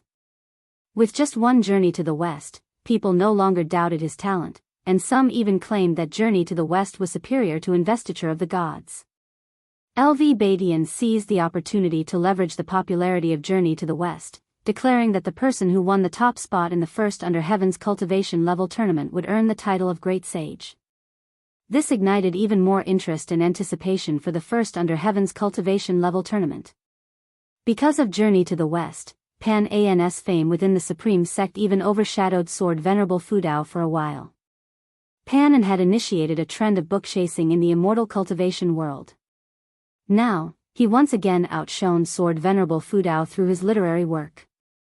In fact, many immortal cultivation stories had emerged after Pan, but most cultivators still felt Pan's writings were the best. Guan thought this was due to the initial euphoria of the first read, as the immortal cultivation world certainly had many literary talented cultivators. One day, Guan rode the Blood Prison Great Saint once again to the Outer Gate City. He felt there would be some excitement to watch today. The city was bustling with people, cultivators coming and going ceaselessly, very lively, almost like celebrating the spring festival. Guan saw many cultivators in strange costumes, and even shape-shifting demons. Now, the Supreme Sect had begun recruiting demon clan disciples, with great results. Each year, around 10,000 shape-shifting demons would come to apprentice. The main character in Journey to the West being a demon had made the entire demon community more favorable towards the Supreme Sect. Arriving at the surroundings of the Heavenly Repair platform, the Blood Prison Great Saint halted. He heard people around talking. Have you read Journey to the West? The book collection hall put up another batch yesterday, and I managed to get a copy. Then lend it to me. I read an unofficial version that doesn't contain Pan's handwriting. Recently, more and more people have been challenging the heaven-cutting axe. They say that whoever can lift the heaven-cutting axe can secure the top spot in the first Under Heaven's Cultivation level tournament. You're joking. Even the champion can't possibly lift the heaven-cutting axe. Some were talking about Journey to the West, some about Sword Venerable Fudao, but most were discussing the first Under Heaven's Cultivation level tournament. Guan silently counted down. After a while, he thought to himself, here it comes. A dominating aura enveloped the Heavenly Repair platform, followed by a loud voice that echoed throughout the city. I am the foremost cultivator of Lingxia, Qiao Dai. All of you move aside. I want to challenge the heaven-cutting axe. Boom! The entire city trembled. Everyone looked towards the sky above the Heavenly Repair platform and saw a majestic figure floating in the air. It was a man in a yellow robe, wearing a golden crown and a python belt, with an aura like a swirling dragon around him. Guan cast a lifespan detection spell on him. Qiao Dai, Mahayana Realm 9th Layer 898/8900/8900, an extreme lifespan of 8,900 years. Among Nirvana dead, he was second only to Anhao and the Blood Prison Great Saint, even surpassing Xian Tianyi. Guan could feel that this person contained chi blood beyond the Mahayana realm. Of course, it was only beyond, reaching the Nirvana realm was impossible. The weakest in the Nirvana realm was stronger than the strongest in the Mahayana realm. This was the barrier between the mortal and the immortal. People around the heaven-cutting axe gave way, and Qiao Dai descended. Many were discussing where Lingxia was. Guan knew about Lingxia. It was the dynasty in the far north of the continent, created by the Seven Stars Spirit Realm. Everyone in that dynasty was a descendant of the Seven Stars Spirit Realm cultivators. But the territories of the three dynasties hadn't interacted with Lingxia yet. Zhua Yijian stood beside the heaven-cutting axe, eyeing Qiao Dai.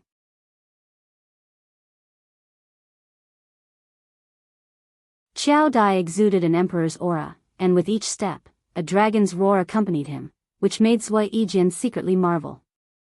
When he reached the heaven-cutting axe, Xiao Dai didn't try to lift it immediately. Instead, he looked at Zui Yijian and said, "Move away, so you don't get hurt." Zui Yijian was instantly infuriated, crumpling the journey to the west in his hand. An elder in the unification realm appeared out of thin air and said, "Listen to him, everyone back off." Upon hearing this, Zui Yijian reluctantly retreated. The cultivators meditating around the righteous words also got up, including Di Xie. Ji Hantian appeared among the crowd, watching Xiao Dai with solemn eyes. The Ji family had close ties with the Seven Stars Spirit Realm, and he had met Xiao Dai in the Seven Stars Spirit Realm. At that time, he was still young, and Xiao Dai was already the most famous genius in the Seven Stars Spirit Realm. Though most of the Ji family had joined the Seven Stars Spirit Realm, Ji Hantian had a strong aversion to it, which made him dislike Xiao Dai. He couldn't help but say, "Without immortal path cultivation, don't dream of challenging."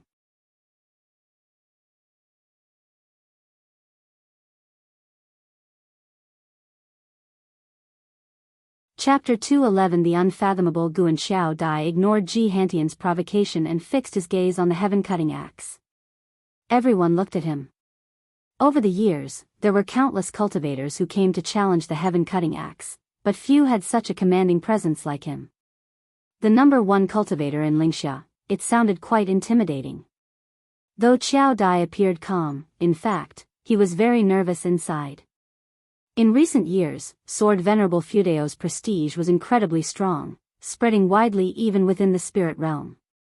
Xiao Dai knew he could not possibly be a match for Sword Venerable Fudao, but since the heaven-cutting axe was merely a treasure left behind by Sword Venerable Fudao, he still had confidence in lifting it.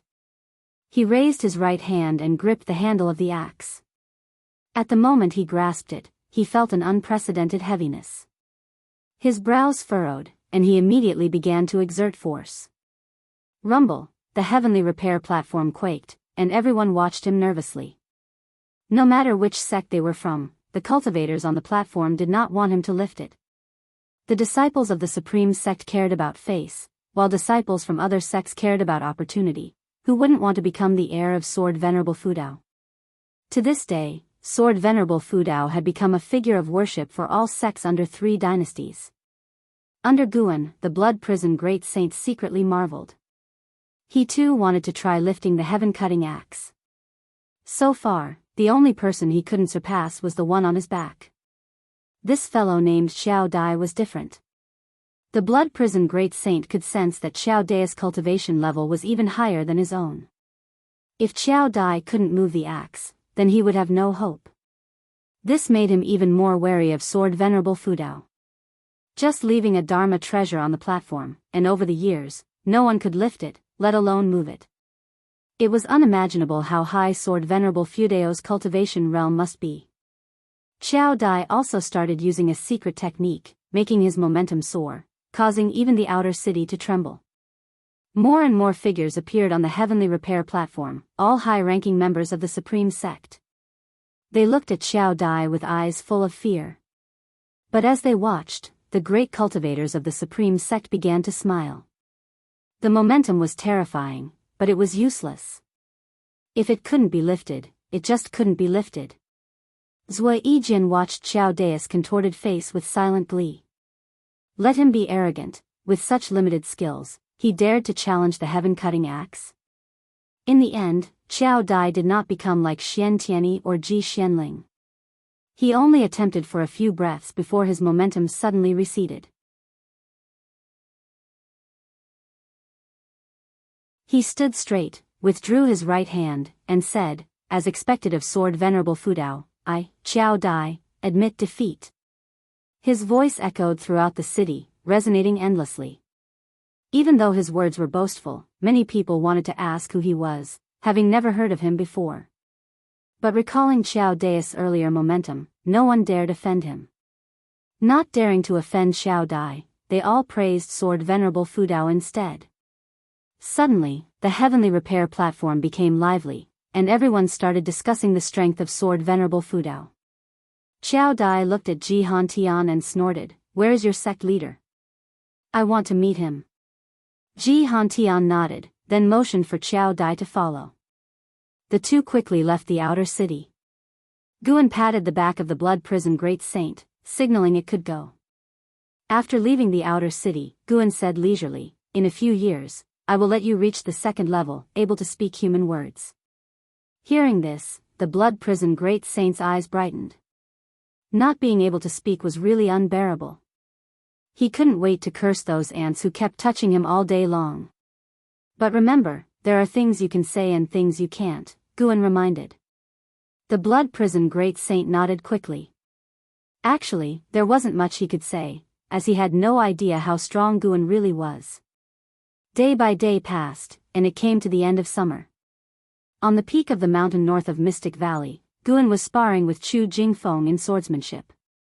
While swinging his sword, Gu An's divine sense spread out, surveying the continent inside and out. He saw a heaven and earth flying immortal traversing the sky, descending to the mortal world at the eastern end of the firmament. Over the years, he saw many figures coming and going between heaven and earth. Though heaven and earth flying immortals were rare, at his level, he could see at least one every day, showing how vast this mortal world was. Heaven and earth flying immortals were not the strongest. Even at the heaven and earth flying immortal realm, Gu An's divine sense could not cover the entire mortal world. No wonder it was called the Great Heavenly Spirit Land. This mortal world was truly vast. For Guan, the bigger this world was, the better. The larger the world, the smaller and more insignificant he felt. After a while, Guan sensed a vast aura erupting from the eastern direction, far from the continent, even farther than Immortal-Seeking Island. But that aura made his heart tremble. It was very powerful. It didn't seem like the aura of a living being's cultivation, but rather some kind of supreme treasure. Could it be that someone from beyond the heavens came for this mysterious supreme treasure? It seemed highly possible to Guan. At this moment, Chu Jingfeng sheathed his sword, gasping, "I'm exhausted, can't match you." He looked at Guan with a complex expression. Every time he felt his swordsmanship had improved significantly, he would spar with Guan. Each time, it seemed he was about to win, but the result was always defeat. The two competed in swordsmanship without using spiritual power, purely relying on qi. Of course, if he couldn't defeat Guan before his qi was depleted, it meant his swordsmanship wasn't superior to Gu An's. Guan smiled, "Just a little more, you are much stronger than before." Chu Jingfeng wiped the sweat off his forehead and stared at Guan, asking, "Do you mean you are also improving, or have you been holding back?" He increasingly felt that Guan was unfathomable. Initially, he was merely grateful to Guan, but now he felt Guan was either a peerless genius or a high-level cultivator hiding his cultivation. He thought back to the years when the demon of greed caused chaos. The demon of greed had perished in Gu An's house, but to this day, no one discovered who had saved Guan. Could it be Guan himself?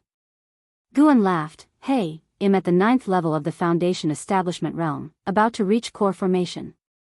Isn't it normal to beat you? Don't forget, I'm ranked 500th on the golden list." Seeing his smug expression, Chu Jingfeng couldn't help but shake his head and smile. Right, why overthink? In any case, he was now a cripple, weaker than everyone. After chatting for a while longer, Guan gripped his heavenly residence sword and descended the mountain, while Chu Jingfeng sat meditating on the cliff, reflecting on his earlier sword-fighting experiences. The next morning, the first Heavenly Strength tournament officially began. It was said that over 50,000 cultivators and demons had signed up, covering all realms. There were even mysterious Mahayana cultivators participating. Guan did not participate. Instead, he headed to Tianya Valley to harvest medicinal herbs. This year, he aimed to reach a lifespan of 7 million years. After surpassing the 10 million year mark, he could look forward to a billion-year lifespan. A billion years would bring new abilities. The next time could be 10 billion or even 100 billion years for new functions. The thought was exciting to Guan. If a billion years passed in the real world, how high would his cultivation level be? The sky was clear, and the ocean was boundless. Immortal-seeking island sat on the ocean, small as a speck of dust, but when viewed up close, its prosperity was evident. Guan returned to Immortal-seeking island, and exchanged all the medicinal herbs he had gathered over the past 3 years for top-grade spirit stones, then began to wander around. He planned to buy some high-quality cultivation elixirs to help Yilan and Xiaochuan. As for others, he wouldn't go out of his way to help them. Enjoying the elixirs he personally refined was good enough. Hu Shaojian continued to lead the way for Guan, full of enthusiasm.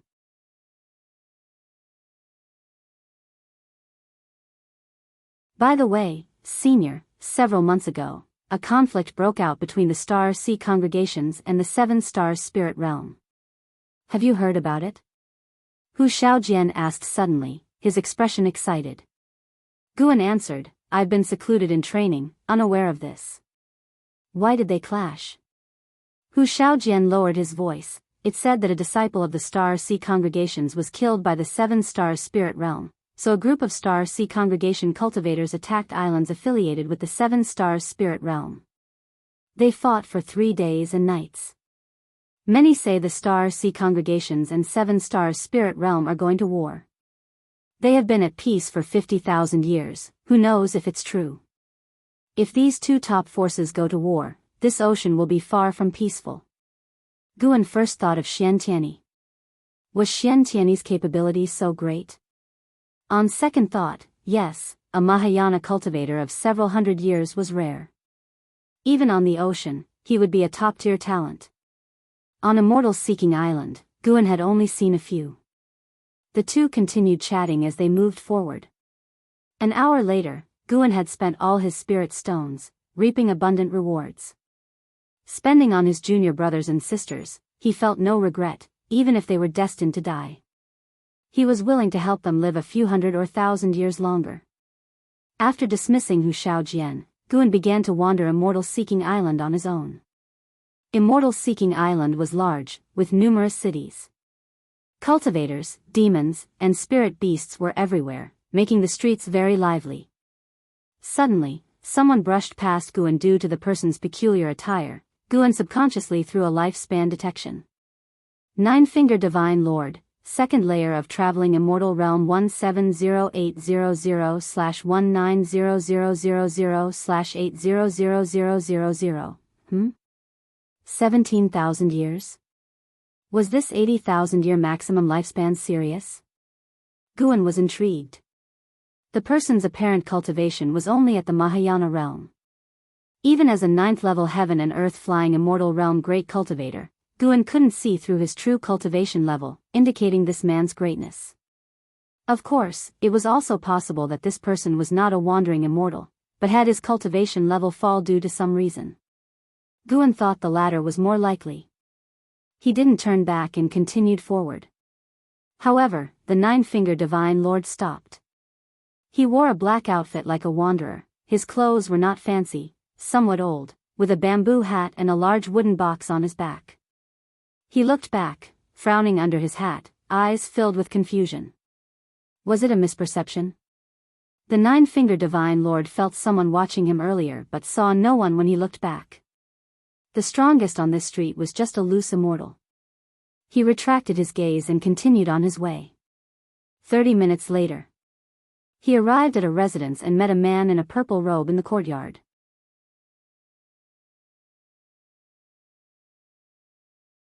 "Senior, please have a seat," the purple-robed man said with a smile, respectfully.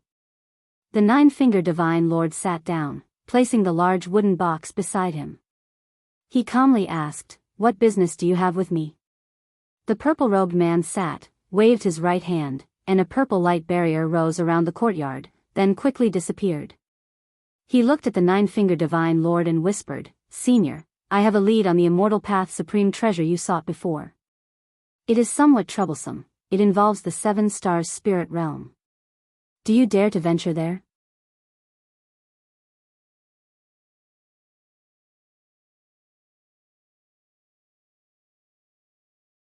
Chapter 212 Strange Aura. After brushing past the 9-Finger Divine Lord, Guan quickly left Immortal Seeking Island. Although the 9-Finger Divine Lord couldn't threaten him at the moment, his age of 170,000 years made Guan reluctant to associate with him. Guan had no need to make connections with great powers, he just wanted to avoid trouble. After returning to the Supreme Sect, he went to watch the first cultivation conference every few days and found it quite interesting. The Supreme Sect created different treasures according to different realms, and it was said that the materials were brought from overseas by Xiantiani. The heaviest was a Mahayana realm treasure, heavier than a mountain. Because of this, the Supreme Sect also specially opened a venue and set up layers of restrictions to prevent the ground from collapsing. Since there was no combat, the first cultivation conference didn't last as long as previous events. In less than half a month, Xiao Dai won the first place and was conferred the title of Great Sage of the Heavenly Peak by the Supreme Sect. Afterwards, Xiao Dai announced his decision to join the Supreme Sect and become an elder, which took Guan by surprise. What is the Seven-Star Spirit Realm up to?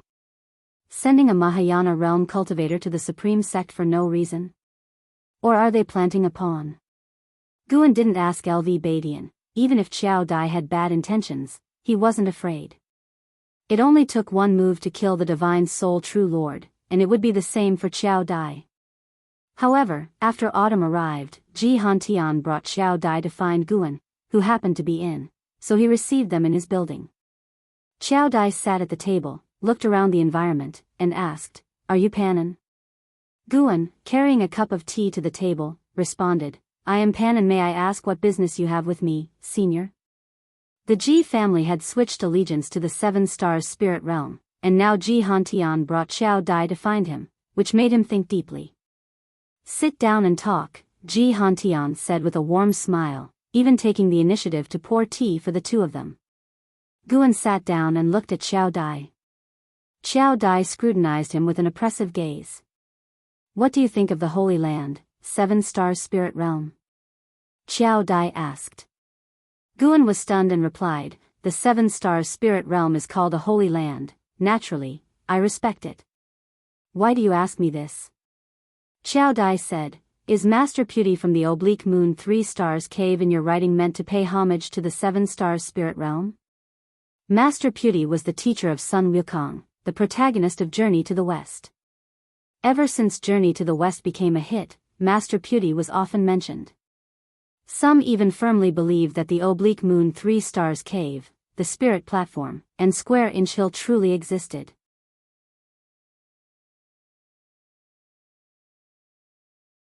Guan nodded. Since the Ji family had turned to the Seven Stars Spirit Realm, and Xiao Dai came from the Seven Stars Spirit Realm, Guan naturally had to go along with their thoughts. If these two still had doubts about him, he could only have Sword Venerable Fudao take action.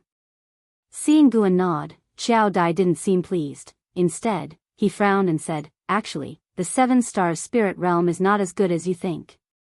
Upon hearing this, Guan looked at him in amazement. What does this mean? Could it be that Xiao Dai harbored enmity toward the Seven Stars Spirit Realm?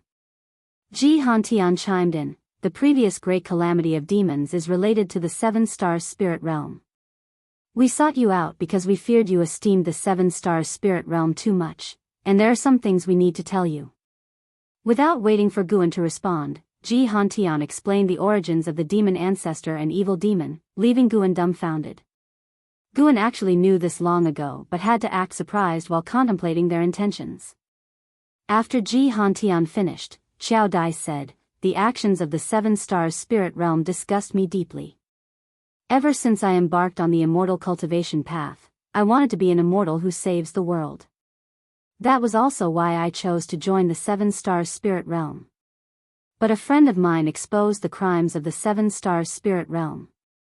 He came from the Lin family, whose ancestor was slain by Sword Venerable Fudao after attacking the Supreme Sect. Later, during the siege of the evil demon, the Lin family suffered heavy losses. Taking advantage of this, their adversaries within the Seven Stars Spirit Realm sought to exterminate them. Before fleeing, my friend left me a letter exposing the general misdeeds committed by the high-ups of the Six Stars Cave against the Lin family. It took me years to fully accept these facts." Guan felt a sigh of lament at hearing that the Lin family had been abandoned by the Seven Stars Spirit Realm. Of course, the Lin family's annihilation was not undeserved, just infighting among dogs. Guan furrowed his brow and said, I am merely a minor cultivator in the Foundation establishment realm. Why are you telling me this? I cannot help you. Don't think of using Pan An's name to expose the Holy Land. I cannot afford to provoke them. Ji Hantian smiled, rest assured, we are not that reckless. The 7 Stars Spirit Realm is currently too powerful, and even the combined forces of the 3 dynasties can't shake it. We just hope you won't exalt the 7 Stars Spirit Realm in your books in the future. Xiao Dai nodded and said, exactly. Your influence is truly great. I used to disdain it until I read your Investiture of the Gods and Journey to the West, only then realizing your prowess. However, I liked your Supreme Immortal Venerable the most. The story of a comeback is more captivating. So that's what it's about. Guan found it both laughable and exasperating.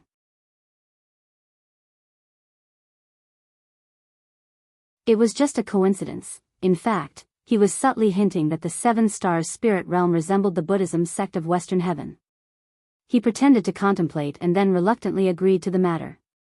Seeing Guan seemingly hesitant, Ji Hantian and Xiao Dai didn't get angry. They too took a long time to process this information when they first learned about it. Not only did they have to expose the evil side of the 7 Stars Spirit Realm, but they also had to endure the pressure of confronting it directly. This was, after all, the most powerful force on the continent, with no equal. Guan couldn't help but ask, if the 7 Stars Spirit Realm wishes to enslave all beings, why engage in such roundabout methods? Even the combined forces of our 3 dynasties are no match for them, right? Xiao Dai replied, not all of the 7 Stars Spirit Realm is evil. On the ocean, it remains a holy land of the righteous path. Our continent is merely one region of the 7 Stars Spirit Realm, governed by the 6 Stars Cave and 7 Stars Cave. Over the past tens of thousands of years, the high-ups of the 6 Stars Cave sought extreme ways to break through the heavenly destiny, deceiving superiors and subordinates, leading to these consequences. In the unseen world, there exists chi fortune and incense. If the beings of the continent detest the 7 Stars Spirit Realm, the other star caves would surely notice. If the beings are exterminated, it would also attract the attention of surrounding forces. Fire can't be wrapped in paper, and most cultivators within the 7 Stars Spirit Realm are unaware of this, considering themselves disciples of the righteous path. Once again, it was the parasites within the righteous path committing atrocities, but the parasites of the 7 Stars Spirit Realm were in existence that the beings of the continent couldn't contend with. Guan feigned a sudden realization, then asked a few more questions, even mentioning the Ephemera sect. The reason the Ephemera sect managed to come through the 9 Nether Road was due to the connection between its hierarch, Butcher Immortal Jing, and an elder in the 6 Stars Cave. The interwoven interests between the two were immeasurable. It seemed like they were allowing the Ephemera sect to wreak havoc, but in reality, that elder wanted to devour the essence of the origin tree of Ephemera. Once the 3 dynasties' cultivators sacrificed to the origin tree, the elder would strike, not only reaping benefits but also gaining a good reputation. The continent where the Ephemera sect resided was also a subsidiary of the 7 Stars Spirit Realm, extremely distant from here, so far that the cultivators of the Ephemera sect had to rely on the 9 Nether Road. Without Mahayana realm cultivation, they would surely die en route through the ocean. The 3 continued their conversation for an hour. Before leaving, Ji Hantian urged Guan not to spread this matter. With the current strength of the Supreme Sect, it was completely inadequate to contend against the 7 Stars Spirit Realm, so they had to endure. Guan rose to see them off. Watching Ji Hantian's departing figure, he very much wanted to ask about the Ji family's true stance towards the 7 Stars Spirit Realm.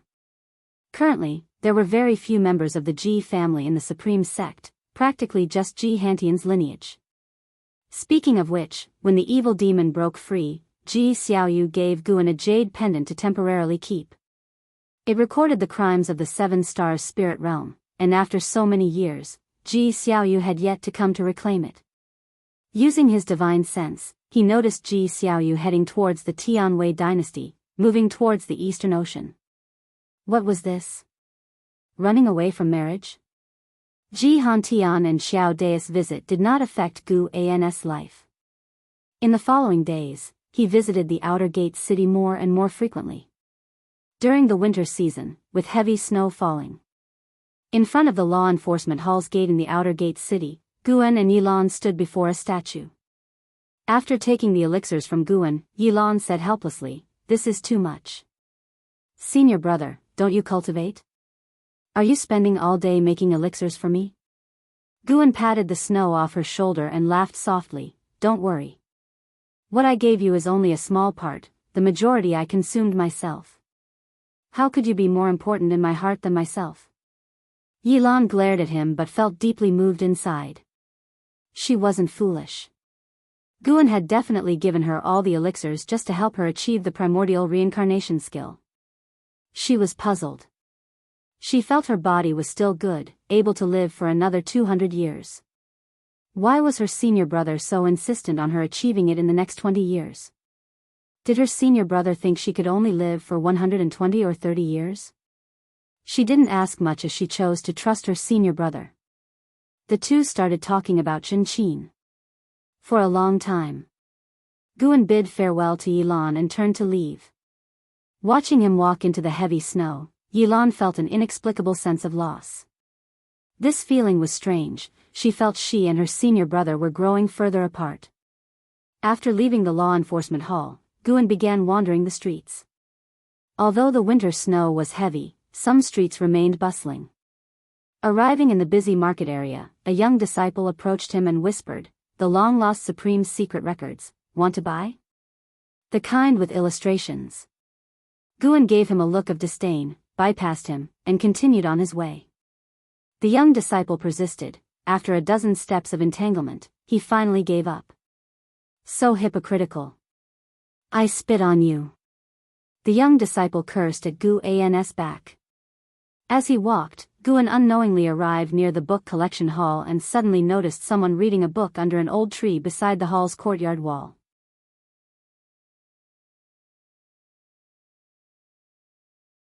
Reading Journey to the West, no less. Guan walked past and curiously asked, "Brother, why don't you read inside? There are seats in there." Foundation establishment realm, just average. Even his appearance was average. But Guan felt something off about his aura, so he used lifespan detection. Yu Yingying, Foundation establishment realm, 8th floor 124/400/5000. Maximum lifespan of 5,000 years? Why is the cultivation level so low? And the name is a woman's? Doesn't seem like she's disguised as a man. Yu Yingying looked up at Guan and replied, "It's too noisy inside. It's more peaceful here, and I can feel the nature." Then she suddenly scrutinized Guan, hesitated, and asked, "Are you Guan?"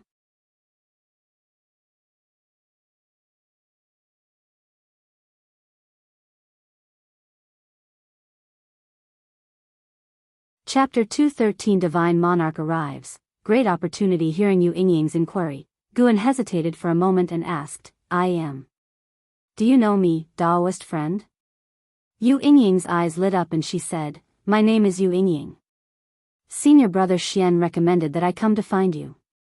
I was originally going directly to your Medicine Valley but couldn't resist coming to see Journey to the West first." "Senior brother Xian Tianyi?" "That's right. We are from the same sect in the Star Sea congregations. You might not know about the Star Sea congregations, they are a great sect overseas." She started introducing the Star Sea congregations, and Guan listened attentively, pondering why Xian Tianyi had sent her. Guan became increasingly certain that Yu Yingying was indeed a woman, merely using some miracle technique to make her aura and appearance resemble that of a man. Such means were truly impressive. Without using divine sense to probe her, she could deceive someone at the 9th level of the heaven and earth flying immortal realm like Guan. How could it not be impressive? However, since she came from the Star Sea congregations, it made sense. The Star Sea congregations had a long history and had certainly produced heaven and earth flying immortals, possessing miracle techniques and divine skills that could deceive the senses of such beings. It wasn't unusual. Yu Yingying greatly admired Guan's investiture of the gods and Journey to the West, so her words were filled with praise. For a long time. Guan asked, "Taoist friend, "You didn't come just to find me, did you? Coming all the way from overseas just for 2 books?" He didn't believe it. Yu Yingying surely had other motives. Yu Yingying nodded and said, "To be honest, senior brother recommended me to sit at the Supreme Sect. But fearing I would be bored, he suggested I come to see you. I am indeed very interested in your books." To sit? Guan became even more curious. Yu Yingying said, "Senior brother fears that the 7 stars spirit realm might attack the Supreme Sect. With me around, they would at least not dare to act rashly." So impressive? This Foundation Establishment Realm's 6th layer cultivator seemed to have a significant background. What background could intimidate the 6 stars cave? Guan pondered while inquiring further, but Yu Yingying didn't want to say more. Later, Guan invited her to the 3rd Medicine Valley, but she refused politely, saying she had already rented a residence in the outer sect and would visit him if she felt bored. Guan was just being polite. Since she refused, he naturally wouldn't insist. Yu Yingying suddenly waved her sleeve, transforming into a slender woman in blue clothes, with fair skin and a beautiful face. Her eyes carried a playful and mischievous spirit. Her long hair reached her calves, the ends tied with a red scarf.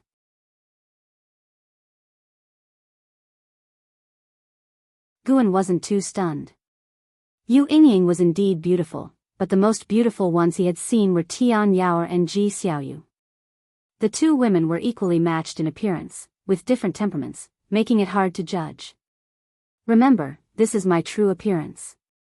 Yu Yingying winked at Guan, then waved her sleeve again, turning back into the ordinary male image from before. Guan feigned a shocked expression, greatly satisfying Yu Yingying's vanity. After leaving her residence address, she turned and left. After she had gone far, Guan finally smiled. Hopefully, this woman could truly become the trump card of the Supreme Sect. 5 years swiftly passed by.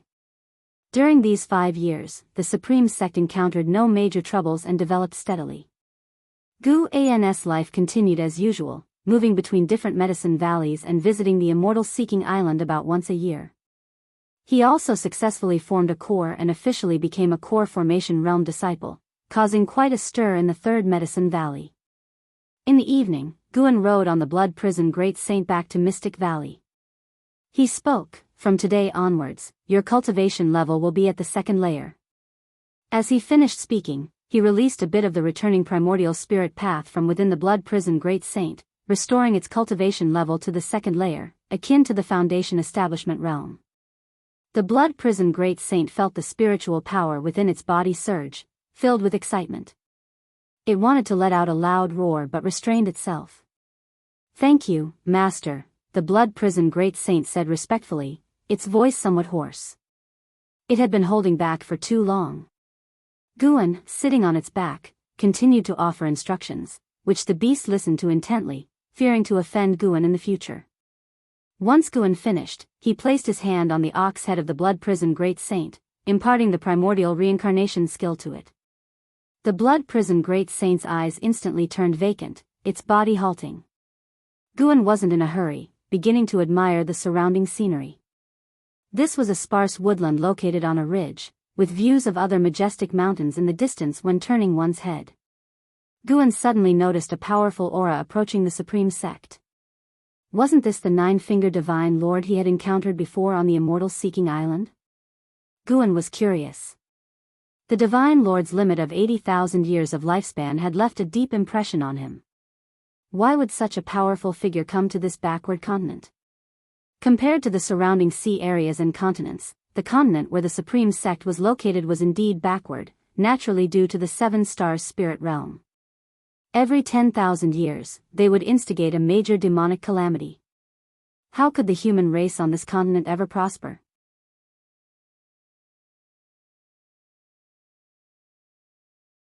After the demonic calamity ended, the 7 stars spirit realm was quite restrained, causing no further troubles but sending more disciples down the mountain to establish more connections with the secular world. Because of this, the 7 stars spirit realm remained highly regarded in the immortal cultivation world, with many sects hoping to establish friendly relations with them. Guan silently pondered. After a long time, The blood prison great saint finally awakened, exclaiming excitedly, "What a domineering cultivation technique! Master, if I cultivate this technique for 1,000 years, can I ascend into the realm of immortal path in one leap?" It was willing to be Guan's steed for 1,000 years, with its cultivation sealed. It was perfectly suited to cultivate the primordial reincarnation skill during this time. "That depends on whether you put in the effort," Guan replied with a smile. The blood prison great saint wanted to say more, but Guan patted its head, transmitting a message that someone was approaching, causing it to shut up immediately. "Let's continue on our way," Guan said. The blood prison great saint immediately resumed walking.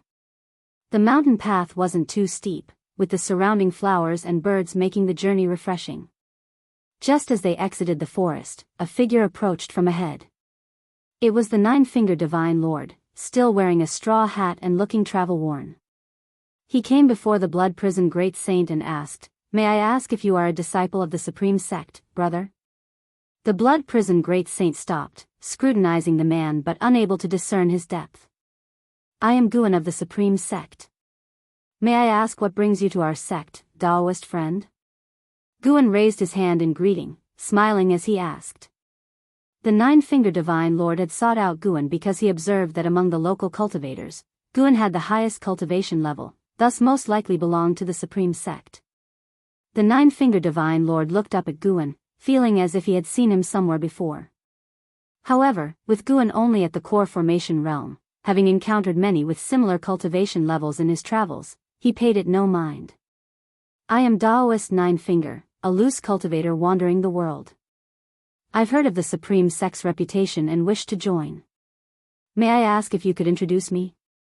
Guan naturally didn't refuse, agreeing readily, and began leading the way. The blood prison great saint walked at a leisurely pace, and the Nine-Fingered Divine Lord was in no hurry, using the time to learn more about the Supreme Sect from Guan. He asked many questions, and Guan answered them all, his forthrightness furthering the Divine Lord's favorable impression of him. After a considerable time, the two grew closer. "Taoist friend, could you tell me your cultivation level so that I can decide whether to take you to the outer sect or the inner sect?" Guan asked.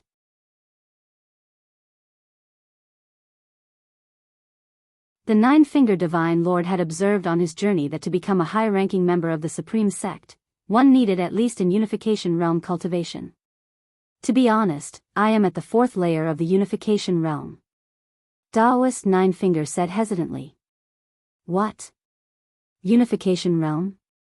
Guan exclaimed, making the blood prison great saint want to roll its eyes.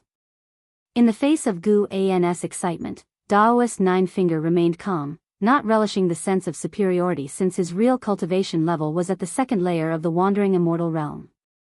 Energy cultivation, foundation establishment, core formation, nascent soul, divinity transformation, void crossing, unification, mystic heart, Mahayana, nirvana, loose immortal, wandering immortal.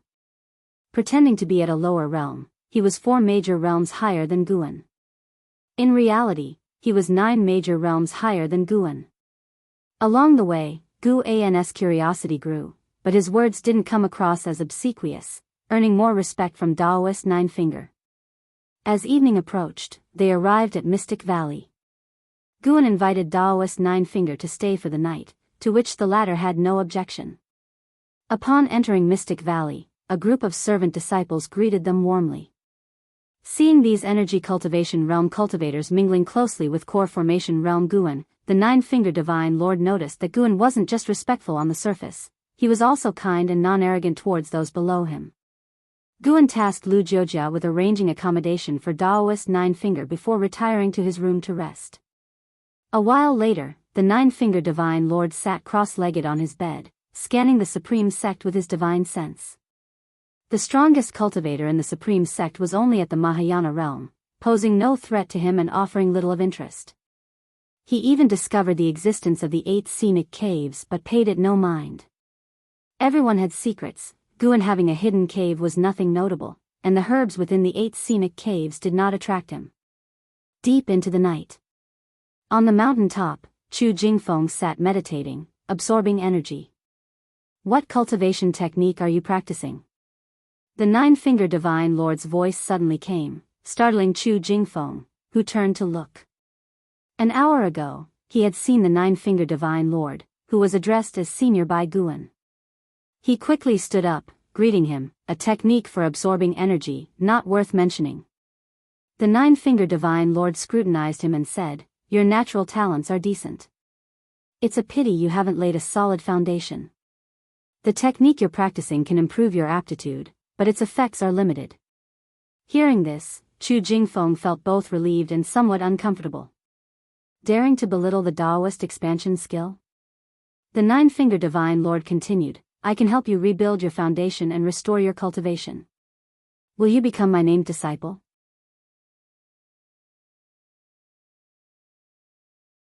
Chu Jingfeng hesitated and asked, "May I know the senior's identity?" The Nine-Finger Divine Lord's eyes flashed with appreciation. "I am a loose cultivator from overseas. I met your Valley Master. Tomorrow, I will join the Supreme Sect. I am an Unification Realm cultivator. According to your Valley Master, becoming an elder shouldn't be difficult." Unification Realm cultivator. Chu Jingfeng was stunned.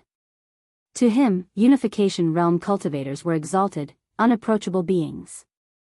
He gritted his teeth and said, "I need to discuss this with the Valley Master. He took me in when I was in distress. I can't just leave." "Ha ha ha, talk to him tomorrow then." The Nine-Finger Divine Lord laughed, then turned and left. This foolish boy didn't realize he had encountered a great fortune.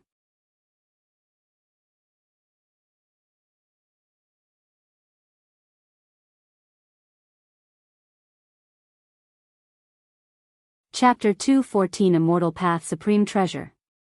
The next morning, Nine-Finger Divine Lord brought Chu Jingfeng to find Guan and expressed his intention to take him as a disciple. Guan was pleasantly surprised and hastily had Chu Jingfeng express his gratitude to Nine-Finger Divine Lord. This gesture deeply moved Chu Jingfeng. Upon hearing that Nine-Finger Divine Lord could help him restore his cultivation level, he felt tempted. However, given all that Guan had done for him over the years, he felt torn and unsure of how to decide. Nine-Finger Divine Lord also held Guan in higher regard. He could see that Guan was genuinely happy for Chu Jingfeng.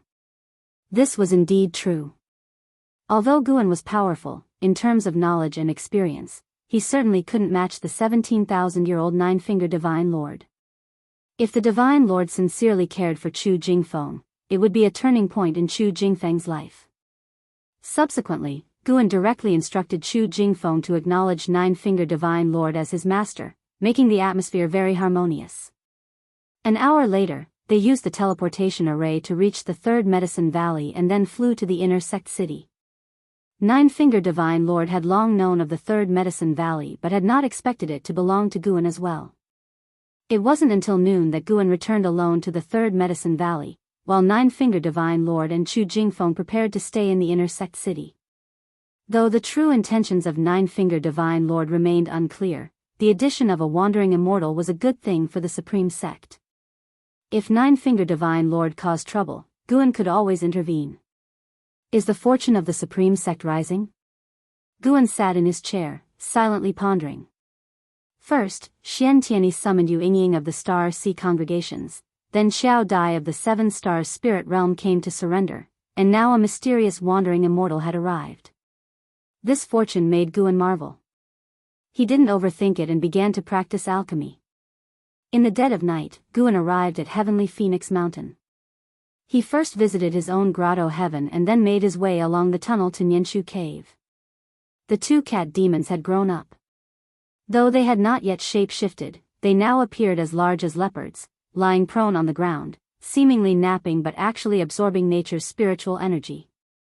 Tian Yaoer heard Gu An's footsteps and immediately stepped out of the house, appearing before Guan as if teleporting. She was about to throw herself into his arms when he pressed her forehead with his finger, stopping her from moving forward. "You are a bit slow, not fast enough." Guan was referring to Tian Yaoer's limitless freedom step. Tian Yaoer pouted and asked, "Master, did you go to your grotto heaven first?"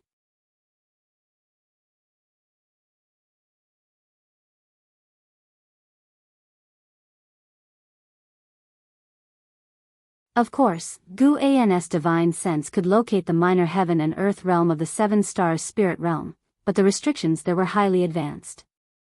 Sneaking in unnoticed was beyond his capability. If he forced his way in, it would certainly alert the cultivators of the seven stars spirit realm. Are they up to something again? Guan pondered as he dealt with Tian Yaoer. With the passage of summer into autumn, the weather remained hot. At noon, Guan rode the blood prison Great Saint to the outer gate city. There, he overheard cultivators talking about a recent event. An immortal path supreme treasure. Did you hear? There are signs of an immortal path supreme treasure in the demon land. What's an immortal path supreme treasure? I don't know either. I heard it's an immortal's magic artifact. Possessing it grants the power of an immortal. I heard about it too, but no one knows the exact location yet. Is this immortal path supreme treasure more powerful than the heaven-cutting axe? Guan listened silently, but the blood prison Great Saint, unable to contain his curiosity, asked, Master, is there really such an immortal path supreme treasure? Guan did not answer but looked ahead. Yu Yingying approached, hands behind her back, her face beaming with a smile. It's true. Want to know more? She asked. The blood prison Great Saint nodded, eagerly looking at her. However, Yu Yingying rolled her eyes at him and then looked at Guan. Guan smiled and said, Of course, I'm also interested. Come to my residence, I have something to discuss with you, Yu Yingying said, turning to leave. Guan patted the Great Saint, signaling him to follow. After 30 minutes, they were sitting in a courtyard. Yu Yingying and Guan sat across from each other at a stone table.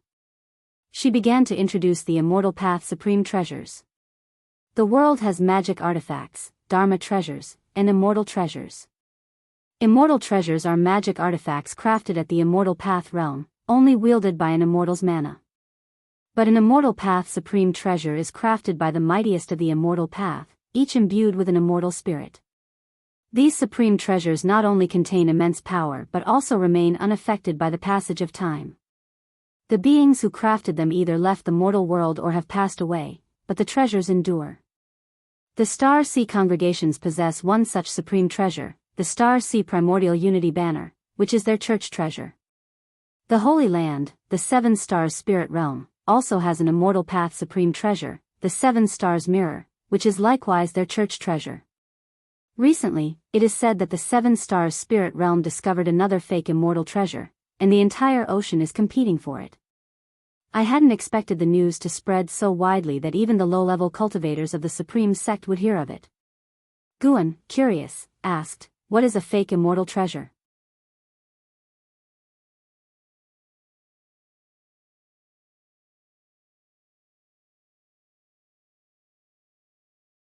Had his master written a book for him? Who was Sun Wukong? Could it be the monkey in Tianya Valley? Thinking of those 3 monkeys, the blood prison Great Saint felt angry. Those 3 always stealthily pulled his fur, and he couldn't catch them. 2 hours passed like this. Yu Yingying brought tea and snacks, indicating she had no intention of letting Guan leave. In the few years since arriving at the Supreme Sect, she hadn't sought out Guan because she was busy reading. She had read through all the books in the book collection hall, a determination that impressed even Guan. At that moment, a high-pitched dragon's roar echoed from the sky. Yu Yingying's face changed, and she murmured, Dragon-slaying spear Qi Zhouxiao. You're tuning into the Romantic Tales YouTube channel. Don't forget to subscribe and join us on this journey to catch the most captivating stories.